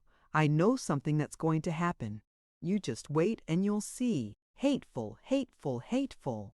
And she flung out of the house with the new explosion of crying. Tom stood still, rather flustered by this onslaught. Presently he said to himself, "What a curious kind of a fool a girl is. Never been licked in school. Shucks." What's a licking? That's just like a girl, they're so thin-skinned and chicken-hearted. Well, of course I ain't gonna tell old Dobbins on this little fool, because there's other ways of getting even on her that ain't so mean. But what of it? Old Dobbins will ask who it was tore his book. Nobody'll answer. Then he'll do just the way he always does. Ask first one, and then t'other, and when he comes to the right girl, he'll know it, without any telling. Girls' faces always tell on them. They ain't got any backbone. She'll get licked. Well, it's a kind of a tight place for Becky Thatcher, because there ain't any way out of it. Tom conned the thing the moment longer and then added, "All right, though, she'd like to see me in just such a fix. Let her sweat it out." Tom joined the mob of skylarking scholars outside. In a few moments the master arrived and school took in. Tom did not feel a strong interest in his studies. Every time he stole a glance at the girl's side of the room, Becky's face troubled him. Considering all things, he did not want to pity her, and yet it was all he could do to help it. He could get up no exultation that was really worthy the name. Presently the spelling book discovery was made, and Tom's mind was entirely full of his own matters for a while after that. Becky roused up from her lethargy of distress and showed good interest in the proceedings. She did not expect that Tom could get out of his trouble by denying that he spilt the ink on the book himself, and she was right. The denial only seemed to make the thing worse for Tom. Becky supposed she would be glad of that, and she tried to believe she was glad of it, but she found she was not certain. When the worst came to the worst, she had an impulse to get up and tell on Alfred Temple, but she made an effort and forced herself to keep still because, said she to herself, he'll tell about me tearing the picture, sure. I wouldn't say a word, not to save his life. Tom took his whipping and went back to his seat, not at all broken-hearted, for he thought it was possible that he had unknowingly upset the ink on the spelling book himself. In some skylarking bout, he had denied it for form's sake and because it was custom, and had stuck to the denial from principle. A whole hour drifted by. The master sat nodding in his throne. The air was drowsy with the hum of study. By and by Mr. Dobbins straightened himself up, yawned, then unlocked his desk and reached for his book, but seemed undecided whether to take it out or leave it. Most of the pupils glanced up languidly, but there were two among them that watched his movements with intent eyes. Mr. Dobbins fingered his book absently for a while, then took it out and settled himself in his chair to read. Tom shot a glance at Becky. He had seen a hunted and helpless rabbit look as she did, with a gun leveled at its head.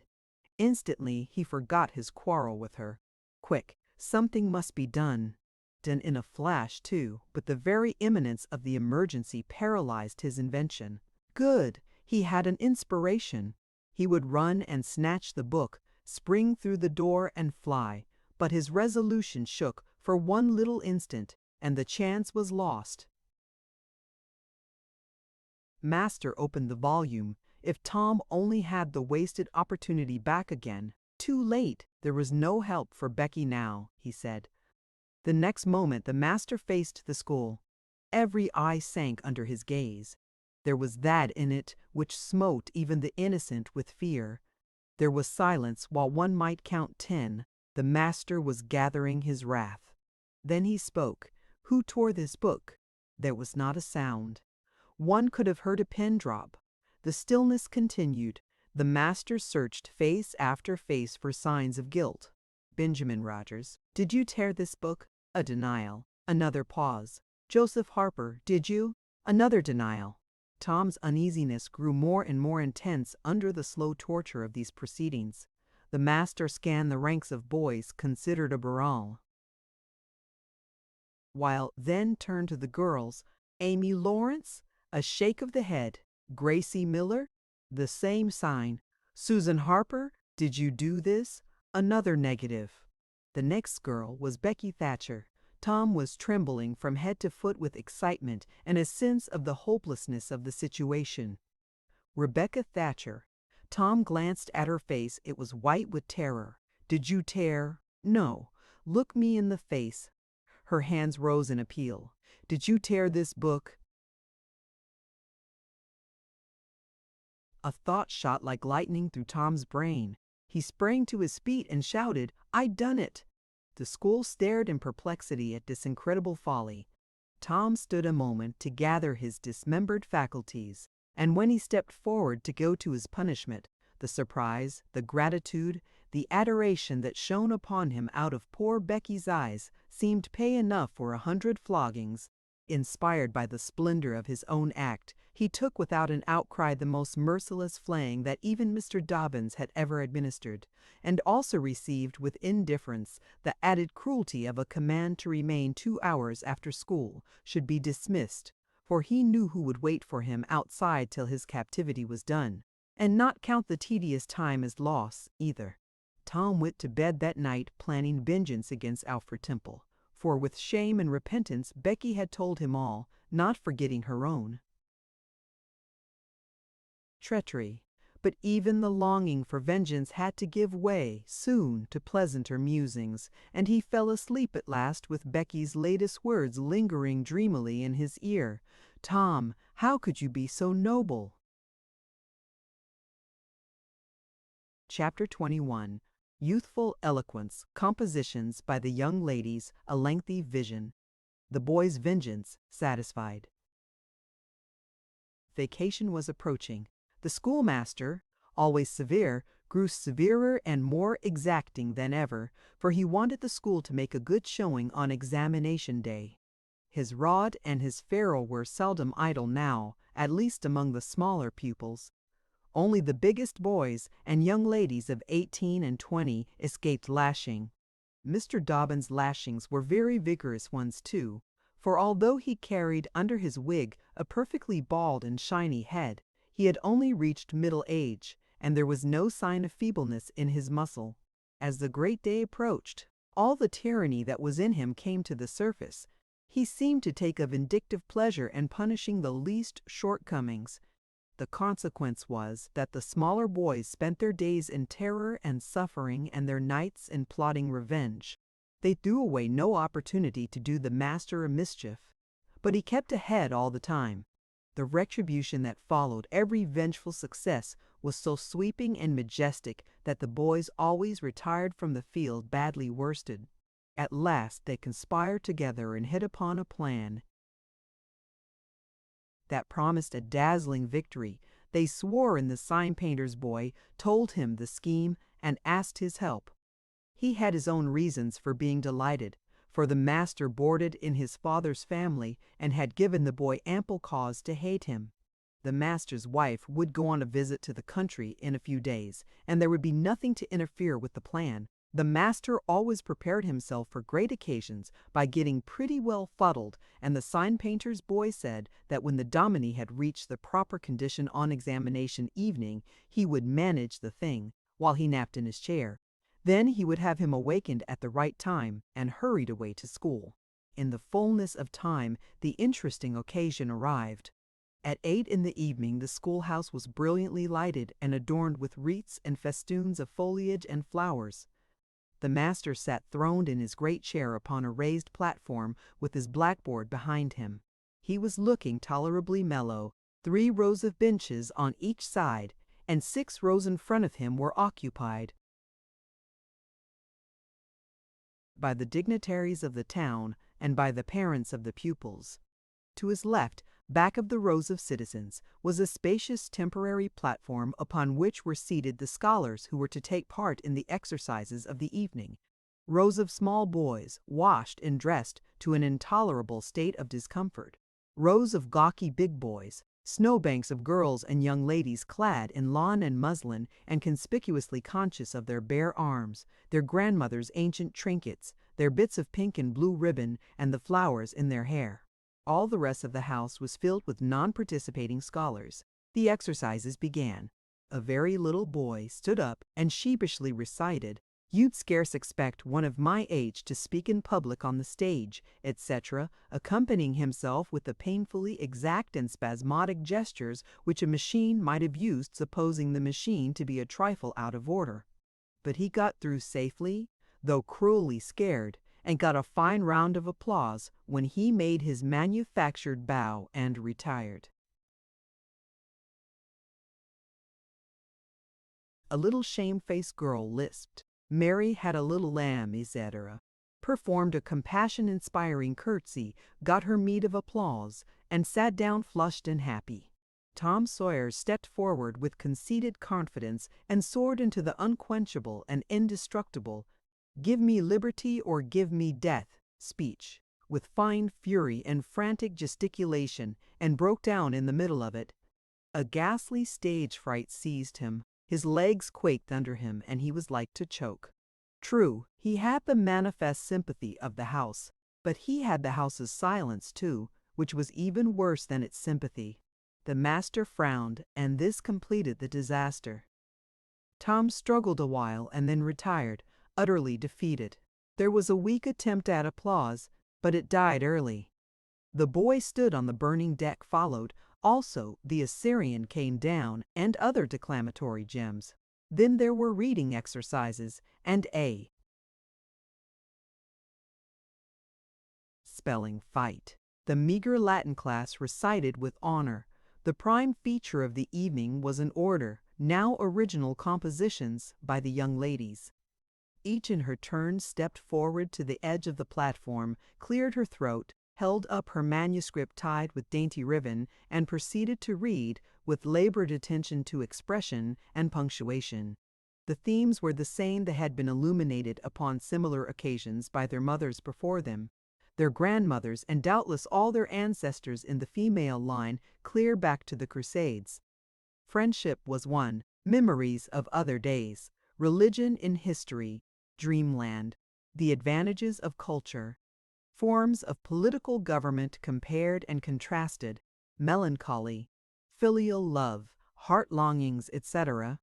A prevalent feature in these compositions was a nursed and petted melancholy. Another was a wasteful and opulent gush fine language. Another was a wasteful and opulent gush fine frangs, until they were worn entirely out, and a peculiarity that conspicuously marked and marred them was the inveterate and intolerable sermon that wagged its crippled tail at the end of each and every one of them. No matter what the subject might be, a brain-racking effort was made to squirm it into some aspect or other that the moral and religious mind could contemplate with edification. The glaring insincerity of these sermons was not sufficient to compass the banishment of the fashion from the schools, and it is not sufficient today. It never will be sufficient while the world stands, perhaps. There is no school in all our land where the young ladies do not feel obliged to close their compositions with a sermon, and you will find that the sermon of the most frivolous and the least religious girl in the school is always the longest and the most relentlessly pious. But enough of this. Homely truth is unpalatable. Let us return to the examination. The first composition that was read was one entitled, "Is This Then Life?" Perhaps the reader can endure an extract from it. In the common walks of life, with what delightful emotions does the youthful mind look forward to some anticipated scene of festivity. Imagination is busy sketching rose-tinted pictures of joy. In fancy, the voluptuous votary of fashion sees herself amid the festive throng, the observed of all observers. Her graceful form, arrayed in snowy robes, is whirling through the mazes of the joyous dance. Her eye is brightest, her step is lightest in the gay assembly. In such delicious fancies time quickly glides by, and the welcome hour arrives for her entrance into the Elysian world, of which she has had such bright dreams. How fairy-like does everything appear to her enchanted vision! Each new scene is more charming than the last. But after a while, she finds that beneath this goodly exterior all is vanity. The flattery which once charmed her soul now grates harshly upon her ear. The ballroom has lost its charms, and with wasted health and embittered heart, she turns away with the conviction that earthly pleasures cannot satisfy the longings of the soul, and so forth and so on. There was a buzz of gratification from time to time during the reading, accompanied by whispered ejaculations of "How sweet! How eloquent! So true!" etc. And after the thing had closed with a peculiarly afflicting sermon, the applause was enthusiastic. Then arose a slim, melancholy girl, whose face had the interesting paleness that comes of pills and indigestion, and read a poem. 2 stanzas of it will do. A Missouri Madden's farewell to Alabama. Alabama, good-bye, I love thee well, but yet for a while do I leave thee now. Sad, yes, sad thoughts of thee. My heart doth swell, and burning recollections throng my brow. For I have wandered through thy flowery woods, have roamed and read near Tallapoosa's stream, have listened to Tallahassee warring floods, and wooed on Coosa's side Aurora's beam. Yet shame I not to bear an o'erfull heart, nor blush to turn behind my tearful eyes. 'Tis from no stranger land I now must part, 'tis to no stranger's left I yield these sighs.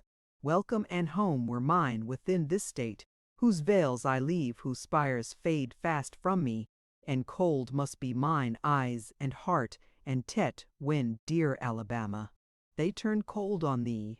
There were very few there who knew what tet meant, but the poem was very satisfactory nevertheless.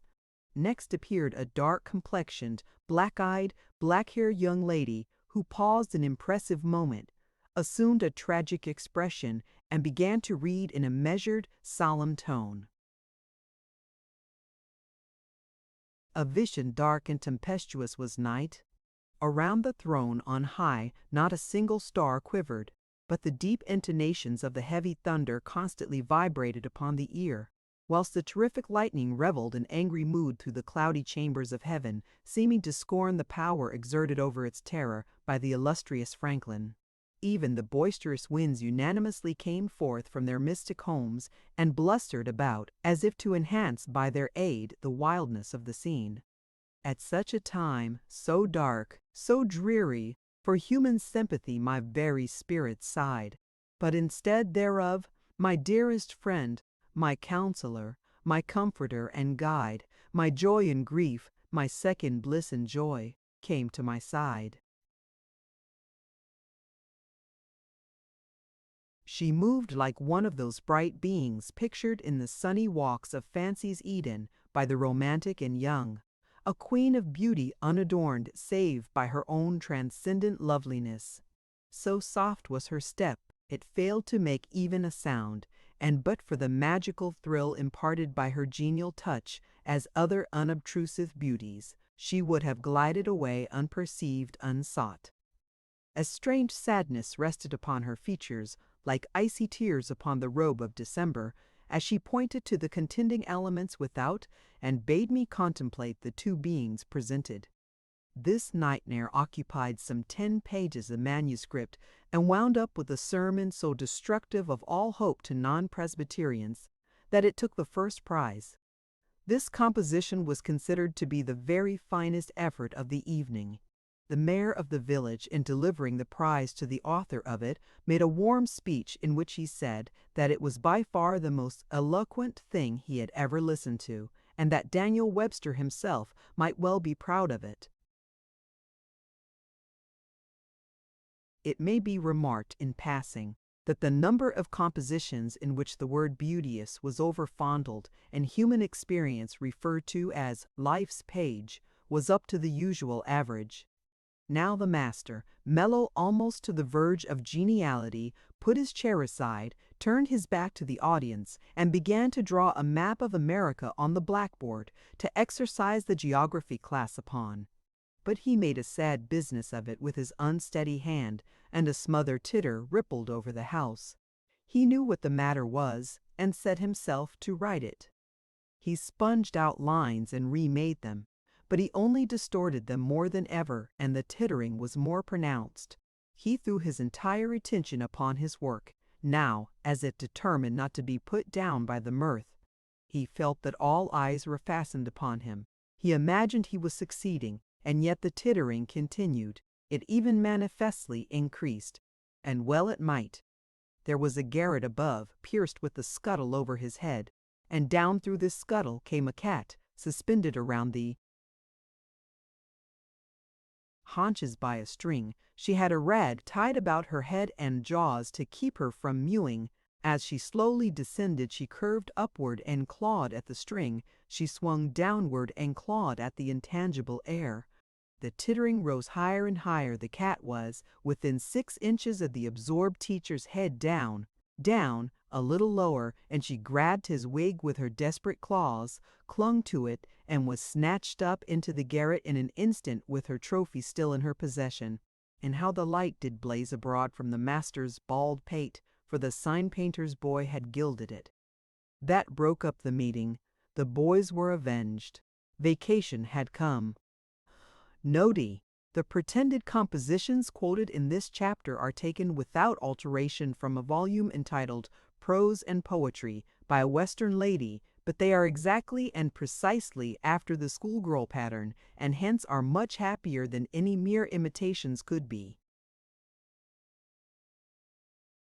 Chapter 22. Tom's confidence betrayed expects signal punishment.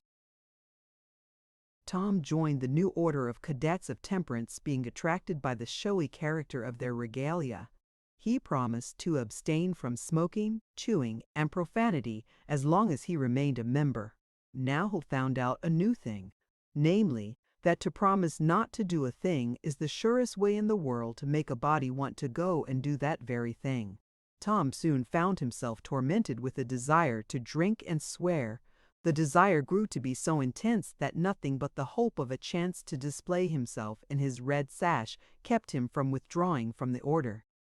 4th of July was coming, but he soon gave it up before he had worn his shackles over 48 hours, and fixed his hopes upon old Judge Fraser, Justice of the Peace, who was apparently on his deathbed and would have a big public funeral, since he was so high an official.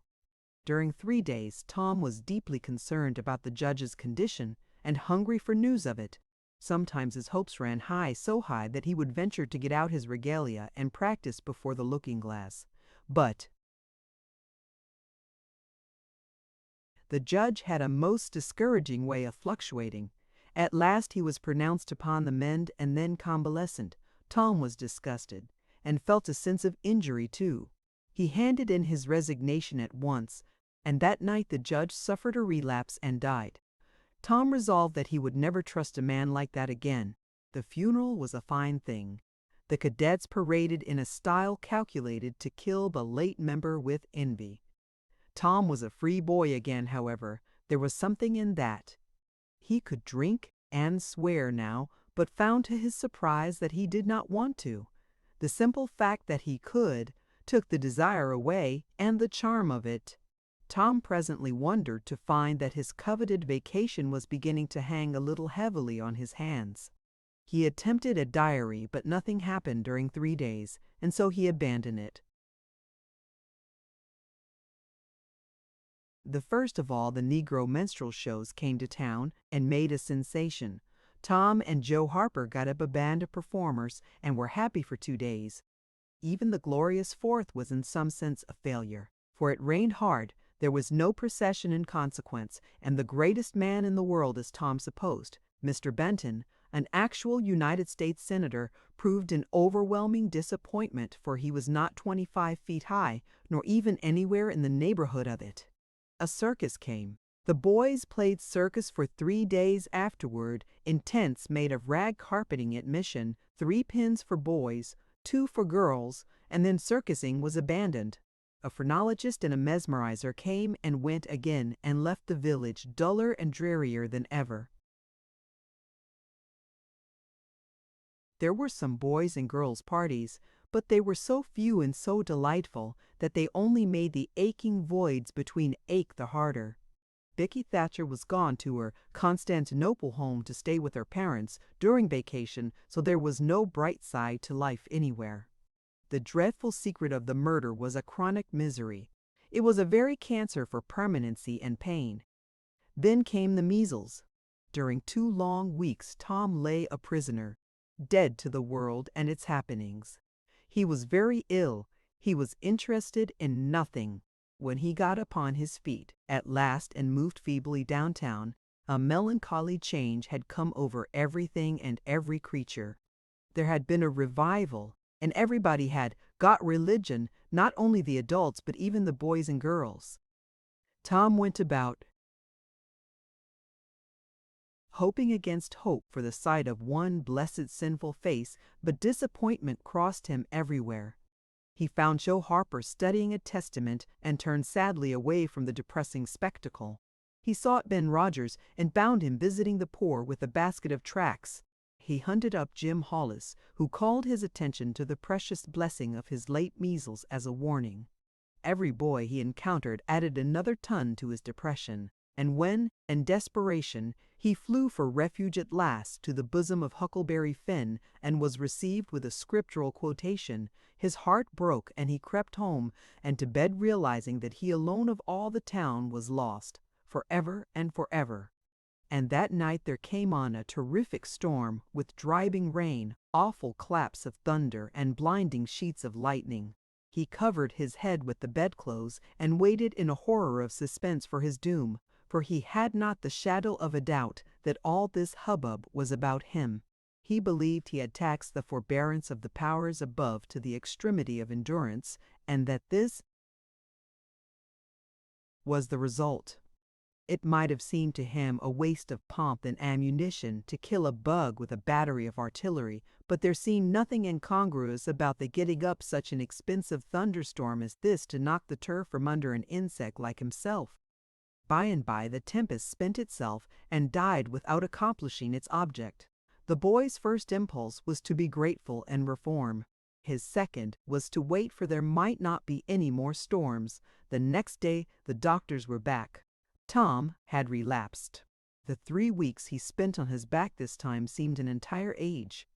When he got abroad at last, he was hardly grateful that he had been spared, remembering how lonely was his estate, how companionless and forlorn he was. He drifted listlessly down the street and found Jim Hollis acting as judge in a juvenile court that was trying a cat for murder, in the presence of her victim, a bird. He found Joe Harper and Huck Finn up an alley eating a stolen melon. Poor lads. They lied Tom had suffered a relapse. Chapter 23. Old Muff's friends, Muff Potter, in court. Muff Potter saved. At last a sleepy atmosphere was stirred in vigorously. The murder trial came on in the court. It became the absorbing topic of village talk immediately. Tom could not get away from it. Every reference to the murder sent a shudder to his heart, for his troubled conscience and fears almost persuaded him that these remarks were put forth in his hearing as feelers. He did not see how he could be suspected of knowing anything about the murder, but still he could not be comfortable in the midst of this gossip. It kept him in a cold shiver all the time. He took Huck to a lonely place to have a talk with him. It would be some relief to unseal his tongue for a little while, to divide his burden of distress with another sufferer. Moreover, he wanted to assure himself that Huck had remained discreet. "Huck, have you ever told anybody about that?" "'Bout what?" "You know what." "Oh, course I haven't. Never a word, never a solitary word, so help me." "What makes you ask?" "Well, I was afeared. Why, Tom Sawyer, we wouldn't be alive 2 days if that got found out. You know that." Tom felt more comfortable. After a pause, "Huck, they couldn't anybody get you to tell, could they?" "Get me to tell? Why, if I wanted that half-breed devil to drown me, they could." "Get me to tell? They ain't no different way. Well, that's all right then. I reckon we're safe as long as we keep mum. But let's swear again anyway. It's more surer." "I'm agreed." So they swore again with dread solemnities. "What is the talk around, Huck? I've heard a power of it." "Talk! Well, it's just Muff Potter, Muff Potter, Muff Potter all the time. It keeps me in a sweat, constant, so's I want to hide summers. That's just the same way they go on round me. I reckon he's a goner. Don't you feel sorry for him sometimes?" "Most always. Most always. He ain't no account, but then he hain't ever done anything to hurt anybody. Just fishes a little, to get money to get drunk on and loafs around considerable. But Lord, we all do that leastways, most of us preachers and such like. But he's kind of good. He gid me half a fish once, when there warn't enough for 2, and lots of times he's kind of stood by me when I was out of luck. Well, he's mended kites for me, Huck, and knitted hooks onto my line. I wish we could get him out of there. My, we couldn't get him out of there. And besides, 'twouldn't do any good. They'd catch him again. Yes, so they would. But I hate to hear him abuse him so like the dickens when he never done that." "I do too, Tom. Lord, I hear 'em say he's the bloodiest looking villain in this country, and they wonder he wasn't ever hung before." "Yes, they talk like that all the time. I've heard 'em say that if he was to get free they'd lynch him. And they do it too." The boys had a long talk, but it brought them little comfort. As the twilight drew on, they found themselves hanging about the neighborhood of the little isolated jail, perhaps with an undefined hope that something would happen that might clear away their difficulties. But nothing happened. There seemed to be no angels or fairies interested in this luckless captive. The boys did as they had often done before. went to the cell grating and gave Potter some tobacco and matches. He was on the ground floor and there were no guards.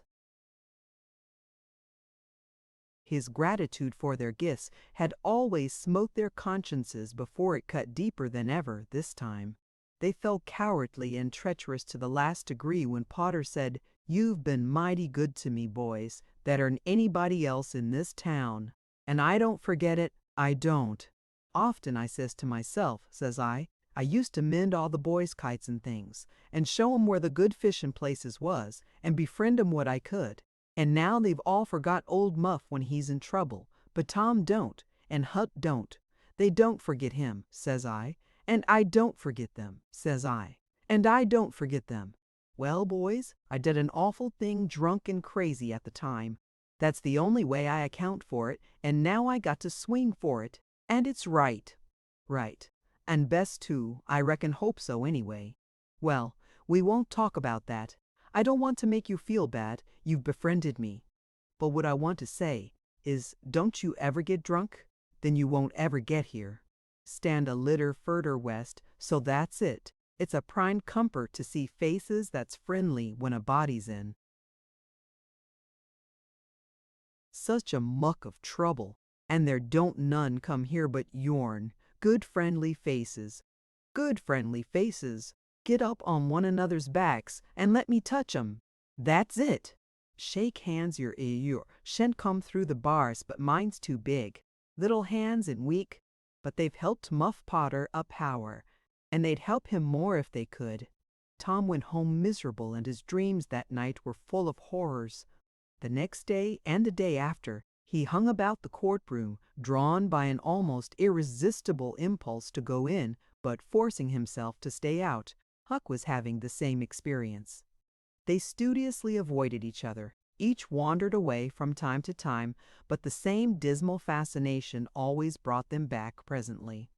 Tom kept his ears open when idlers sauntered out of the courtroom, but invariably heard distressing news. The toils were closing more and more relentlessly around poor Potter. At the end of the second day, the village talk was to the effect that Injun Joe's evidence stood firm and unshaken, and that there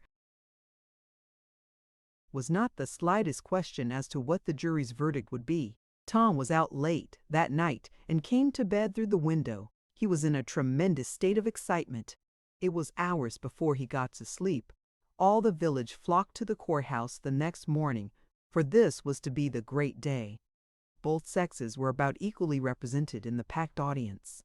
After a long wait, the jury filed in and took their places.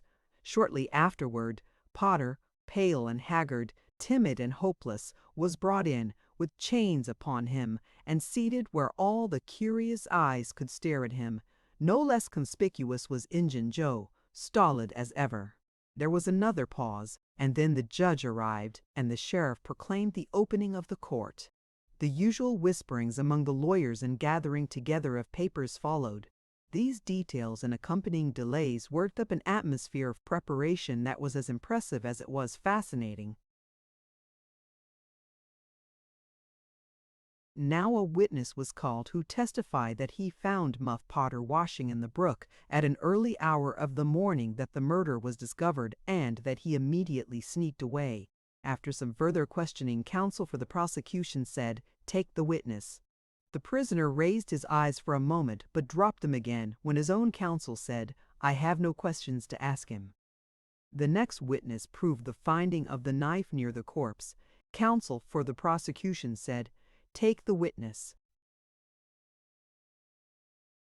"I have no questions to ask him," Potter's lawyer replied. A third witness swore he had often seen the knife in Potter's possession. "Take the witness." Counsel for Potter declined to question him. The faces of the audience began to betray annoyance. Did this attorney mean to throw away his client's life without an effort? Several witnesses deposed concerning Potter's guilty behavior when brought to the scene of the murder. They were allowed to leave the stand without being cross-questioned. Every detail of the damaging circumstances that occurred in the graveyard upon that morning, which all present remembered so well, was brought out by credible witnesses, but none of them were cross-examined by Potter's lawyer. The Perplexity and dissatisfaction of the House expressed itself in murmurs and provoked a reproof from the bench. Counsel for the prosecution now said, "By the oaths of citizens whose simple word is above suspicion, we have fastened this awful crime, beyond all possibility of question, upon the unhappy prisoner at the bar. We rest our case here." A groan escaped from poor Potter, and he put his face in his hands and rocked his body softly to and fro, while a painful silence reigned in the courtroom. Many men were moved, and many women's compassion testified itself in tears. Counsel for the defense rose and said, "Your Honor, in our remarks at the opening of this trial, we foreshadowed our purpose to prove that our client did this fearful deed while under the influence of a blind and irresponsible delirium produced by drink. We have changed our mind. We shall not offer that plea." Then to the clerk, "Call Thomas Sawyer." A puzzled amazement awoke in every face in the house, not even excepting Potter's. Every eye fastened itself with wondering interest upon Tom as he rose and took his place upon the stand. The boy looked wild enough, for he was badly scared. The oath was administered. "Thomas Sawyer, where were you on the 17th of June, about the hour of midnight?" Tom glanced at Injun Joe's iron face, and his tongue failed him. The audience listened breathless, but the words refused to come. After a few moments, however, the boy got a little of his strength back and managed to put enough of it into his voice to make part of the house hear. "In the graveyard." "A little bit louder, please. Don't be afraid. You were." "In the graveyard." A contemptuous smile flitted across Injun Joe's face. "Were you anywhere near Horace Williams' grave?" "Yes, sir." "Speak up just a trifle louder." "How near were you?" "Near as I am to you." "Were you hidden or not?" "I was hid." "Where?" "Behind the elms that's on the edge of the grave." Injun Joe gave a barely perceptible start. "Anyone with you?" "Yes, sir. I went there with wait a moment. Never mind mentioning your companion's name. We will produce him at the proper time. Did you carry anything there with you?" Tom hesitated and looked confused. "Speak out, my boy. Don't be diffident. The truth is always respectable. What did you take there?" "Only a dead cat." There was a ripple of mirth, which the court checked. "We will produce the skeleton of that cat. Now, my boy, tell us everything that occurred. Tell it in your own way, don't skip anything, and don't be afraid." Tom began hesitatingly at first, but as he warmed to his subject his words flowed more and more easily. In a little while every sound ceased but his own voice, every eye fixed itself upon him. With parted lips and bated breath the audience hung upon his words, taking no note of time, wrapped in the ghastly fascinations of the tale. The strain upon pent emotion reached its climax when the boy said, "And as the doctor fetched the board around and Muff Potter fell, Injun Joe jumped with the knife, and crash!" Quick as lightning the half-breed sprang for a window, tore his way through all opposers, and was gone. Chapter 24. Tom as the Village Hero. Days of Splendor and Nights of Horror. Pursuit of Injun Joe. Tom was a glittering hero once more, the pet of the old, the envy of the young. His name even went into immortal print, for the village paper magnified him. There were some that believed he would be president, yet if he escaped hanging, as usual the fickle, unreasoning world took Muff Potter to its bosom and fondled him as lavishly as it had abused him before. But that sort of conduct is to the world's credit, therefore it is not well to find fault with it. Tom's days were days of splendor and exultation to him, but his nights were seasons of horror. Injun Joe infested all his dreams, and always with doom in his eye. Hardly any temptation could persuade the boy to stir abroad after nightfall. Poor Huck was in the same state of wretchedness and terror, for Tom had told the whole story to the lawyer the night before the great day of the trial, and Huck was sore afraid that his share in the business might leak out. Yet notwithstanding Injun Joe's flight had saved him the suffering of testifying in court. the poor fellow had got the attorney to promise secrecy, but what of that? Since Tom's harassed conscience had managed to drive him to the lawyer's house by night and wring a dread tale from lips that had been sealed with the dismalest and most formidable of oaths, Huck's confidence in the human race was well nigh obliterated. Daily Muff Potter's gratitude made Tom glad he had spoken, but nightly he wished he had sealed up his tongue. Half the time Tom was afraid Injun Joe would never be captured. The other half he was afraid he would be. He felt sure he never could draw a safe breath again until that man was dead and he had seen the corpse. Rewards had been offered, the country had been scoured, but no Injun Joe was found. One of those omniscient and awe-inspiring marvels, a detective, came up from St. Louis, moused around, shook his head, looked wise, and made that sort of astounding success which members of that craft usually achieve. That is to say, he found a clue. But you can't hang a clue for murder, and so after that detective had got through and gone home, Tom felt just as insecure as he was before. The slow days drifted on, and each left behind it a slightly lightened weight of apprehension.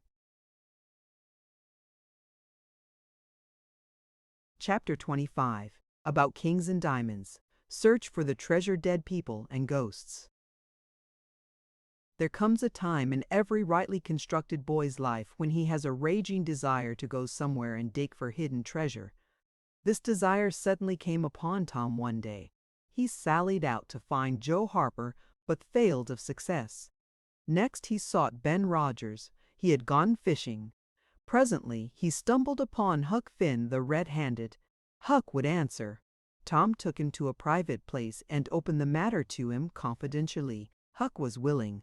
Huck was always willing to take a hand in any enterprise that offered entertainment and required no capital, for he had a troublesome superabundance of that sort of time which is not money. "Where'll we dig?" said Huck. "Oh, most anywhere. Why, is it hid all around?" "No, indeed it ain't. It's hid in mighty particular places, Huck, sometimes on islands, sometimes in rotten chests under the end of a limb of an old dead tree, just where the shadow falls at midnight, but mostly under the floor in haunted houses. Who hides it? Why, robbers, of course. Who'd you reckon? Sunday school superintendents. I don't know. If 'twas mine, I wouldn't hide it. I'd spend it and have a good time. So would I. But robbers don't do that way. They always hide it and leave it there. Don't they come after it any more? No, they think they will, but they generally forget the marks, or else they die. Anyway, it lays there a long time and gets rusty, and by somebody finds an old yellow paper that tells how to find the marks, a paper that's got to be ciphered over about a week because it's mostly signs and hieroglyphics. Hiero which? Hieroglyphics, pictures and things, you know, that don't seem to mean anything. Have you got one of them papers, Tom? No? Well then, how you going to find the marks? I don't want any marks. They always bury it under a haunted house, or on an island, or under a dead tree that's got one limb sticking out. Well, we've tried Jackson's Island a little, and we can try it again sometime, and there's the old haunted house of the Still House branch, and there's lots of dead limb trees, dead loads of 'em. Is it under all of 'em? How you talk? No.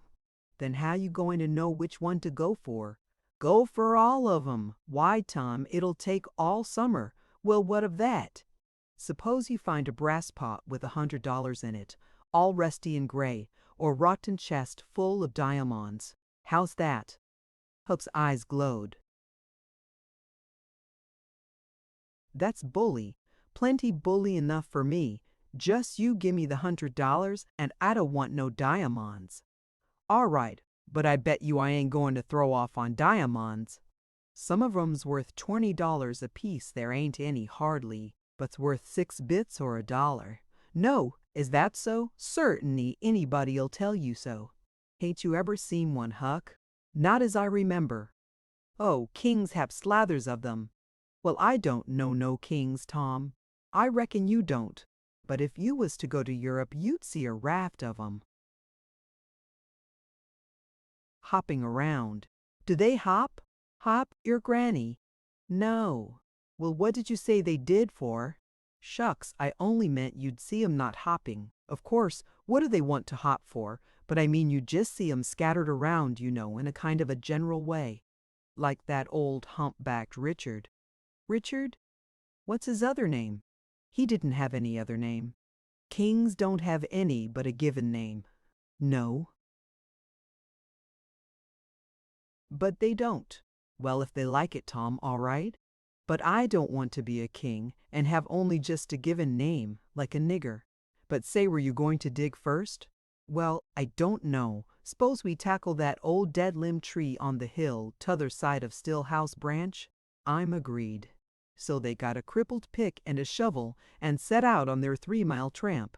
They arrived hot and panting and threw themselves down in the shade of a neighboring elm to rest and have a smoke. I like this, said Tom. So do I. Say, Huck, if we find a treasure here, what you going to do with your share? Well, I'll have pie and a glass of soda every day, and I'll go to every circus that comes along. I bet I'll have a gay time. Well, ain't you going to save any of it? Save it? What for? Why, so as to have something to live on by and by. Oh, that ain't any use. Pap would come back to this town some day and get his claws on it if I didn't hurry up, and I tell you he'd clean it out pretty quick. What you going to do with yourn, Tom?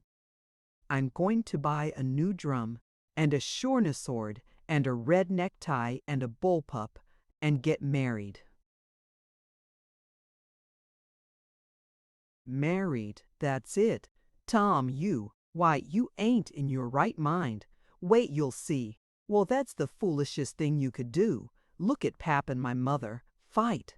Why, they used to fight all the time. I remember mighty well. That ain't anything.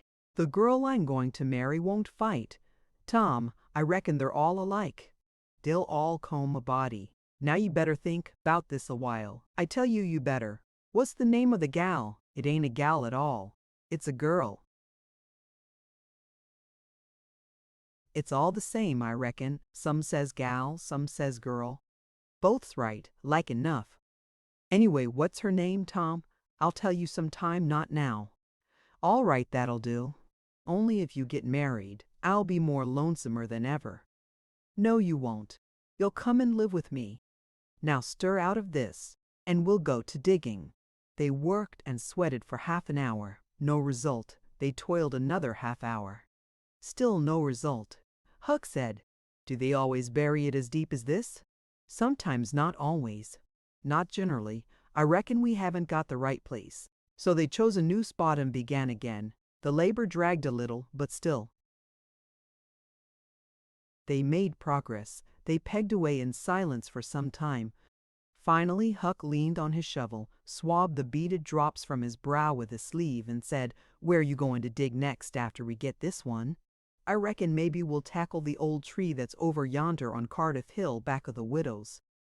"I reckon that'll be a good one. But won't the widow take it away from us, Tom?"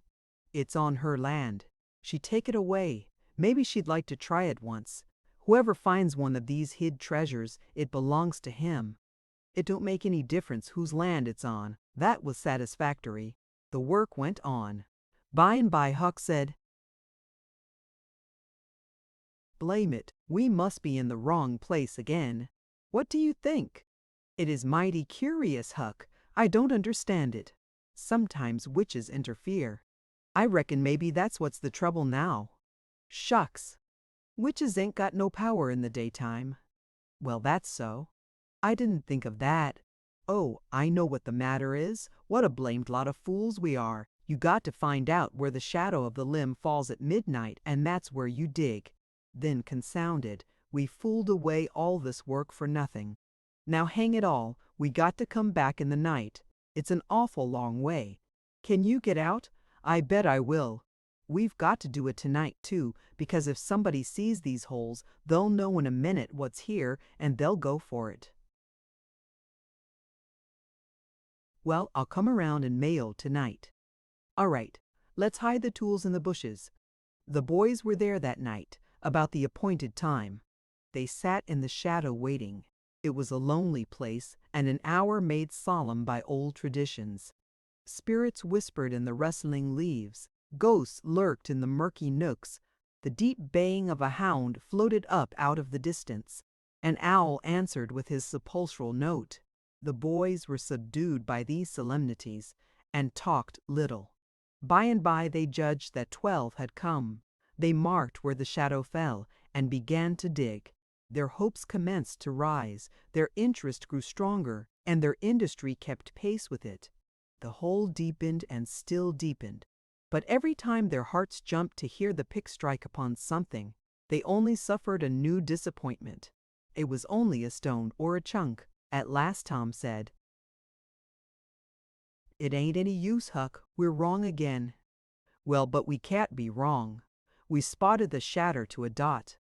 "I know it, but then there's another thing." "What's that?" "Why, we only guessed at the time.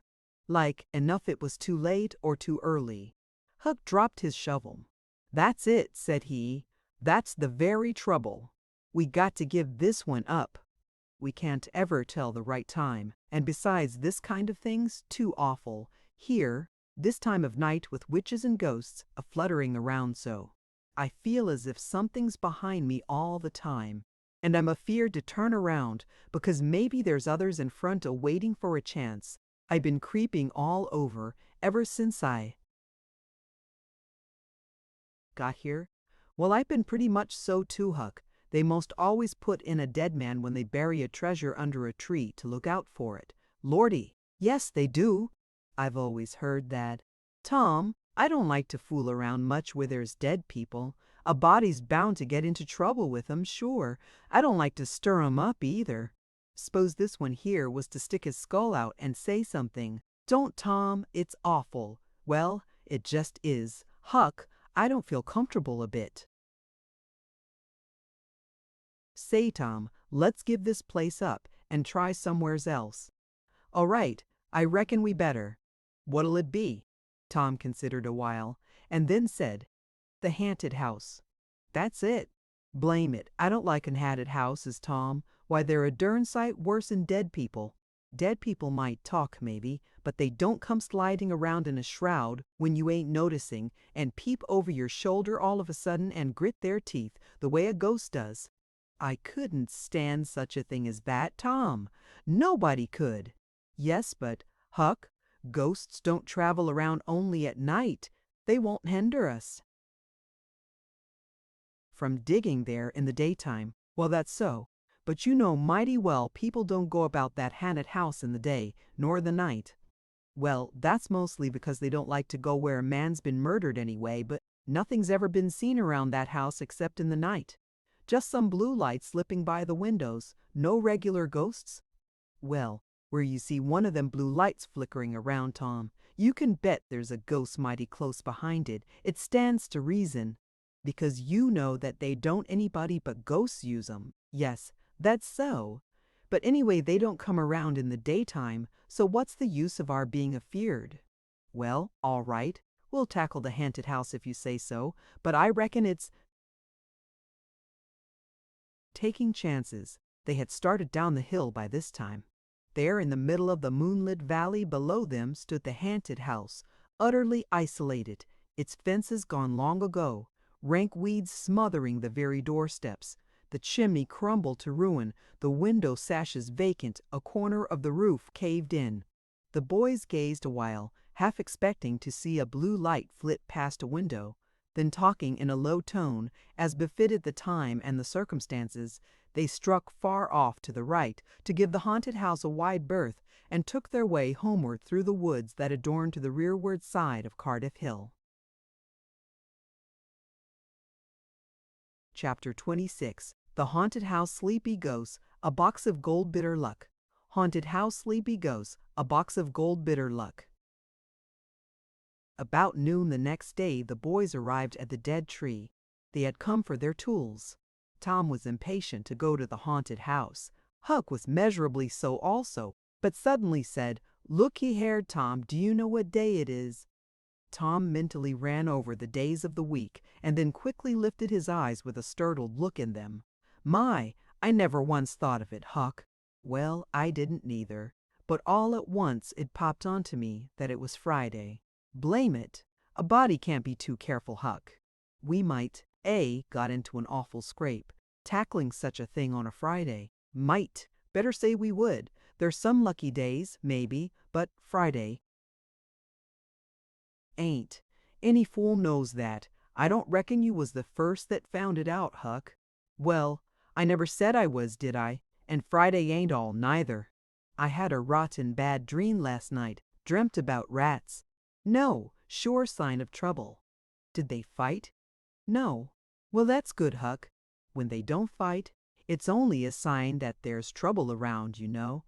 All we got to do is to look mighty sharp and keep out of it. We'll drop this thing for today and play. Do you know Robin Hood, Huck? No. Who's Robin Hood? Why, he was one of the greatest men that was ever in England, and the best. He was a robber. Cracky, I wished I was. Who did he rob? Only sheriffs and bishops and rich people and kings and such like, but he never bothered the poor. He loved 'em. He always divided up with 'em perfectly square. Well, he must a been a brick. I bet you he was, Huck. Oh, he was the noblest man that ever was. They ain't any such man now, I can tell you. He could lick any man in England, with one hand tied behind him, and he could take his yew-bow and pluck a 10-cent piece every time, a mile and a half. What's a yew-bow? I don't know. It's some kind of a bow, of course, and if he hit that dime only on the edge, he would set down and cry and curse. But we'll play Robin Hood. It's nobby fun. I'll learn you. I'm agreed. So they played Robin Hood all the afternoon, now and then, casting a yearning eye down upon the haunted house and passing a remark about the morrow's prospects and possibilities there. As the sun began to sink into the west, they took their way homeward athwart the long shadows of the trees, and soon were buried from sight in the forests of Cardiff Hill. On Saturday, shortly after noon, the boys were at the dead tree again. They had a smoke and a chat in the shade, and then dug a little in their last hole, not with great hope, but merely because Tom said there were so many cases where people had given up a treasure after getting down within 6 inches of it, and then somebody else had come along and turned it up with a single thrust of a shovel. The thing failed this time, however, so the boys shouldered their tools and went away feeling that they had not trifled with fortune, but had fulfilled all the requirements that belonged to the business of treasure hunting. When they reached the haunted house, there was something so weird and grisly about the dead silence that reigned there under the baking sun, and something so depressing about the loneliness and desolation of the place, that they were afraid, for a moment, to venture in. Then they crept to the door and took a trembling peep. They saw a weed-grown, floorless room, unplastered, an ancient fireplace, vacant windows, a ruinous staircase, and here, there, and everywhere hung ragged and abandoned cobwebs. They presently entered, softly, with quickened pulses, talking in whispers, ears alert to catch the slightest sound, and muscles tense and ready for instant retreat. In a little while, familiarity modified their fears, and they gave the place a critical and interested examination, rather admiring their own boldness and wondering at it too. Next, they wanted to look upstairs. This was something like cutting off retreat. But they got to daring each other, and of course there could be but one result. They threw their tools into a corner and made the ascent. Up there were the same signs of decay. In one corner, they found a closet that promised mystery, but the promise was a fraud. There was nothing in it. Their courage was up now and well in hand. They were about to go down and begin work when— "Shh," said Tom. "What is it?" whispered Huck, blanching with fright. "Shh, there, hear it." "Yes. Oh my, let's run. Keep still. Don't you budge. They're coming right toward the door." The boys stretched themselves upon the floor with their eyes to knotholes in the planking, and lay waiting in a misery of fear. "They've stopped. No coming. Here they are. Don't whisper another word, Huck. My goodness, I wish I was out of this. Two men entered. Each boy said to himself, "There's the old deaf and dumb Spaniard that's been about town once or twice lately, never saw t'other man before." T'other was a ragged, unkempt creature with nothing very pleasant in his face. The Spaniard was wrapped in a serape. He had bushy white whiskers, long white hair flowed from under his sombrero, and he wore green goggles. When they came in, T'other was talking in a low voice. They sat down on the ground, facing the door, with their backs to the wall, and the speaker continued his remarks. His manner became less guarded and his words more distinct as he proceeded. "No," said he, "I've thought it all over, and I don't like it. It's dangerous." "Dangerous," grunted the deaf and dumb Spaniard to the vast surprise of the boys. "Milksop." This voice made the boys gasp and quake. It was Injun Joe's. There was silence for some time. Then Joe said, "What's any more dangerous than that job up yonder, but nothing's come of it? That's different, away up the river so, and not another house about. 'Twon't ever be known that we tried, anyway, long as we didn't succeed."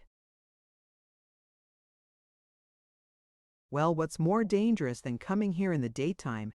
Anybody would suspicion us that saw us. I know that. But there weren't any other place as handy after that fool of a job. I want to quit this shanty. I wanted to yesterday, only it warn't any use trying to stir out of here with those infernal boys playing over there on the hill right in full view." Those infernal boys quaked again under the inspiration of this remark and thought how lucky it was that they had remembered it was Friday and concluded to wait a day. They wished in their hearts they had waited a year. The two men got out some food and made a luncheon. After a long and thoughtful silence, Injun Joe said, "Look here, lad, you go back up the river where you belong. Wait there till you hear from me. I'll take the chances on dropping into this town just once more for a look.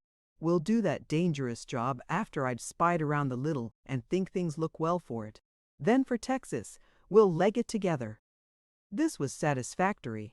Both men presently fell to yawning, and Injun Joe said, "I'm dead for sleep.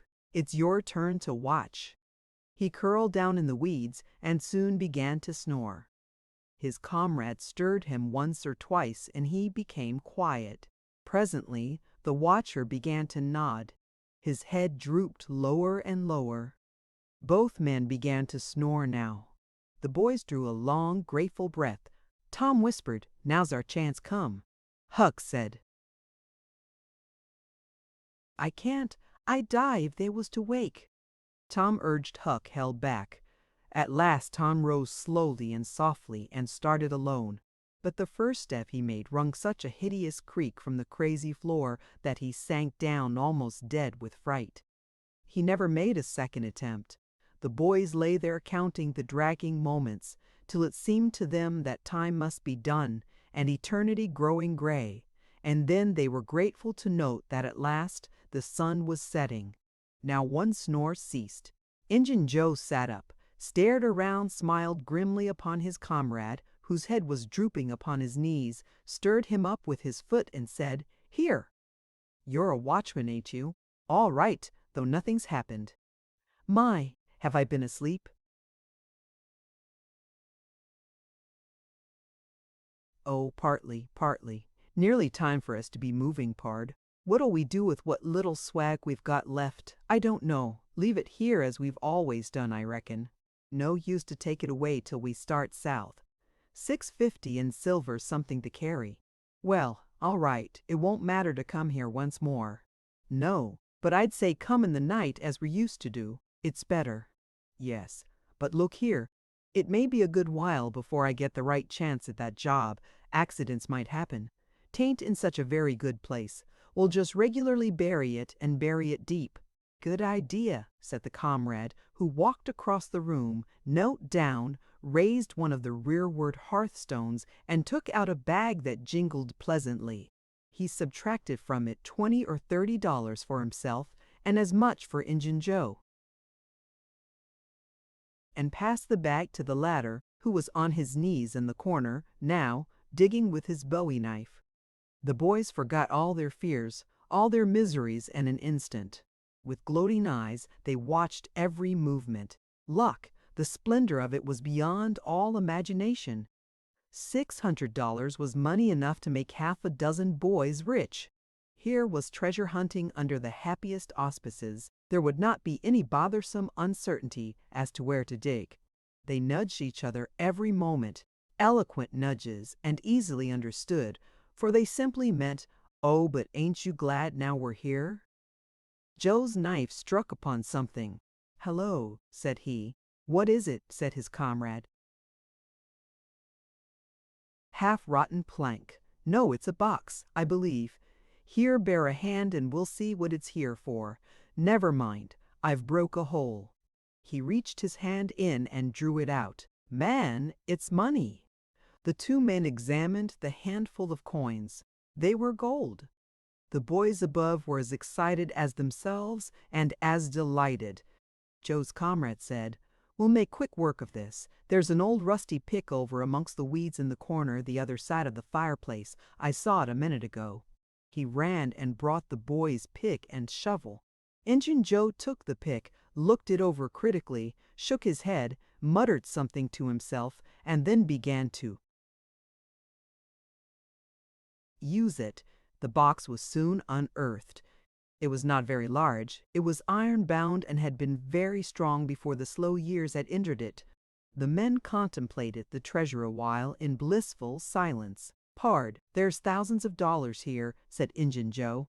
"'Twas always said that Merle's gang used to be around here one summer," the stranger observed. "I know it," said Injun Joe, "and this looks like it, I should say. Now you won't need to do that job." The half-breed frowned. Said he, "You don't know me. Least you don't know all about that thing. 'Tain't robbery altogether, it's revenge." And a wicked light flamed in his eyes. "I'll need your help in it. When it's finished then, Texas, go home to your Nance and your kids and stand by till you hear from me." "Well, if you say so, what'll we do with this? Bury it again?" "Yes." Ravishing delight overhead. "No, by the great Sachem, no." Profound distress overhead. "I'd nearly forgot. That pick had fresh earth on it." Ah, the boys were sick with terror in a moment. What business has a pick and a shovel here? What business with fresh earth on them? Who brought them here and where are they gone? Have you heard anybody? Seen anybody? What? Bury it again and leave them to come and see the ground disturbed? Not exactly. Not exactly. We'll take it to my den. Why, of course. Might have thought of that before. You mean number 1? No, number 2, under the cross. The other place is bad, too common. All right. It's nearly dark enough to start.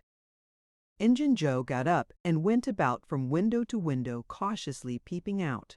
Presently he said, "Who could have brought those tools here? Do you reckon they could be upstairs?" The boys' breath forsook them. Injun Joe put his hand on his knife, halted a moment, undecided, and then turned toward the stairway. The boys thought of the closet, but their strength was gone. The steps came creaking up the stairs. The intolerable distress of the situation woke the stricken resolution of the lads. They were about to spring for the closet when there was a crash of rotten timbers and Injun Joe landed on the ground amid the debris of the ruined stairway. He gathered himself up cursing, and his comrade said, "Now what's the use of all that? If it's anybody and they're up there, let them stay there, who cares? If they want to jump down now and get into trouble, who objects? It will be dark in 15 minutes, and then let them follow us if they want to. I'm willing. In my opinion, whoever hove those things in here caught a sight of us and took us for ghosts or devils or something. I'll bet they're running yet." Joe grumbled a while. Then he agreed with his friend that what daylight was left ought to be economized in getting things ready for leaving. Shortly afterward, they slipped out of the house in the deepening twilight and moved toward the river with their precious box. Tom and Huck rose up, weak but vastly relieved, and stared after them through the chinks between the logs of the house. Follow? Not they. They were content to reach ground again without broken necks and take the townward track over the hill. They did not talk much. They were too much absorbed in hating themselves, hating the ill luck that made them take the spade and the pick there. But for that, Injun Joe never would have suspected. He would have hidden the silver with the gold to wait there till his revenge was satisfied, and then he would have had the misfortune to find that money turn up missing. Bitter, bitter luck that the tools were ever brought there. They resolved to keep a lookout for that Spaniard when he should come to town, spying out for chances to do his revengeful job, and follow him to number 2, wherever that might be. Then a ghastly thought occurred to Tom. Revenge? What if he means us, Huck? Oh, don't, said Huck, nearly fainting. They talked it all over, and as they entered town they agreed to believe that he might possibly mean somebody else, at least, that he might at least mean nobody but Tom, since only Tom had testified. Very, very small comfort it was to Tom to be alone in danger. Company would be a palpable improvement, he thought. Chapter 27. Doubts to be settled. The Young Detectives. The adventure of the day mightily tormented Tom's dreams that night. 4 times he had his hands on that rich treasure, and 4 times it wasted to nothingness in his fingers, as sleep forsook him and wakefulness brought back the hard reality of his misfortune. As he lay in the early morning recalling the incidents of his great adventure, he noticed that they seemed curiously subdued and far away somewhat, as if they had happened in another world or in a time long gone by. Then it occurred to him that the great adventure itself must be a dream. There was one very strong argument in favor of this idea, namely, that the quantity of coin he had seen was too vast to be real. He had never seen as much as $50 in one mass before, and he was like all boys of his age and station in life, in that he imagined that all references to hundreds, thousands were mere fanciful forms of speech, and that no such sums really existed in the world. He never had supposed for a moment that so large a sum as $100 was to be found in actual money in anyone's possession. If his notions of hidden treasure had been analyzed, they would have been found to consist of a handful of real dimes and a bushel of vague, splendid, ungraspable dollars.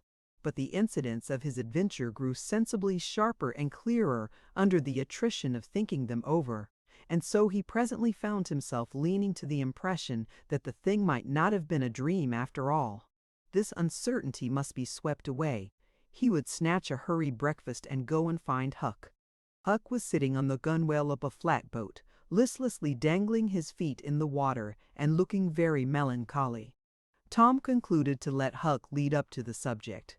If he did not do it, then the adventure would be proved to have been only a dream. "Hello, Huck."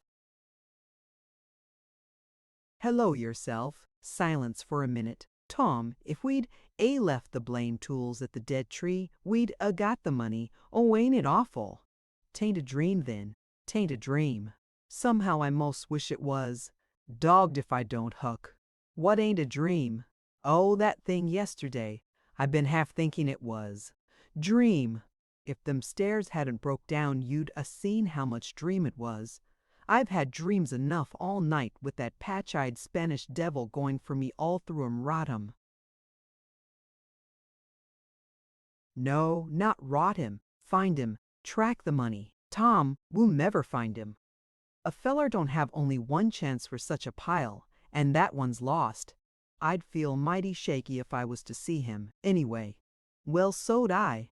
But I'd like to see him, anyway, and track him out to his number 2. "Number 2? Yes, that's it." "I've been thinking 'bout that, but I can't make nothing out of it. What do you reckon it is?" "I dunno. It's too deep. Say, Huck, maybe it's the number of a house." "Goody. No, Tom, that ain't it. If it is, it ain't in this one-horse town. They ain't no numbers here." "Well, that's so. Lemme think a minute. Here is the number of a room in A." tavern, you know." "Oh, that's the trick. They ain't only two taverns. We can find out quick. You stay here, Huck, till I come." Tom was off at once. He did not care to have Huck's company in public places. He was gone half an hour. He found that in the best tavern, number 2 had long been occupied by a young lawyer, and was still so occupied. In the less ostentatious house, number 2 was a mystery. The tavern keeper's young son said it was kept locked all the time, and he never saw anybody go into it or come out of it except at night. He did not know any particular reason for this state of things, had some little curiosity, but it was rather feeble, had made the most of the mystery by entertaining himself with the idea that that room was haunted, had noticed that there was a light in there the night before. "That's what I've found out, Huck. I reckon that's the very number 2 we're after." "I reckon it is, Tom. Now what you going to do?" "Lemme think." Tom thought a long time. Then he said, "I'll tell you. The back door of that No. 2 is the door that comes out into that little close alley between the tavern and the old rattle-trap of a brick store. Now you get hold of all the darkies you can find, and I'll nip all of Auntie's, and the first dark night we'll go there and try 'em. And mind you, keep a lookout for Injun Joe, because he said he was going to drop into town and spy around once more for a chance to get his revenge. If you see him, you just follow him. And if he don't go to that, No. 2, that ain't the place." "Lordy, I don't want to foller him by myself." "Why, it'll be night, sure. He mightn't ever see you. And if he did, maybe he'd never think anything. Well, if it's pretty dark, I reckon I'll track him. I don't know. I'll try." "You bet I'll follow him if it's dark, Huck. Why, he might a found out he couldn't get his revenge, and be going right after that money. It's so, Tom, it's so." "I'll foller him. I will, by jingoes." "Now you're talking. Don't you ever weaken, Huck, and I won't." Chapter 28. An attempt at number 2 Huck mounts guard. That night, Tom and Huck were ready for their adventure. They hung about the neighborhood of the tavern until after 9, one watching the alley at a distance, and the other the tavern door. Nobody entered the alley or left it. Nobody resembling the Spaniard entered or left the tavern door. The night promised to be a fair one, so Tom went home with the understanding that if a considerable degree of darkness came on, Huck was to come and mow, whereupon he would slip out and try the keys.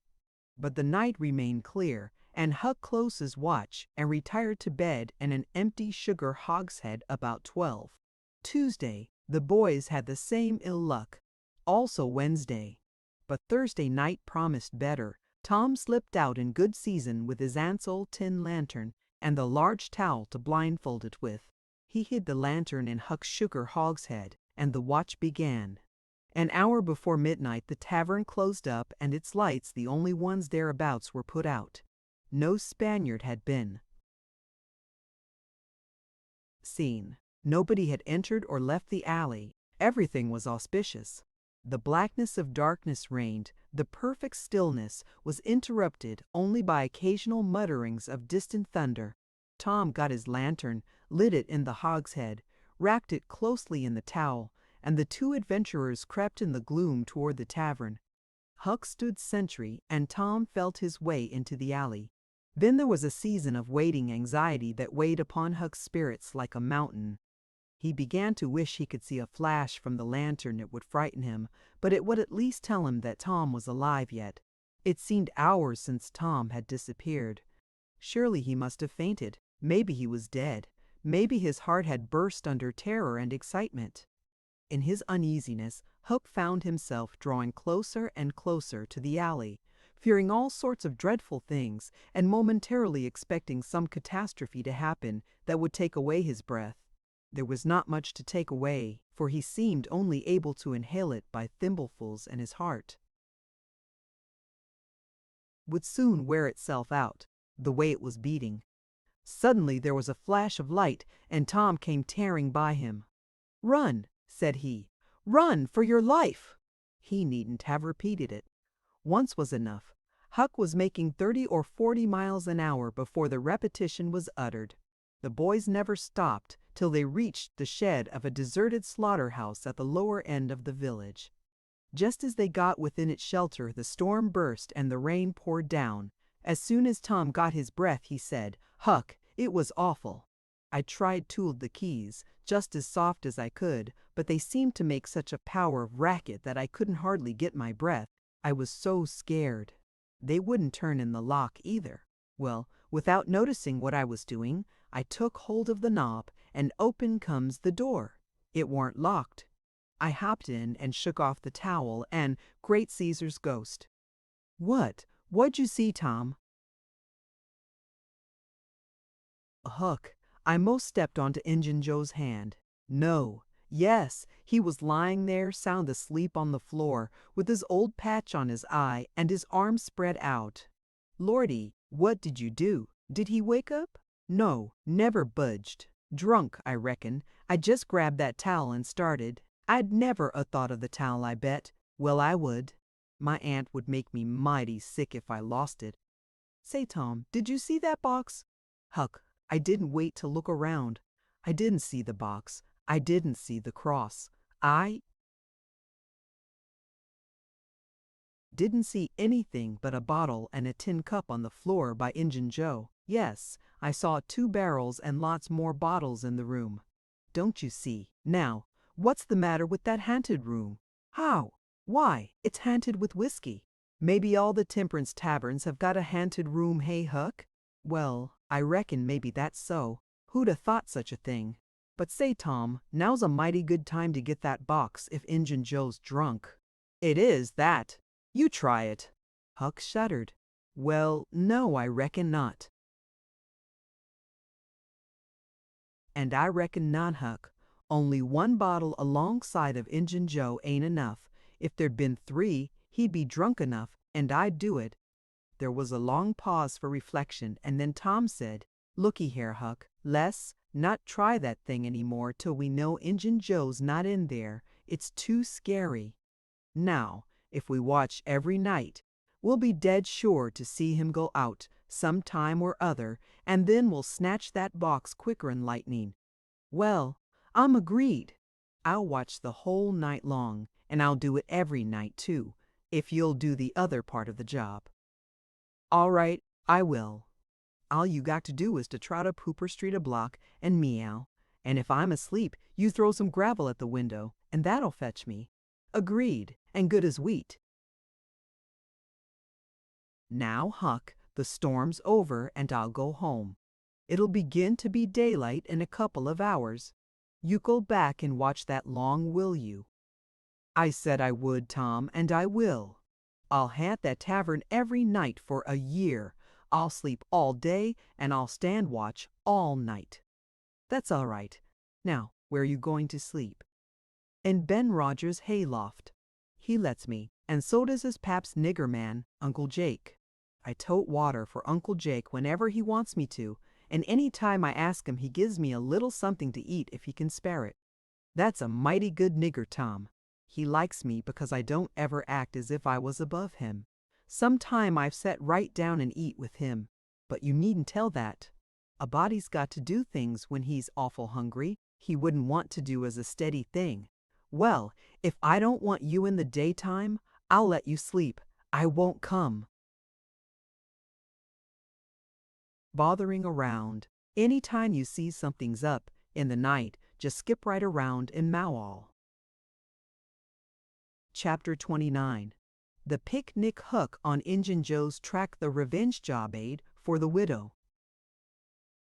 The first thing Tom heard on Friday morning was a glad piece of news. Judge Thatcher's family had come back to town the night before. Both Injun Joe and the treasure sunk into secondary importance for a moment, and Becky took the chief place in the boy's interest. He saw her, and they had an exhausting good time playing hispy and gully keeper with a crowd of their schoolmates. The day was completed and crowned in a peculiarly satisfactory way. Becky teased her mother to appoint the next day for the long-promised and long-delayed picnic, and she consented. The child's delight was boundless, and Tom's not more moderate. The invitations were sent out before sunset, and straightway the young folks of the village were thrown into a fever of preparation and pleasurable anticipation. Tom's excitement enabled him to keep awake until a pretty late hour, and he had good hopes of hearing Huck's mow, and of having his treasure to astonish Becky and the picnickers with next day. But he was disappointed. No signal came that night. Morning came eventually, and by 10 or 11 o'clock a giddy and rollicking company were gathered at Judge Thatcher's, and everything was ready for a start. It was not the custom for elderly people to mar the picnics with their presence. The children were considered safe enough under the wings of a few young ladies of 18 and a few young gentlemen of 23 or thereabouts. The old steam ferry boat was chartered for the occasion. Presently the gay throng filed up the main street laden with provision baskets. Sid was sick and had to miss the fun. Mary remained at home to entertain him. The last thing Mrs. Thatcher said to Becky was, "You'll not get back till late. Perhaps you'd better stay all night with some of the girls that live near the ferry landing, child." "Then I'll stay with Susie Harper, Mama." "Very well. And mind and behave yourself, and don't be any trouble." Presently, as they tripped along, Tom said to Becky, "Say, I'll tell you what we'll do. 'Stead of going to Joe Harper's, we'll climb right up the hill and stop at the Widow Douglas. She'll have ice cream. She has it most every day, dead loads of it, and she'll be awful glad to have us." "Oh, that will be fun." Then Becky reflected a moment and said, "But what will Mama say? How'll she ever know?" The girl turned the idea over in her mind and said reluctantly, "I reckon it's wrong, but shucks, your mother won't know, and so what's the harm? All she wants is that you'll be safe, and I bet you she'd said gold there if she'd said gold there if she'd thought of it." "I know she would." The Widow Douglas's splendid hospitality was a tempting bait. It and Tom's persuasions presently carried the day. So it was decided to say nothing to anybody about the night's program. Presently it occurred to Tom that maybe Huck might come this very night and give the signal.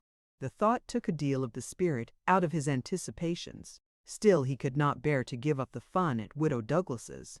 And why should he give it up, he reasoned? The signal did not come the night before, so why should it be any more likely to come tonight?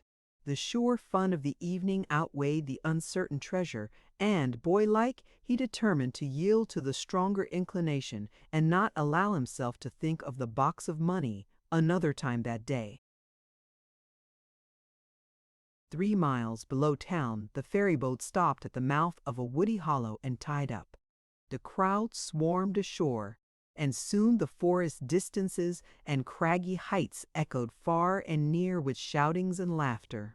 All the different ways of getting hot and tired were gone through with, and by the rovers straggled back to camp fortified with responsible appetites, and then the destruction of the good things began. After the feast, there was a refreshing season of rest and chat in the shade of spreading oaks. By and by somebody shouted, "Who's ready for the cave?" Everybody was. Bundles of candles were procured, and straightway there was a general scamper up the hill. The mouth of the cave was up the hillside, an opening shaped like a letter A. Its massive oaken door stood unbarred. Within was a small chamber, chilly as an icehouse and walled by nature with solid limestone that was dewy with a cold sweat. It was romantic and mysterious to stand here in the deep gloom and look out upon the green valley shining in the sun. But the impressiveness of the situation quickly wore off, and the romping began again. The moment a candle was lighted, there was a general rush upon the owner of it. A struggle and a gallant defense followed, but the candle was soon knocked down or blown out, and then there was a glad clamor of laughter and a new chase. But all things have an end. By and by the procession went filing down the steep descent of the main avenue, the flickering rank of lights dimly revealing the lofty walls of rock almost to their point of junction 60 feet overhead. This main avenue was not more than 8 or 10 feet wide. Every few steps, other lofty and still narrower crevices branched from it on either hand, for McDougal's cave was but a vast labyrinth of crooked aisles that ran into each other and out again and led nowhere. It was said that one might wander days and nights together through its intricate tangle of rifts and chasms and never find the end of the cave, and that he might go down and still down into the earth. And it was just the same labyrinth under labyrinth, and no end to any of them. No man knew the cave. That was an impossible thing. Most of the young men knew a portion of it, and it was not customary to venture much beyond this known portion. Tom Sawyer knew as much of the cave as anyone. The procession moved along the main avenue some 3/4 of a mile, and then groups and couples began to slip aside into branch avenues, fly along the dismal corridors, and take each other by surprise at points where the corridors joined again. Parties were able to elude each other for the space of half an hour without going beyond the known ground. By and by, one group after another came straggling back to the mouth of the cave, panting, hilarious, smeared from head to foot with tallow drippings, daubed with clay, and entirely delighted with the success of the day. Then they were astonished to find that they had been taking no note of time, and that night was about at hand. The clanging bell had been calling for half an hour. However, this sort of close to the day's adventures was romantic and therefore satisfactory. When the ferry boat with her wild freight pushed into the stream, nobody cared sixpence for the wasted time but the captain of the craft. Huck was already upon his watch when the ferry boat's lights went glinting past the wharf. He heard no noise on board, for the young people were as subdued and still as people usually are, who are nearly tired to death. He wondered what boat it was, and why she did not stop at the wharf, and then he dropped her out of his mind and put his attention upon his business. The night was growing cloudy and dark. 10 o'clock came, and the noise of vehicles ceased. Scattered lights began to wink out. All straggling foot passengers disappeared. The village betook itself to its slumbers and left the small watcher alone with the silence and the ghosts. 11 o'clock came, and the tavern lights were put out. Darkness everywhere now. Huck waited what seemed a weary long time, but nothing happened. His faith was weakening. Was there any use? Was there really any use? Why not give it up and turn in? A noise fell upon his ear. He was all attention in an instant. The alley door closed softly. He sprang to the corner of the brick store. The next moment 2 men brushed by him, and one seemed to have something under his arm.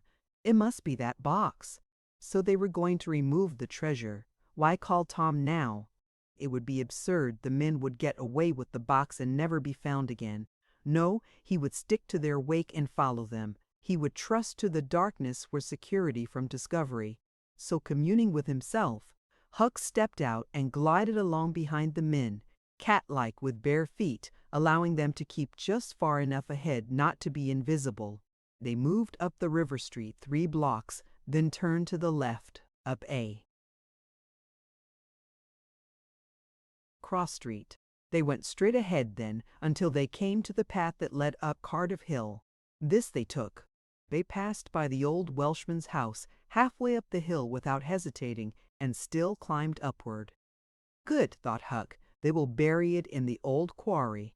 But they never stopped at the quarry. They passed on, up the summit. They plunged into the narrow path between the tall sumash bushes and were at once hidden in the gloom. Huck closed up and shortened his distance now, for they would never be able to see him. He trotted along a while, then slackened his pace, fearing he was gaining too fast, moved on a piece, then stopped altogether, listened. No sound, none, save that he seemed to hear the beating of his own heart. The hooting of an owl came over the hill, ominous sound, but no footsteps. Heavens, was everything lost?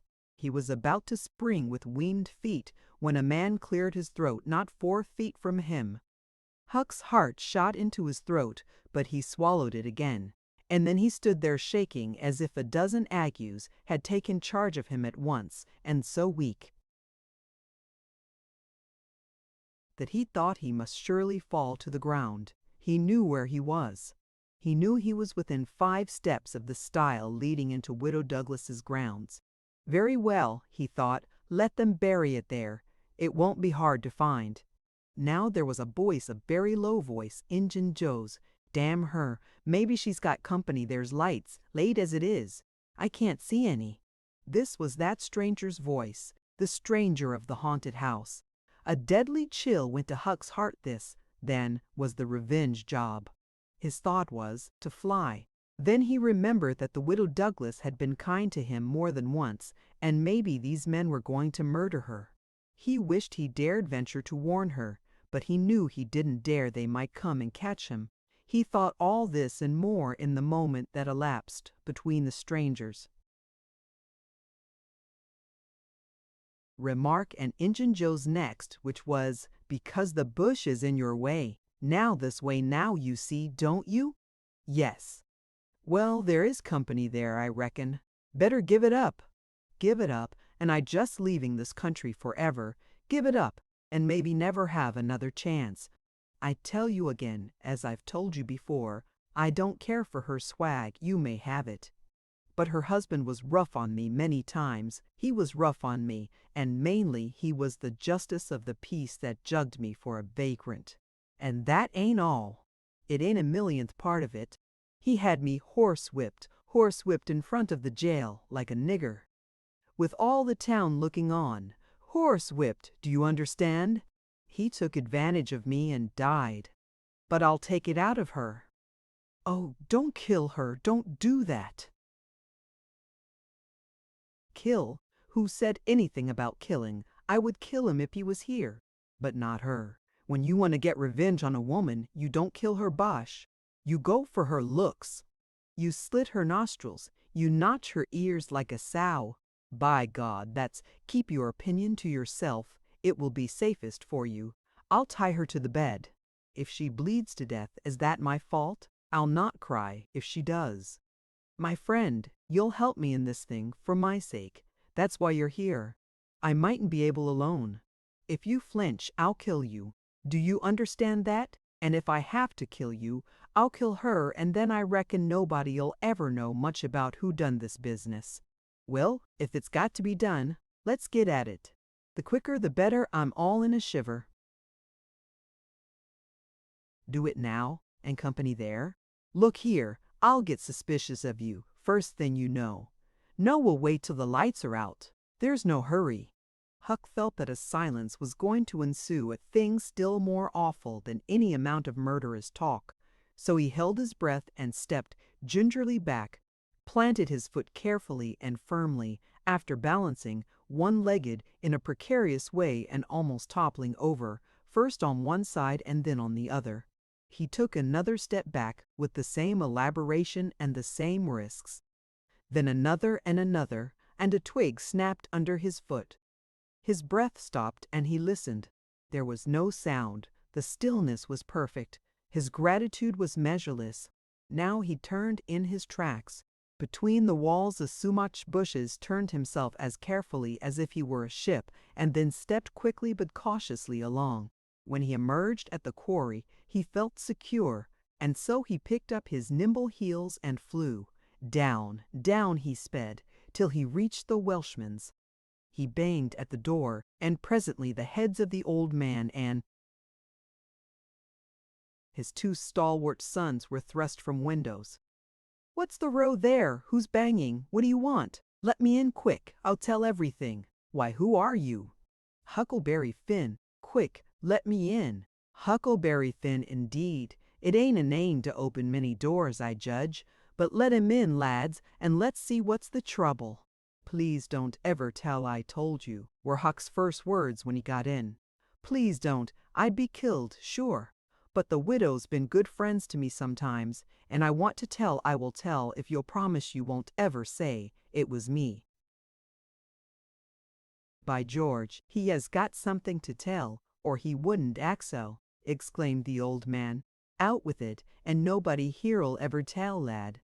3 minutes later, the old man and his sons, well armed, were up the hill, and just entering the Sumash path on tiptoe, their weapons in their hands.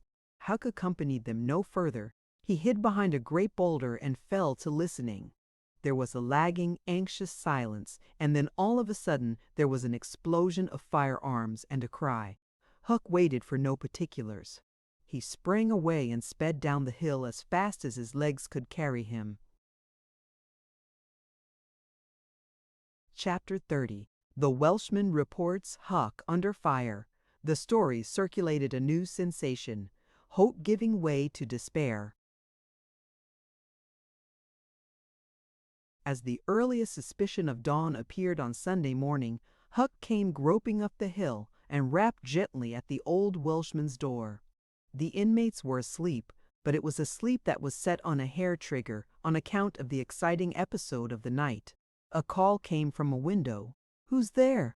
Huck's scared voice answered in a low tone. "Please let me in. It's only Huck Finn." "It's a name that can open this door night or day, lad, and welcome." These were strange words to the vagabond boy's ears, and the pleasantest he had ever heard. He could not recollect that the closing word had ever been applied in his case before. The door was quickly unlocked and he entered. Huck was given a seat, and the old man and his brace of tall sons speedily dressed themselves. "Now, my boy, I hope you're good and hungry, because breakfast will be ready as soon as the sun's up, and we'll have a piping hot one, too. Make yourself easy about that. I and the boys hoped you'd turn up and stop here last night." "I was awful scared," said Huck, "and I run. I took out when the pistols went off, and I didn't stop for 3 mile. I've come now because I wanted to know about it, you know. And I come before daylight because I didn't want to run across them devils, even if they was dead." "Well, poor chap, you do look as if you'd had a hard night of it. But there's a bed here for you when you've had your breakfast." "No, they ain't dead, lad. We are sorry enough for that. You see, we knew right where to put our hands on them by your description, so we crept along on tiptoe till we got within 15 feet of them. Dark as a cellar that Sumac path was, and just then I found I was going to sneeze. It was the meanest kind of luck. I tried to keep it back, but no use 'twas. Bound to come, and it did come. I was in the lead with my pistol raised, and when the sneeze started those scoundrels a-rustling to get out of the path, I sung out, 'Fire, boys!' and blazed away at the place where the rustling was. So did the boys. But they were off in a jiffy, those villains, and we after them, down through the woods. I judge we never touched them. They fired a shot apiece as they started, but their bullets whizzed by and didn't do us any harm. As soon as we lost the sound of their feet, we quit chasing and went down and stirred up the constables. They got a posse together and went off to guard the river bank, and as soon as it is light, the sheriff and a gang are going to beat up the woods. My boys will be with them presently. I wish we had some sort of description of those rascals. 'Twould help a good deal. But you couldn't see what they were like in the dark, lad, I suppose?"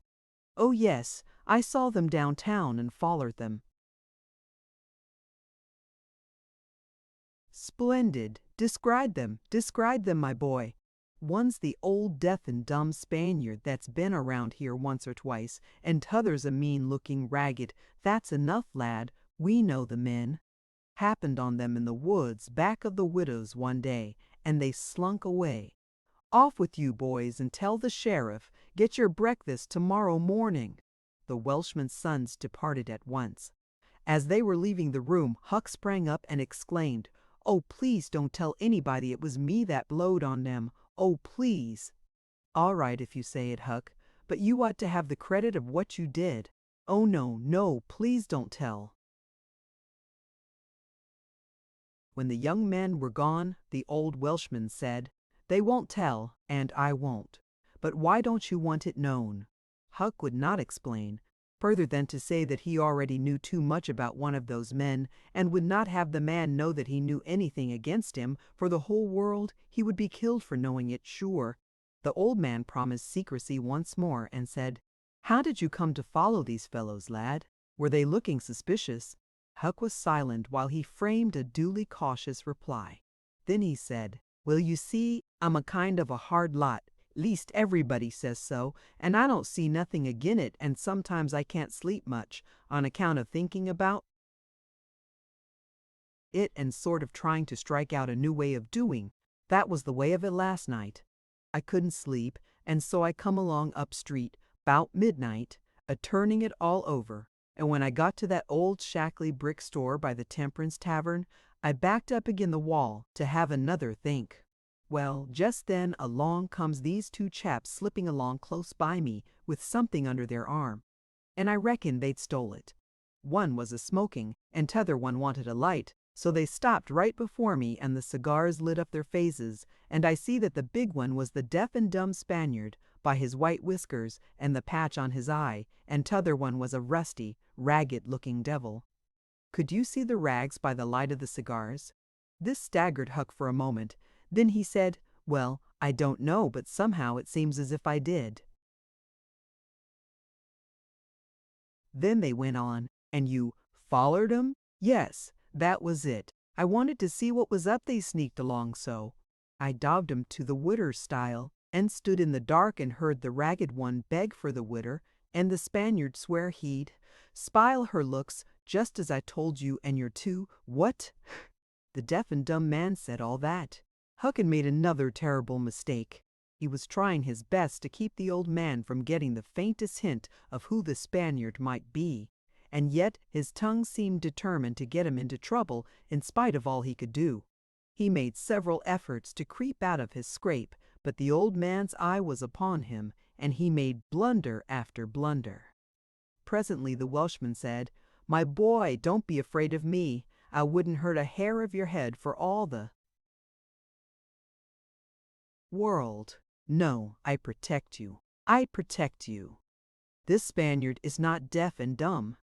You've let that slip without intending it. You can't cover that up now. You know something about that Spaniard that you want to keep dark. Now trust me, tell me what it is, and trust me, I won't betray you." Huck looked into the old man's honest eyes a moment, then bent over and whispered in his ear, "'Tain't a Spaniard, it's Injun Joe." The Welshman almost jumped out of his chair. In a moment he said, "It's all plain enough now. When you talked about notching ears and slitting noses, I judged that that was your own embellishment, because white men don't take that sort of revenge. But an Injun, that's a different matter altogether." During breakfast the talk went on, and in the course of it the old man said that the last thing which he and his sons had done before going to bed was to get a lantern and examine the stile and its vicinity for marks of blood. They found none, but captured a bulky bundle of what? If the words had been lightning they could not have leaped with a more stunning suddenness from Huck's blanched lips. His eyes were staring wide now, and his breath suspended, waiting for the answer. The Welshman stared in return, 3 seconds, 5 seconds, 10, then replied, "Of burglars' tools. Why, what's the matter with you?" Huck sank back, panting gently, but deeply, unutterably grateful. The Welshman eyed him gravely, curiously, and presently said, "Yes, burglars' tools. That appears to relieve you a good deal. But what did give you that turn? What were you expecting we'd found?" Huck was in a close place. The inquiring eye was upon him. He would have given anything for material for a plausible answer. Nothing suggested itself. The inquiring eye was boring deeper and deeper, and senseless reply offered. There was no time to weigh it, so at a venture he uttered it feebly. "Sunday school books, maybe." Poor Huck was too distressed to smile, but the old man laughed loud and joyously, shook up the details of his anatomy from head to foot, and ended by saying that such a laugh was money in a man's pocket, because it cut down the doctor's bill like everything. Then he added, "Poor old chap, you're white and jaded, you ain't well a bit. No wonder you're a little flighty and off your balance, but you'll come out of it. Rest and sleep will fetch you out all right, I hope." Huck was irritated to think he had been such a goose and betrayed such a suspicious excitement, for he had dropped the idea that the parcel brought from the tavern was the treasure as soon as he had heard the talk at the widow's stile. He had only thought it was not the treasure, however he had not known that it wasn't, and so the suggestion of a captured bundle was too much for his self-possession. But on the whole he felt glad the little episode had happened, for now he knew beyond all question that that bundle was not the bundle, and so his mind was at rest and exceedingly comfortable. In fact, everything seemed to be drifting just in the right direction now. The treasure must be still in number 2. The men would be captured and jailed that day, and he and Tom could seize the gold that night without any trouble or any fear of interruption. Just as breakfast was completed, there was a knock at the door. Huck jumped for a hiding place, for he had no mind to be connected even remotely with the late event. The Welshman admitted several ladies and gentlemen, among them the widow Douglas, and noticed that groups of citizens were climbing up the hill to stare at the stile. So the news had spread. The Welshman had to tell the story of the night to the visitors. The widow's gratitude for her preservation was outspoken. "Don't say a word about it, madam. There's another that you're more beholden to than you are to me and my boys, maybe. But he don't allow me to tell his name. We wouldn't have been there but for him."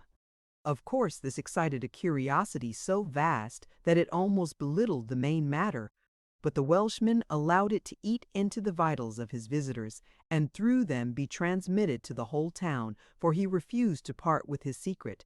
When all else had been learned, the widow said, "I went to sleep reading in bed, and slept straight through all that noise. Why didn't you come and wake me? We judged it weren't worth while. Those fellows weren't likely to come again. They hadn't any tools left to work with, and what was the use of waking you up and scaring you to death? My 3 Negro men stood guard at your house all the rest of the night. They've just come back." More visitors came, and the story had to be told and retold for a couple of hours more. There was no Sabbath school during day school vacation, but everybody was early at church. The stirring event was well canvassed. News came that not a sign of the 2 villains had been yet discovered. When the sermon was finished, Judge Thatcher's wife jogged alongside of Mrs. Harper as she moved down the aisle with the crowd and said, "Is my Becky going to sleep all day? I just expected she would be tired to death." "Your Becky?" "Yes," with a startled look. "Didn't she stay with you last night?" "Why, no." Mrs. Thatcher turned pale and sank into a pew, just as Aunt Polly, talking briskly with a friend, passed by. Aunt Polly said, "Good morning, Mrs. Thatcher." "Good morning, Mrs. Harper. I've got a boy that's turned up missing. I reckon my Tom stayed at your house last night, one of you. And now he's afraid to come to church. I've got to settle with him." Mrs. Thatcher shook her head feebly and turned paler than ever. "He didn't stay with us," said Mrs. Harper, beginning to look uneasy. Unmarked anxiety came into Aunt Polly's face. "Joe Harper, have you seen my Tom this morning?" "No, when did you see him last?" Joe tried to remember, but was not sure he could say. The people had stopped moving out of church. Whispers passed along, and a boding uneasiness took possession of every countenance. Children were anxiously questioned, and young teachers. They all said they had not noticed whether Tom and Becky were on board the ferry boat on the homeward trip. It was dark. No one thought of inquiring if anyone was missing. One young man finally blurted out his fear that they were still in the cave. Mrs. Thatcher swooned away. Aunt Polly fell to crying and wringing her hands. The alarm swept from lip to lip, from group to group, from street to street, and within 5 minutes the bells were wildly clanging, and the whole town was up. The Cardiff Hill episode sank into instant insignificance. The burglars were forgotten. Horses were saddled, skiffs were manned, the ferry boat ordered out, and before the horror was half an hour old, 200 men were pouring down High Road and river toward the cave. All the long afternoon, the village seemed empty and dead. Many women visited Aunt Polly and Mrs. Thatcher and tried to comfort them. They cried with them too, and that was still better than words. All the tedious night the town waited for news, but when the morning dawned at last, all the word that came was, "Send more candles and send food." Mrs. Thatcher was almost crazed, and Aunt Polly also. Judge Thatcher sent messages of hope and encouragement from the cave, but they conveyed no real cheer.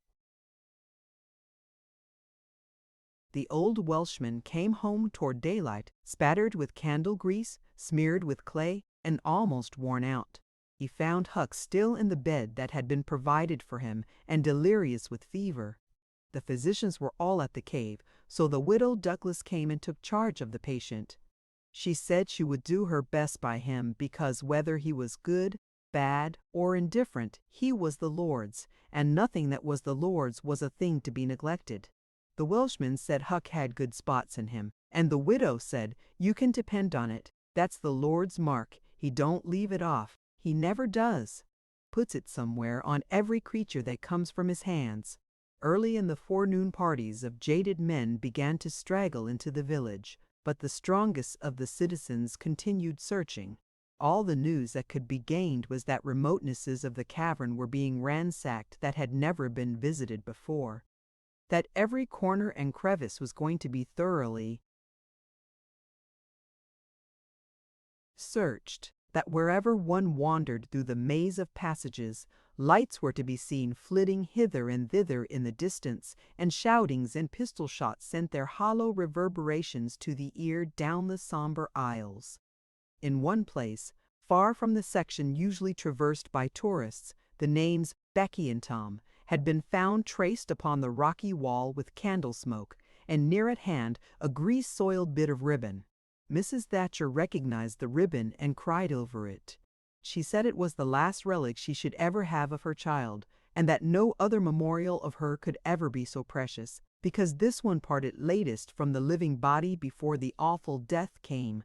Some said that now and then in the cave a faraway speck of light would glimmer, and then a glorious shout would burst forth and a score of men go trooping down the echoing aisle. And then a sickening disappointment always followed. The children were not there. It was only a searcher's light. 3 dreadful days and nights dragged their tedious hours along, and the village sank into a hopeless stupor. No one had heart for anything. The accidental discovery just made that the proprietor of the Temperance Tavern kept liquor on his premises scarcely fluttered the public pulse, tremendous as the fact was. In a lucid interval, Huck feebly led up to the subject of taverns, and finally asked, dimly dreading the worst if anything had been discovered at the Temperance Tavern since he had been ill. "Yes," said the widow. Huck started up in bed, wild-eyed. What was it?" "Liquor. And the place has been shut up. Lie down, child. What a turn you did give me. Only tell me just one thing. Only just one, please. Was it Tom Sawyer that found it?" The widow burst into tears. "Hush, hush, child, hush. I've told you before, you must not talk. You are very, very sick." Then nothing but liquor had been found. There would have been a great powwow if it had been the gold. So the treasure was gone, forever gone. But what could she be crying about? Curious that she should cry. These thoughts worked their dim way through Huck's mind, and under the weariness they gave him, he fell asleep. The widow said to herself, "There he's asleep, poor wreck. Tom Sawyer find it. Pity but somebody could find Tom Sawyer. Ah, there ain't many left. Now, that's got hope enough or strength enough either to go on searching." Chapter 31. An exploring expedition trouble commences lost in the cave total darkness found, but not saved. Now to return to Tom and Becky's share in the picnic. They tripped along the murky aisles with the rest of the company, visiting the familiar wonders of the cave wonders dubbed with rather over-descriptive names, such as the drawing room, the cathedral, Aladdin's palace, and so on. Presently the hide-and-seek frolicking began, and Tom and Becky engaged in it with zeal until the exertion began to grow a trifle wearisome. Then they wandered down a sinuous avenue, holding their candles aloft and reading the tangled webwork of names, dates, post-office addresses, and mottos with which the rocky walls had been frescoed in candle smoke. Still drifting along and talking, they scarcely noticed that they were now in a part of the cave whose walls were not frescoed. They smoked their own names under an overhanging shelf and moved on. Presently they came to a place where a little stream of water, trickling over a ledge and carrying a limestone sediment with it, had, in the slow dragging ages, formed a laced and ruffled Niagara in gleaming and imperishable stone. Tom squeezed his small body behind it in order to illuminate it for Becky's gratification. He found that it curtained a sort of steep natural stairway which was enclosed between narrow walls, and at once the ambition to be a discoverer seized him. Becky responded to his call, and they made a smoke mark for future guidance and started upon their quest. They wound this way and that, far down into the secret depths of the cave, made another mark, and branched off in search of novelties to tell the upper world about. In one place they found a spacious cavern, from whose ceiling depended a multitude of shining stalactites of the length and circumference of a man's leg. They walked all about it, wondering and admiring, and presently left it by one of the numerous passages that opened into it.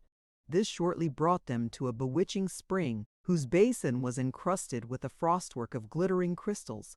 It was in the midst of a cavern whose walls were supported by many fantastic pillars which had been formed by the joining of great stalactites and stalagmites together, the result of the ceaseless water drip of centuries. Under the roof, vast knots of bats had packed themselves together, thousands in a bunch. The lights disturbed the creatures, and they came flocking down by hundreds, squeaking and darting furiously at the candles. Tom knew their ways and the danger of this sort of conduct. He seized Becky's hand and hurried her into the first corridor that offered, and none too soon, for a bat struck Becky's light out with its wing while she was passing out of the cavern. The bats chased the children a good distance, but the fugitives plunged into every new passage that offered, and at last got rid of the perilous things. Tom found a subterranean lake, shortly, which stretched its dim length away until its shape was lost in the shadows. He wanted to explore its borders, but concluded that it would be best to sit down and rest a while first. Now, for the first time, the deep stillness of the place laid a clammy hand upon the spirits of the children. Becky said, "Why, I didn't notice, but it seems ever so long since I heard any of the others." "Come to think, Becky, we are away down below them, and I don't know how far away north or south or east or whichever it is. We couldn't hear them here." Becky grew apprehensive. "I wonder how long we've been down here, Tom. We better start back." "Yes, I reckon we better. P'raps we better." "Can you find the way, Tom? It's all a mixed-up crookedness to me." "I reckon I could find it, but then the bats. If they put our candles out, it will be an awful fix. Let's try some other way, so as not to go through there." "Well, but I hope we won't get lost. It would be so awful." And the girl shuddered at the thought of the dreadful possibilities. They started through a corridor and traversed it in silence a long way, glancing at each new opening to see if there was anything familiar about the look of it, but they were all strange. Every time Tom made an examination, Becky would watch his face for an encouraging sign, and he would say cheerily, "Oh, it's all right. This ain't the one, but we'll come to it right away." But he felt less and less hopeful with each failure, and presently began to turn off into diverging avenues at sheer random, in desperate hope of finding the one that was wanted. He still said it was all right, but there was such a leaden dread at his heart that the words had lost their ring and sounded just as if he had said, "All is lost." Becky clung to his side in an anguish of fear and tried hard to keep back the tears, but they would come.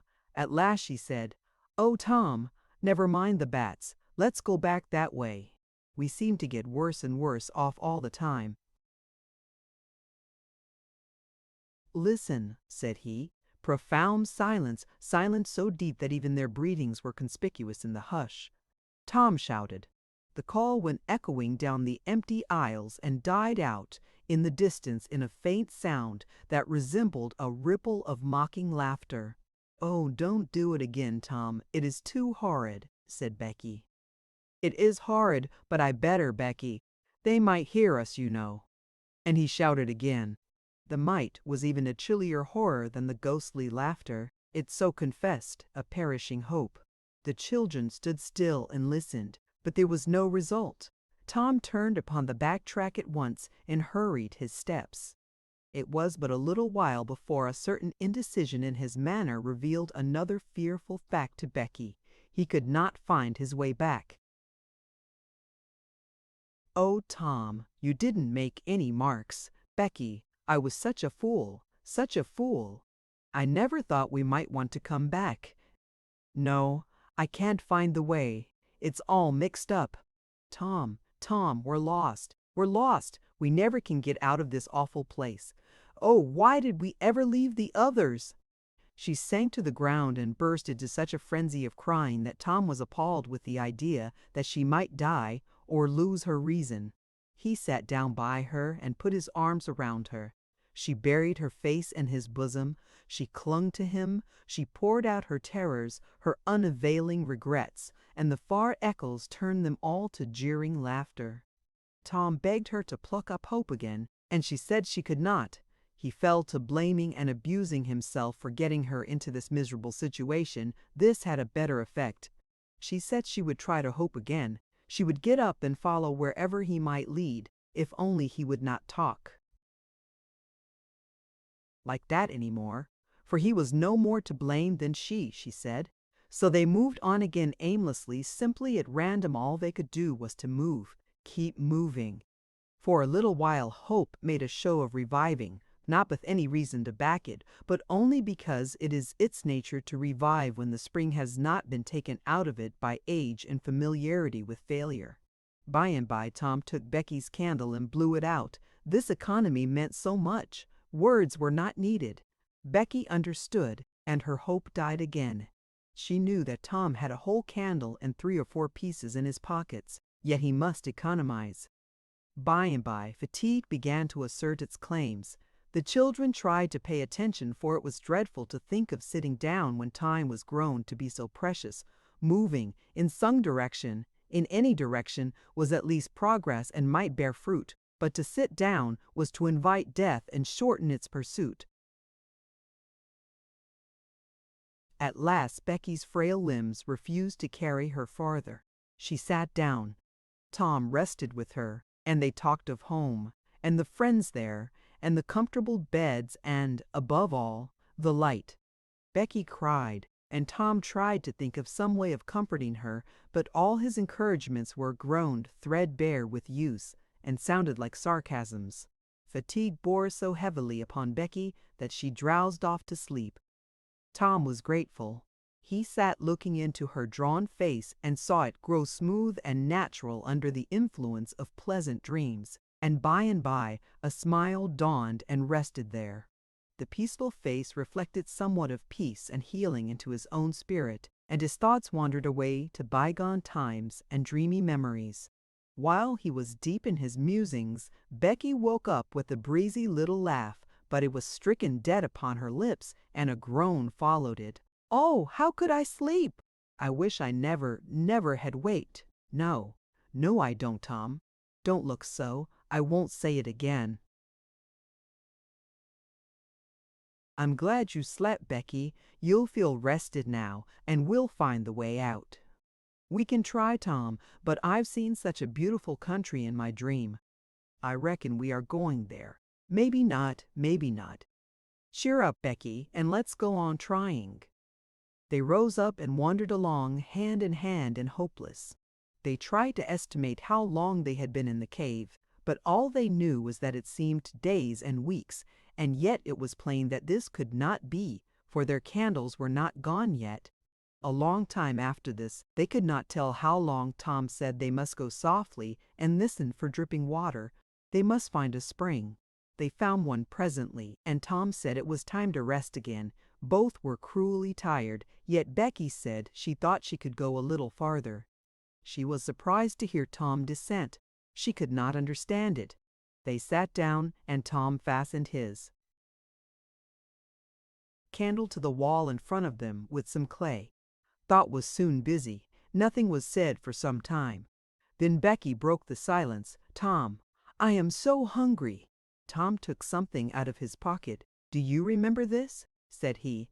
Becky almost smiled. "It's our wedding cake, Tom." "Yes, I wish it was as big as a barrel, for it's all we've got. I saved it from the picnic for us to dream on, Tom, the way grown-up people do with wedding cake, but it'll be our—" She dropped the sentence where it was. Tom divided the cake, and Becky ate with good appetite while Tom nibbled at his moiety. There was abundance of cold water to finish the feast with. By and by, Becky suggested that they move on again. Tom was silent a moment. Then he said, "Becky, can you bear it if I tell you something?" Becky's face paled, but she thought she could. "Well then, Becky, we must stay here where there's water to drink. That little piece is our last candle." Becky gave loose to tears and wailings. Tom did what he could to comfort her, but with little effect. At length Becky said, "Tom." "Well, Becky, they'll miss us and hunt for us." "Yes, they will. Certainly they will." "Maybe they're hunting for us now, Tom." "Why, I reckon maybe they are." "I hope they are." "When would they miss us, Tom?" "When they get back to the boat, I reckon." "Tom, it might be dark then. Would they notice we hadn't come?" "I don't know. But anyway, your mother would miss you as soon as they got home." A frightened look in Becky's face brought Tom to his senses, and he saw that he had made a blunder. Becky was not to have gone home that night. The children became silent and thoughtful. In a moment a new burst of grief from Becky showed Tom that the thing in his mind had struck hers also, that the Sabbath morning might be half spent before Mrs. Thatcher discovered that Becky was not at Mrs. Harper's. The children fastened their eyes upon their bit of candle and watched it melt slowly and pitilessly away, saw the half-inch of wick stand alone at last, saw the feeble flame rise and fall, climb the thin column of smoke, linger at its top a moment, and then the horror of utter darkness reigned. How long afterward it was that Becky came to a slow consciousness that she was crying in Tom's arms, neither could tell. All that they knew was that after what seemed a mighty stretch of time, both awoke out of a dead stupor of sleep and resumed their miseries once more. Tom said it might be Sunday, now maybe Monday. He tried to get Becky to talk, but her sorrows were too oppressive, all her hopes were gone. Tom said that they must have been missed long ago, and no doubt the search was going on. He would shout and maybe someone would come. He tried it, but in the darkness the distant echoes sounded so hideously that he tried it no more. The hours wasted away, and hunger came to torment the captives again. A portion of Tom's half of the cake was left. They divided and ate it, but they seemed hungrier than before. The poor morsel of food only whetted desire. By and by Tom said, "Hesh!" Did you hear that? Both held their breath and listened. There was a sound like the faintest, far off shout.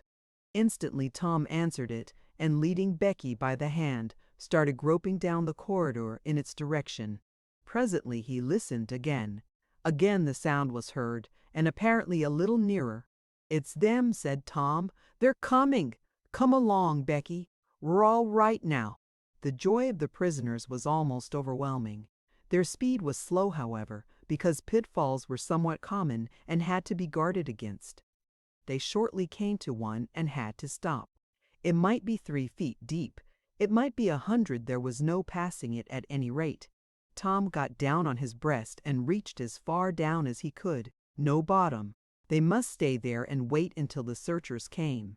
They listened. Evidently the distant shoutings were growing more distant. A moment or two more and they had gone altogether, the heart-sinking misery of it. Tom whooped until he was hoarse, but it was of no use. He talked hopefully to Becky, but an age of anxious waiting passed, and no sounds came again. The children groped their way back to the spring. The weary time dragged on. They slept again, and awoke famished and woe-stricken. Tom believed it must be Tuesday by this time. Now an idea struck him. There were some side passages near at hand. It would be better to explore some of these than bear the weight of the heavy time in idleness. He took a kite line from his pocket, tied it to a projection, and he and Becky started, Tom in the lead, unwinding the line as he groped along. At the end of 20 steps, the corridor ended in a jumping-off place. Tom got down on his knees and felt below, and then as far around the corner as he could reach with his hands conveniently. He made an effort to stretch yet a little farther to the right, and at that moment, not 20 yards away, a human hand, holding a candle, appeared from behind a rock. Tom lifted up a glorious shout, and instantly that hand was followed by the body it belonged to, Injun Joe's. Tom was paralyzed. He could not move. He was vastly gratified the next moment to see the Spaniard take to his heels and get himself out of sight. Tom wondered that Joe had not recognized his voice and come over and killed him for testifying in court. But the echoes must have disguised the voice. Without doubt, that was it, he reasoned. Tom's fright weakened every muscle in his body. He said to himself that if he had strength enough to get back to the spring he would stay there, and nothing should tempt him to run the risk of meeting Injun Joe again. He was careful to keep from Becky what it was he had seen. He told her he had only shouted for luck, but hunger and wretchedness rise superior to fears in the long run. Another tedious wait at the spring and another long sleep brought changes. The children awoke tortured with a raging hunger. Tom believed that it must be Wednesday or Thursday, or even Friday or Saturday now, and that the search had been given over. He proposed to explore another passage. He felt willing to risk Injun Joe and all other terrors. But Becky was very weak. She had sunk into a dreary apathy and would not be roused. She said she would wait now, where she was, and die it would not be long. She told Tom to go with the kite line and explore if he chose, but she implored him to come back every little while and speak to her, and she made him promise that when the awful time came, he would stay by her and hold her hand until all was over. Tom kissed her, with a choking sensation in his throat, and made a show of being confident of finding the searchers or an escape from the cave. Then he took the kite line in his hand and went groping down one of the passages on his hands and knees, distressed with hunger and sick with bodings of coming doom. Chapter 32. Tom tells the story of their escape. Tom's enemy in safe quarters. Tuesday afternoon came and waned to the twilight. The village of St. Petersburg still mourned. The lost children had not been found. Public prayers had been offered up for them, and many a private prayer that had the petitioner's whole heart in it, but still no good news came from the cave. The majority of the searchers had given up the quest and gone back to their daily avocations, saying that it was plain the children could never be found. Mrs. Thatcher was very ill, and a great part of the time delirious.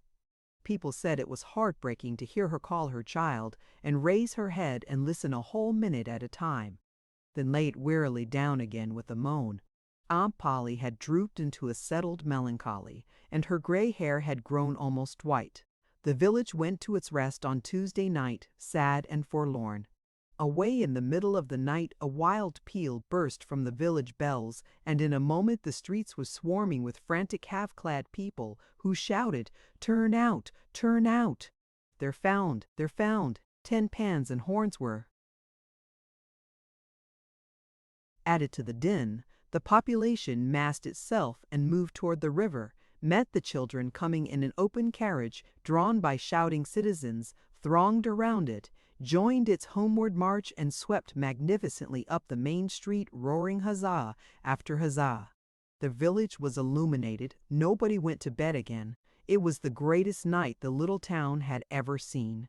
During the first half hour, a procession of villagers filed through Judge Thatcher's house, seized the saved ones, and kissed them, squeezed Mrs. Thatcher's hand, tried to speak, but couldn't, and drifted out raining tears all over the place. Aunt Polly's happiness was complete, and Mrs. Thatcher's nearly so. It would be complete, however, as soon as the messenger dispatched with the great news to the cave should get the word to her husband. Tom lay upon a sofa with an eager auditory about him and told the history of the wonderful adventure, putting in many striking additions to adorn it withal, and closed with a description of how he left Becky and went on an exploring expedition, how he followed 2 avenues as far as his kite line would reach, how he followed a third to the fullest stretch of the kite line and was about to turn back when he glimpsed a far-off speck that looked like daylight, dropped the line and groped toward it, pushed his head and shoulders through a small hole, and saw the broad Mississippi rolling by. And if it had only happened to be night, he would not have seen that speck of daylight and would not have explored that passage any more. He told how he went back for Becky and broke the good news, and she told him not to fret her with such stuff, for she was tired and knew she was going to die and wanted to. He described how he labored with her and convinced her, and how she almost died for joy when she had groped to where she actually saw the blue speck of daylight, how he pushed his way out at the hole and then helped her out, how they sat there and cried for gladness, how some men came along in a skiff and blag. Tom hailed them and told them their situation and their famished condition, how the men didn't believe the wild tale at first, because, said they, you are 5 miles down the river below the valley the cave is in, then took them aboard, rode to a house, gave them supper, made them rest till 2 or 3 hours after dark, and then brought them home. Before day dawn, Judge Thatcher and a handful of searchers with him were tracked out, in the cave, by the twine clues they had strung behind them, and informed of the great news. 3 days and nights of toil and hunger in the cave were not to be shaken off at once, as Tom and Becky soon discovered. They were bedridden all of Wednesday and Thursday, and seemed to grow more and more tired and worn all the time. Tom got about a little on Thursday, was downtown Friday, and nearly as whole as ever Saturday, but Becky did not leave her room until Sunday. And then she looked as if she had passed through a wasting illness. Tom learned of Huck's sickness and went to see him on Friday, but could not be admitted to the bedroom, neither could he on Saturday or Sunday. He was admitted daily after that, but was warned to keep still about his adventure and introduce no exciting topic. The widow Douglas stayed by to see that he obeyed. At home Tom learned of the Cardiff Hill event, also that the ragged man's body had eventually been found in the river near the ferry landing. He had been drowned while trying to escape, perhaps. About a fortnight after Tom's rescue from the cave, he started off to visit Huck, who had grown plenty strong enough now to hear exciting talk. And Tom had some that would interest him, he thought. Judge Thatcher's house was on Tom's way, and he stopped to see Becky. The judge and some friends set Tom to talking, and someone asked him ironically if he wouldn't like to go to the cave. Again, Tom said he thought he wouldn't mind it. The judge said, well, there are others just like you, Tom, I've not the least doubt. But we have taken care of that. Nobody will get lost in that cave any more. Why? Because I had its big door sheathed with boiler iron 2 weeks ago, and triple locked, and I've got the keys. Tom turned as white as a sheet. What's the matter, boy? Here, run somebody, fetch a glass of water. The water was brought and thrown into Tom's face. Ah, now you're all right. What was the matter with you, Tom? Oh, Judge, Injun Joe's in the cave. Chapter 33.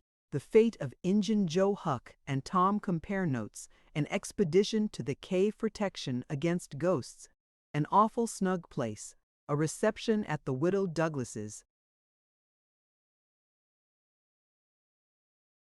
Within a few minutes the news had spread, and a dozen skiff-loads of men were on their way to MacDougall's cave, and the ferry boat, well filled with passengers, soon followed. Tom Sawyer was in the skiff that bore Judge Thatcher. When the cave door was unlocked, a sorrowful sight presented itself in the dim twilight of the place. Injun Joe lay stretched upon the ground, dead, with his face close to the crack of the door, as if his longing eyes had been fixed to the latest moment upon the light and the cheer of the free world outside. Tom was touched, for he knew by his own experience how this wretch had suffered. His pity was moved, but nevertheless he felt an abounding sense of relief and security now, which revealed to him in a degree which he had not fully appreciated before how vast a weight of dread had been lying upon him since the day he lifted his voice against this bloody-minded outcast. Injun Joe's bowie knife lay close by, its blade broken in two. The great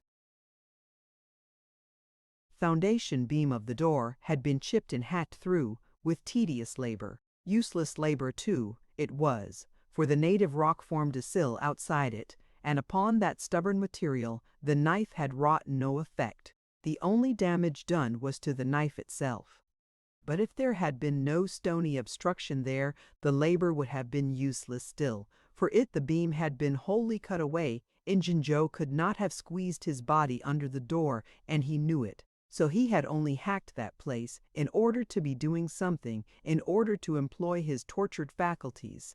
Ordinarily one could find half a dozen bits of candles stuck around in the crevices of this vestibule, left there by tourists, but there were none now. The prisoner had searched them out and eaten them. He had also contrived to catch a few bats, and these, also, he had eaten, leaving only their claws. The poor unfortunate had starved to death. In one place, near at hand, a stalagmite had been slowly growing up from the ground for ages, builded by the water drip from a stalactite overhead.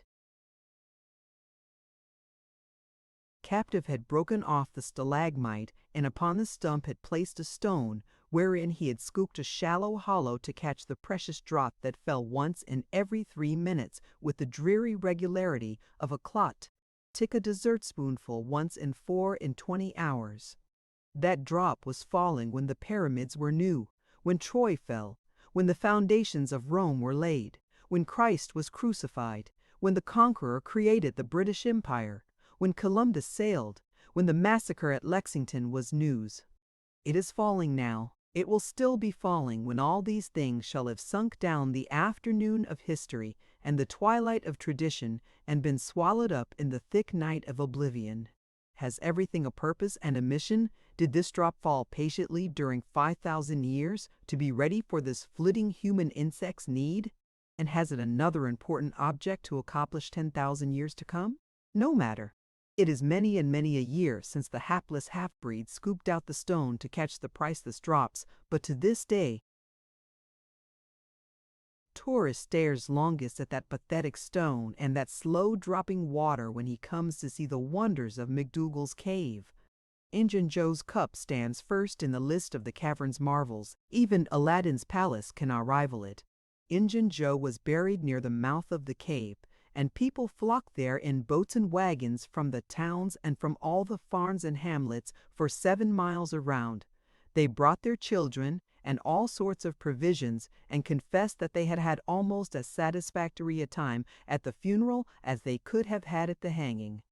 This funeral stopped the further growth of one thing, the petition to the governor for Injun Joe's pardon. The petition had been largely signed, many tearful and eloquent meetings had been held, and a committee of sappy women been appointed to go in deep mourning and wail around the governor, and implore him to be a merciful ass and trample his duty underfoot. Injun Joe was believed to have killed 5 citizens of the village, but what of that? If he had been Satan himself, there would have been plenty of weaklings ready to scribble their names to a pardon petition and drip a tear on it from their permanently impaired and leaky waterworks. The morning after the funeral, Tom took Huck to a private place to have an important talk. Huck had learned all about Tom's adventure from the Welshman and the widow Douglas by this time, but Tom said he reckoned there was one thing they had not told him. That thing was what he wanted to talk about now. Huck's face saddened. He said, I know what it is. You got into number 2 and never found anything but whiskey. Nobody told me it was you, but I just knowed it must a been you soon as I heard 'bout that whiskey business. And I knowed you hadn't got the money because you'd a got at me somewhere other and told me even if you was mum to everybody else. Tom, something's always told me we'd never get holt of that swag. Why, Huck, I never told on that tavern keeper. You know his tavern was all right, the Saturday I went to the picnic. Don't you remember you was to watch there that night? Oh, yes. Why, it seems 'bout a year ago. It was that very night that I follered Injun Joe to the Widders. You followed him? Yes, but you keep mum. I reckon Injun Joe's left friends behind him, and I don't want him souring on me and doing me mean tricks. If it hadn't been for me, he'd be down in Texas now. All right. Then Huck told his entire adventure in confidence to Tom, who had only heard of the Welshman's part of it before. Well, said Huck, presently coming back to the main question, whoever nipped the whiskey in number 2, nipped the money too. I reckon anyways it's a goner for us, Tom. Huck, that money wasn't ever in number 2. What? Huck searched his comrade's face keenly. Tom, have you got on the track of that money again? Huck, it's in the cave. Huck's eyes blazed. Say it again, Tom. The money's in the cave? Tom, honest Injun, now is it fun or earnest? Earnest. Huck, just as earnest as ever I was in my life. Will you go in there with me and help get it out? I bet I will. I will if it's where we can blaze our way to it and not get lost. Huck, we can do that without the least little bit of trouble in the world. Good as wheat. What makes you think the money's Huck? You just wait till we get in there. If we don't find it, I'll agree to give you my drum and everything I've got in the world. I will by jings. All right, it's a whiz. When do you say? Right now if you say it. Are you strong enough? Is it far in the cave? I been on my pins a little. 3 or 4 days now. But I can't walk more'n a mile. Tom, least I don't think I could. It's about 5 mile into there, the way anybody but me would go, Huck. But there's a mighty shortcut that they don't anybody but me know about. Huck, I'll take you right to it in a skiff. I'll float the skiff down there, and I'll pull it back again all by myself. You needn't ever turn your hand over. Let's start right off, Tom. All right. We want some bread and meat, and our pipes, and a little bag or two, and 2 or 3 kite strings, and some of these newfangled things they call lucifer matches. I tell you, many's the time I wished I had some when I was in there before. A trifle after noon, the boys borrowed a small skiff from a citizen who was absent and got under way at once. When they were several miles below Cave Hollow, Tom said, Now you see this bluff here looks all alike all the way down from the cave hollow. No houses, no wood yards, bushes all alike. But do you see that white place up yonder where there's been a landslide? Well, that's one of my marks. We'll get ashore now. They landed. Now, Huck, where we're standing you could touch that hole I got out of with a fishing pole. See if you can find it. Huck searched all the place about and found nothing. Tom proudly marched into a thick clump of samech bushes and said, Here you are. Look at it, Huck. It's the sneggest hole in this country. You just keep mum about it. All along I've been wanting to be a robber, but I knew I'd got to have a thing like this, and where to run across it was the bother. We've got it. Now, and we'll keep it quiet. Only we'll let Joe Harper and Ben Rogers in because, of course, there's got to be a gang, or else there wouldn't be any style about it. Tom Sawyer's gang. It sounds splendid, don't it, Huck? Well, it just does, Tom. And who'll we rob? Oh, most anybody. Waylay people, that's mostly the way. And kill them? No, not always. Hive them in the cave till they raise a ransom. What's a ransom? Money. You make them raise all they can, often their friends. And after you've kept them a year, if it ain't raised, then you kill them. That's the general way. Only you don't kill the women. You shut up the women, but you don't kill them. They're always beautiful and rich and awfully scared. You take their watches and things, but you always take your hat off and talk polite. They ain't anybody as polite as robbers. You'll see that in any book. Well, the women get to loving you, and after they've been in the cave a week or 2 weeks, they stop crying, and after that you couldn't get them to leave. If you drove them out, they'd turn right around and come back. It's so in all the books. Why, it's real bully, Tom. I believe it's better to be a pirate. Yes, it's better in some ways because it's close to home and circuses and all that. By this time everything was ready, and the boys entered the hole, Tom in the lead. They toiled their way to the farther end of the tunnel, then made their spliced kite strings fast and moved on. A few steps brought them to the spring, and Tom felt a shudder quiver all through him. He showed Huck the fragment of candlewick perched on a lump of clay against the wall, and described how he and Becky had watched the flame struggle and expire. The boys began to quiet down to whispers now, for the stillness and gloom of the place oppressed their spirits. They went on, and presently entered and followed Tom's other corridor until they reached the jumping-off place. The candles revealed the fact that it was not really a precipice, but only a steep clay hill 20 or 30 feet high. Tom whispered, "Now I'll show you something, Huck." He held his candle aloft and said, "Look as far around the corner as you can. Do you see that? There on the big rock over yonder, done with candle smoke. Tom, it's a cross.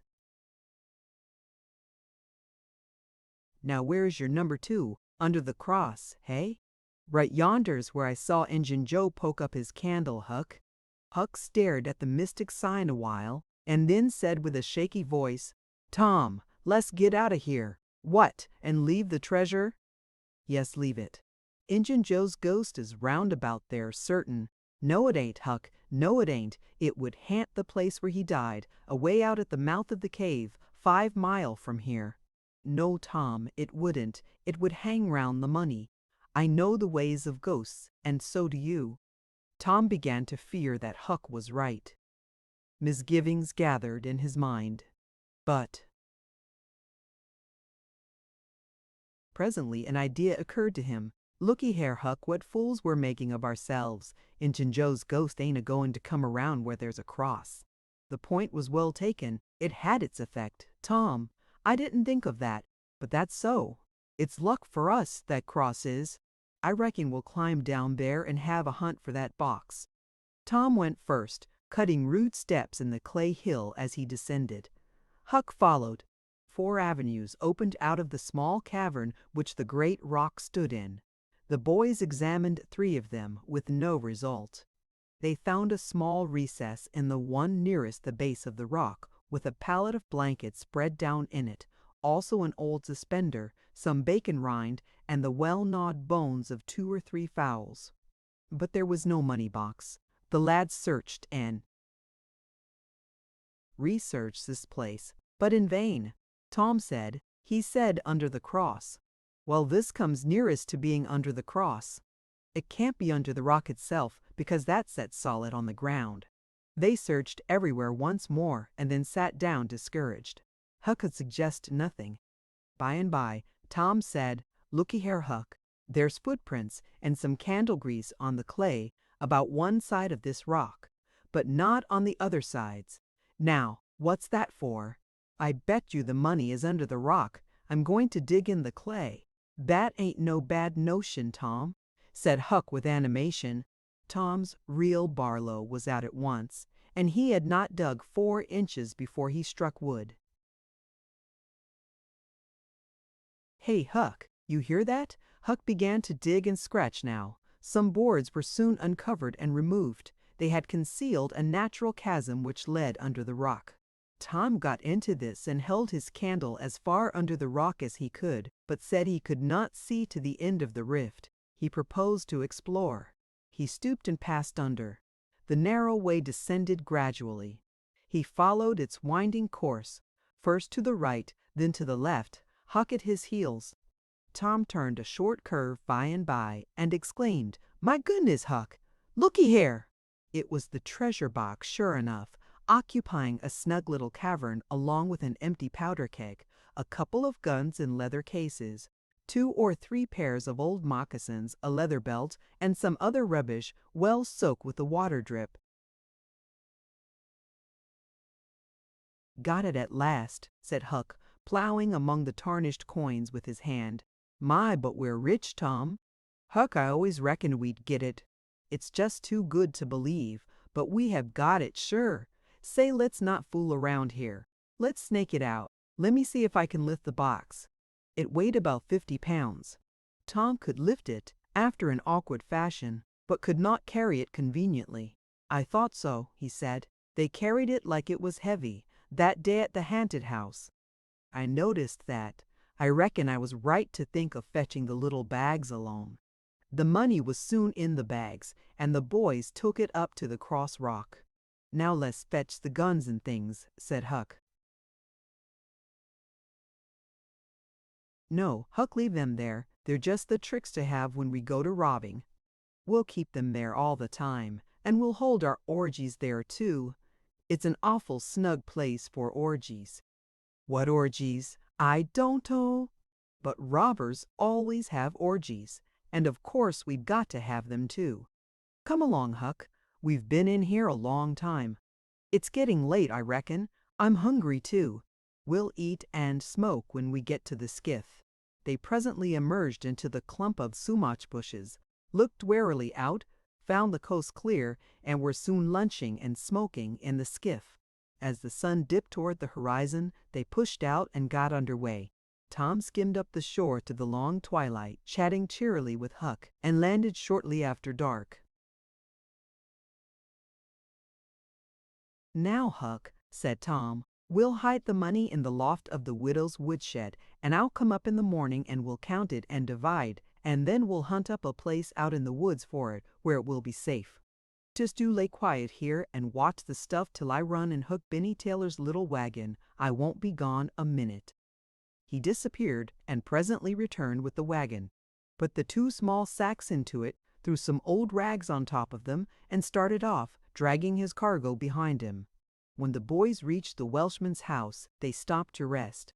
Just as they were about to move on, the Welshman stepped out and said, "Hello, who's that?" "Huck and Tom Sawyer." "Good. Come along with me, boys. You are keeping everybody waiting. Here. Hurry up, trot ahead. I'll haul the wagon for you. Why, it's not as light as it might be. Got bricks in it? Or old metal?" "Old metal," said Tom. "I judged so. The boys in this town will take more trouble and fool away more time hunting up 6 bits worth of old iron to sell to the foundry than they would to make twice the money at regular work. But that's human nature. Hurry along, hurry along." The boys wanted to know what the hurry was about. "Never mind, you'll see when we get to the Widow Douglas," Huck said with some apprehension, for he was long used to being falsely accused. "Mr. Jones, we haven't been doing nothing." The Welshman laughed. "Well, I don't know, Huck, my boy. I don't know about that. Ain't you and the widow good friends?" "Yes." "Well, she's been good friends to me anyway. All right then. What do you want to be afraid for?" This question was not entirely answered in Huck's slow mind before he found himself pushed, along with Tom, into Mrs. Douglas's drawing room. Mr. Jones left the wagon near the door and followed. The place was grandly lighted, and everybody that was of any consequence in the village was there. The Thitchers were there, the Harpers, the Rogerses, Aunt Polly, Sid, Mary, the minister, the editor, and a great many more, and all dressed in their best. The widow received the boys as heartily as anyone could well receive 2 such-looking beings. They were covered with clay and candle grease. Aunt Polly blushed crimson with humiliation, and frowned and shook her head at Tom. Nobody suffered half as much as the 2 boys did, however. Mr. Jones said, "Tom wasn't at home yet, so I gave him up, but I stumbled on him and Huck right at my door, and so I just brought them along in a hurry." "And you did just right," said the widow. "Come with me, boys." She took them to a bedchamber and said, "Now wash and dress yourselves. Here are 2 new suits of clothes, shirts, socks, everything complete. They're Huck's. No thanks, Huck. Mr. Jones bought one. And I the other, but they'll fit both of you. Get into them. We'll wait come down when you are slicked up enough." Then she left. Chapter 34. Springing, a secret Mr. Jones's surprise, a failure. Huck said, "Tom, we can slope if we can find a rope. The window ain't high from the ground." "Shucks, what do you want to slope for?" "Well, I ain't used to that kind of a crowd. I can't stand it. I ain't going down there, Tom." "Oh, bother. It ain't anything. I don't mind it a bit. I'll take care of you." Sid appeared. "Tom," said he, "Auntie has been waiting for you all the afternoon. Mary got your Sunday clothes ready and everybody's been fretting about you. Say, ain't this grease and clay on your clothes? Now, Mr. City, you just tend to your own business. What's all this blowout about, anyway?" "It's one of the widow's parties that she's always having. This time it's for the Welshman and his sons, on account of that scrape they helped her out of the other night. And say I can tell you something, if you want to know." "Well, what?" "Why, old Mr. Jones is going to try to spring something on the people here tonight, but I overheard him tell Auntie today about it as a secret, but I reckon it's not much of a secret now. Everybody knows the widow, too, for all she tries to let on she don't. Mr. Jones was bound Huck should be here. Couldn't get along with his grand secret without Huck, you know." "Secret about what, Sid?" "About Huck tracking the robbers to the widow's. I reckon Mr. Jones was going to make a grand time over his surprise, but I bet you it will drop pretty flat." Sid chuckled in a very contented and satisfied way. "Sid, was it you that told?" "Oh, never mind who it was. Somebody told, that's enough. Sid, there's only one person in this town mean enough to do that, and that's you. If you had been in Huck's place you'd sneaked down the hill and never told anybody on the robbers. You can't do any but mean things, and you can't bear to see anybody praised for doing good ones. They're no thanks, as the widow says," and Tom cuffed Sid's ears and helped him to the door with several kicks. "Now go and tell Auntie if you dare, and tomorrow you'll catch it." Some minutes later the widow's guests were at the supper table, and a dozen children were propped up at little side tables in the same room after the fashion of that country and that day. At the proper time Mr. Jones made his little speech, in which he thanked the widow for the honor she was doing himself and his sons, but said that there was another person whose modesty, and so forth and so on. He sprung his secret about Huck's share in the adventure in the finest dramatic manner he was master of. But the surprise it occasioned was largely counterfeit and not as clamorous and effusive as it might have been under happier circumstances. However, the widow made a pretty fair show of astonishment, and heaped so many compliments and so much gratitude upon Huck that he almost forgot the nearly intolerable discomfort of his new clothes in the entirely intolerable discomfort of being set up as a target for everybody's gauze and everybody's laudations. The widow said she meant to give Huck a home under her roof and have him educated, and that when she could spare the money she would start him in business in a modest way. Tom's chance was come. He said, "Huck don't need it. Huck's rich." Nothing but a heavy strain upon the good manners of the company kept back the due and proper complimentary laugh at this pleasant joke. But the silence was a little awkward. Tom broke it. "Huck's got money. Maybe you don't believe it, but he's got lots of it. Oh, you needn't smile. I reckon I can show you. You just wait a minute." Tom ran out of doors. The company looked at each other with a perplexed interest and inquiringly at Huck, who was tongue-tied. "Sid, what ails Tom?" said Aunt Polly. Well, there ain't ever any making of that boy out. I never." Tom entered, struggling with the weight of his sacks, and Aunt Polly did not finish her sentence. Tom poured the mass of yellow coin upon the table and said, "There, What did I tell you? Half of it's Huck's and half of it's mine." The spectacle took the general breath away. All gazed, nobody spoke for a moment. Then there was a unanimous call for an explanation. Tom said he could furnish it, and he did. The tale was long, but brimful of interest. There was scarcely an interruption from anyone to break the charm of its flow. When he had finished, Mr. Jones said, "I thought I had fixed up a little surprise for this occasion, but it don't amount to anything now. This one makes it sing mighty small, I'm willing to allow." The money was counted. The sum amounted to a little over $12,000. It was more than anyone present had ever seen at one time before, though several persons were there who were worth considerably more than that in property. Chapter 35. A New Order of Things. Poor Huck New Adventures Planned. The reader may rest satisfied that Tom's and Huck's windfall made a mighty stir in the poor little village of St. Petersburg. So vast a sum, all in actual cash, seemed next to incredible. It was talked about, gloated over, glorified, until the reason of many of the citizens tottered under the strain of the unhealthy excitement. Every haunted house in St. Petersburg and the neighboring villages was dissected, plank by plank, and its foundations dug up and ransacked for hidden treasure, and not by boys, but men pretty grave, unromantic men too, some of them. Wherever Tom and Huck appeared, they were courted, admired, stared at. The boys were not able to remember that their remarks had possessed weight before, but now their sayings were treasured and repeated. Everything they did seemed somehow to be regarded as remarkable. They had evidently lost the power of doing and saying commonplace things. Moreover, their past history was raked up and discovered to bear marks of conspicuous originality. The village paper published biographical sketches of the boys.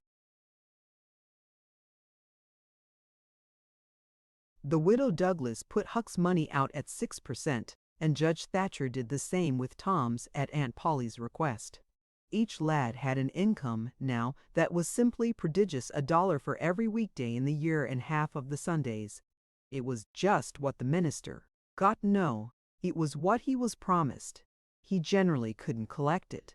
$1.25 a week would board, lodge, and school a boy in those old simple days, and clothe him and wash him too, for that matter. Judge Thatcher had conceived a great opinion of Tom. He said that no commonplace boy would ever have got his daughter out of the cave. When Becky told her father in strict confidence how Tom had taken her whipping at school, the judge was visibly moved, and when she pleaded grace for the mighty lie which Tom had told in order to shift that whipping from her shoulders to his own, the judge said with a fine outburst that it was a noble, a generous, a magnanimous lie, a lie that was worthy to hold up its head and march down through history, breast to breast with George Washington's lauded truth about the hatchet. Becky thought her father had never looked so tall and so superb as when he walked the floor and stamped his foot and said that. She went straight off and told Tom about it. Judge Thatcher hoped to see Tom a great lawyer or a great soldier some day. He said he meant to look to it that Tom should be admitted to the National Military Academy and afterward trained in the best law school in the country, in order that he might be ready for either career or both. Huck Finn's wealth and the fact that he was now under the widow Douglas's protection introduced him into society, dragged him into it, hurled him into it, and his sufferings were almost more than he could bear. The widow's servants kept him clean and neat, combed and brushed, and they bedded him nightly in unsympathetic sheets that had not one little spot or stain which he could press to his heart and know for a friend. He had to eat with a knife and fork. He had to use napkin, cup, and plate. He had to learn his book. He had to go to church. He had to talk so properly that speech was become insipid in his mouth. Whithersoever he turned, the bars and shackles of civilization shut him in and bound him hand and foot. He bravely bore his miseries 3 weeks, and then one day turned up missing. For 48 hours the widow hunted for him everywhere in great distress. The public were profoundly concerned. They searched high and low, they dragged the river for his body. Early the third morning, Tom Sawyer wisely went poking among some old empty hogsheads down behind the abandoned slaughterhouse, and in one of them he found the refugee. Huck had slept there. He had just breakfasted upon some stolen odds and ends of food, and was lying off now in comfort with his pipe. He was unkempt, uncombed, and clad in the same old ruin of rags that had made him picturesque in the days when he was free and moot. Happy, Tom routed him out, told him the trouble he had been causing, and urged him to go home. Huck's face lost its tranquil content and took a melancholy cast. He said, "Don't talk about it, Tom. I've tried it, and it don't work. It don't work, Tom. It ain't for me. I ain't used to it. The widder's good to me, and friendly, but I can't stand them ways. She makes me get up just at the same time every morning. She makes me wash. They comb me all to thunder. She won't let me sleep in the woodshed. I got to wear them blamed clothes that just smothers me, Tom. They don't seem to any air get through 'em somehow, and they're so rotten nice that I can't set down nor lay down nor roll around anywheres. I hain't slid on the cellar door for it 'pears to be years. I got to go to church and sweat and hate them ornery sermons. I can't catch a fly in there. I can't chaw. I got to wear shoes all Sunday. The widder eats by a bell. She goes to bed by a bell. She goes to by a bell. Everything so awful reg'lar a body can't stand it." "Well, everybody does that way, Huck. Tom, it don't make no difference. I ain't everybody, and I can't stand it. It's awful to be tied up so. And grub comes too easy. I don't take no interest in vittles that way. I got to ask to go a-fishing. I got to ask to go in a swimming dern if I hain't got to ask to do everything. Well, I got to talk so nice it wasn't no comfort I got to go up in the attic and rib out a while, every day, to get a taste in my mouth, or I'd a died, Tom. The widder wouldn't let me smoke. She wouldn't let me yell. She wouldn't let me gape, nor stretch, nor scratch before folks. Then, with a spasm of special irritation and injury, and Dad fetch it, she prayed all the time. I never see such a woman. I had to shove, Tom. I just had to. And besides, that school's going to open, and I'd have had to go to it. Well, I wouldn't stand that, Tom. Looky here, Tom. Being rich ain't what it's cracked up to be. It's just worry, and sweat, and a wishin' you was dead all the time. Now these clothes suits me, and this bar'l suits me, and I ain't ever going to shake 'em any more. Tom, I wouldn't ever got into all this trouble if it hadn't a been for that money. Now you just take my shear of it along with your noun and give me a 10-center sometimes, not many times, because I don't give a dern for a thing out it's tollable hard to get, and you go and beg off for me with the widder. Oh, Huck, you know I can't do that. 'Tain't fair. And besides, if you'll try this thing just a while longer, you'll come to like it. Like it? Yes, the way I'd like a hot stove if I was to set on it long enough. No, Tom, I won't be rich, and I won't live in them cussed smothery houses. I like the woods, and the river, and hogsheads, and I'll stick to 'em too, blame it all. Just as we got guns, and a cave, and all just fixed to rob, here this dern foolishness has got to come up and spile it all." Tom saw his opportunity. "Looky here, Huck, being rich ain't going to keep me back from turning robber. No. Oh, good licks, are you in real deadwood earnest, Tom?" "Just as dead earnest as I'm sitting here." "But, Huck, we can't let you into the gang if you ain't respectable, you know." Huck's joy was quenched. "Can't let me in, Tom?" "Didn't you let me go for a pirate?" "Yes, but that's different. A robber is more high-toned than what a pirate is as a general thing. In most countries they're awful high up in the nobility, dukes and such. Now, Tom, hadn't you always been friendly to me? You wouldn't shet me out. Would you, Tom? You wouldn't do that now, would you, Tom?"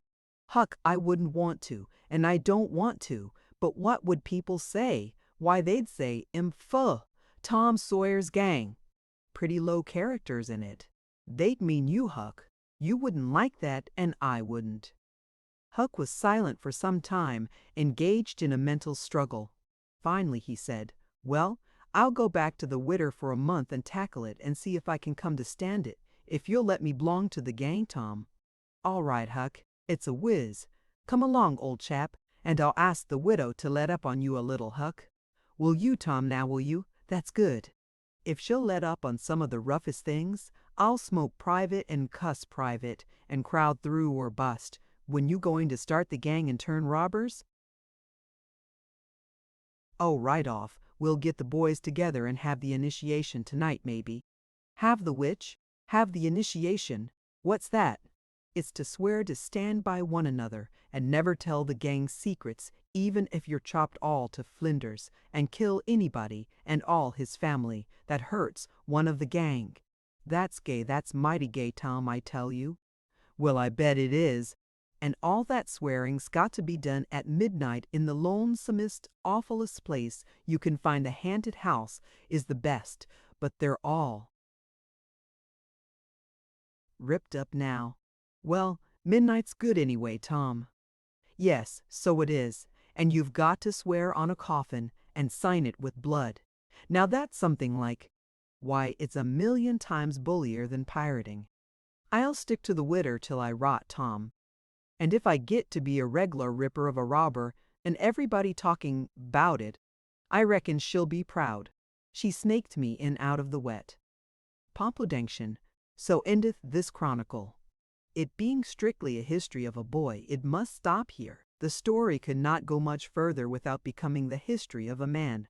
When one writes a novel about grown people, he knows exactly where to stop, that is, with a marriage. But when he writes of juveniles, he must stop where he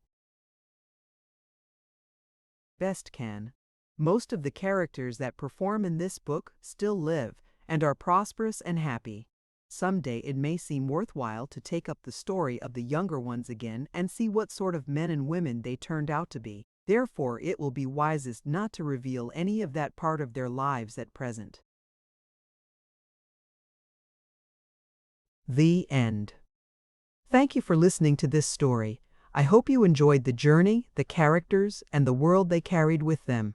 If you enjoyed this audiobook, please subscribe to the channel and leave a comment below. Your support helps keep these stories alive and allows more timeless books to be shared with listeners around the world. Until next time, thank you for listening.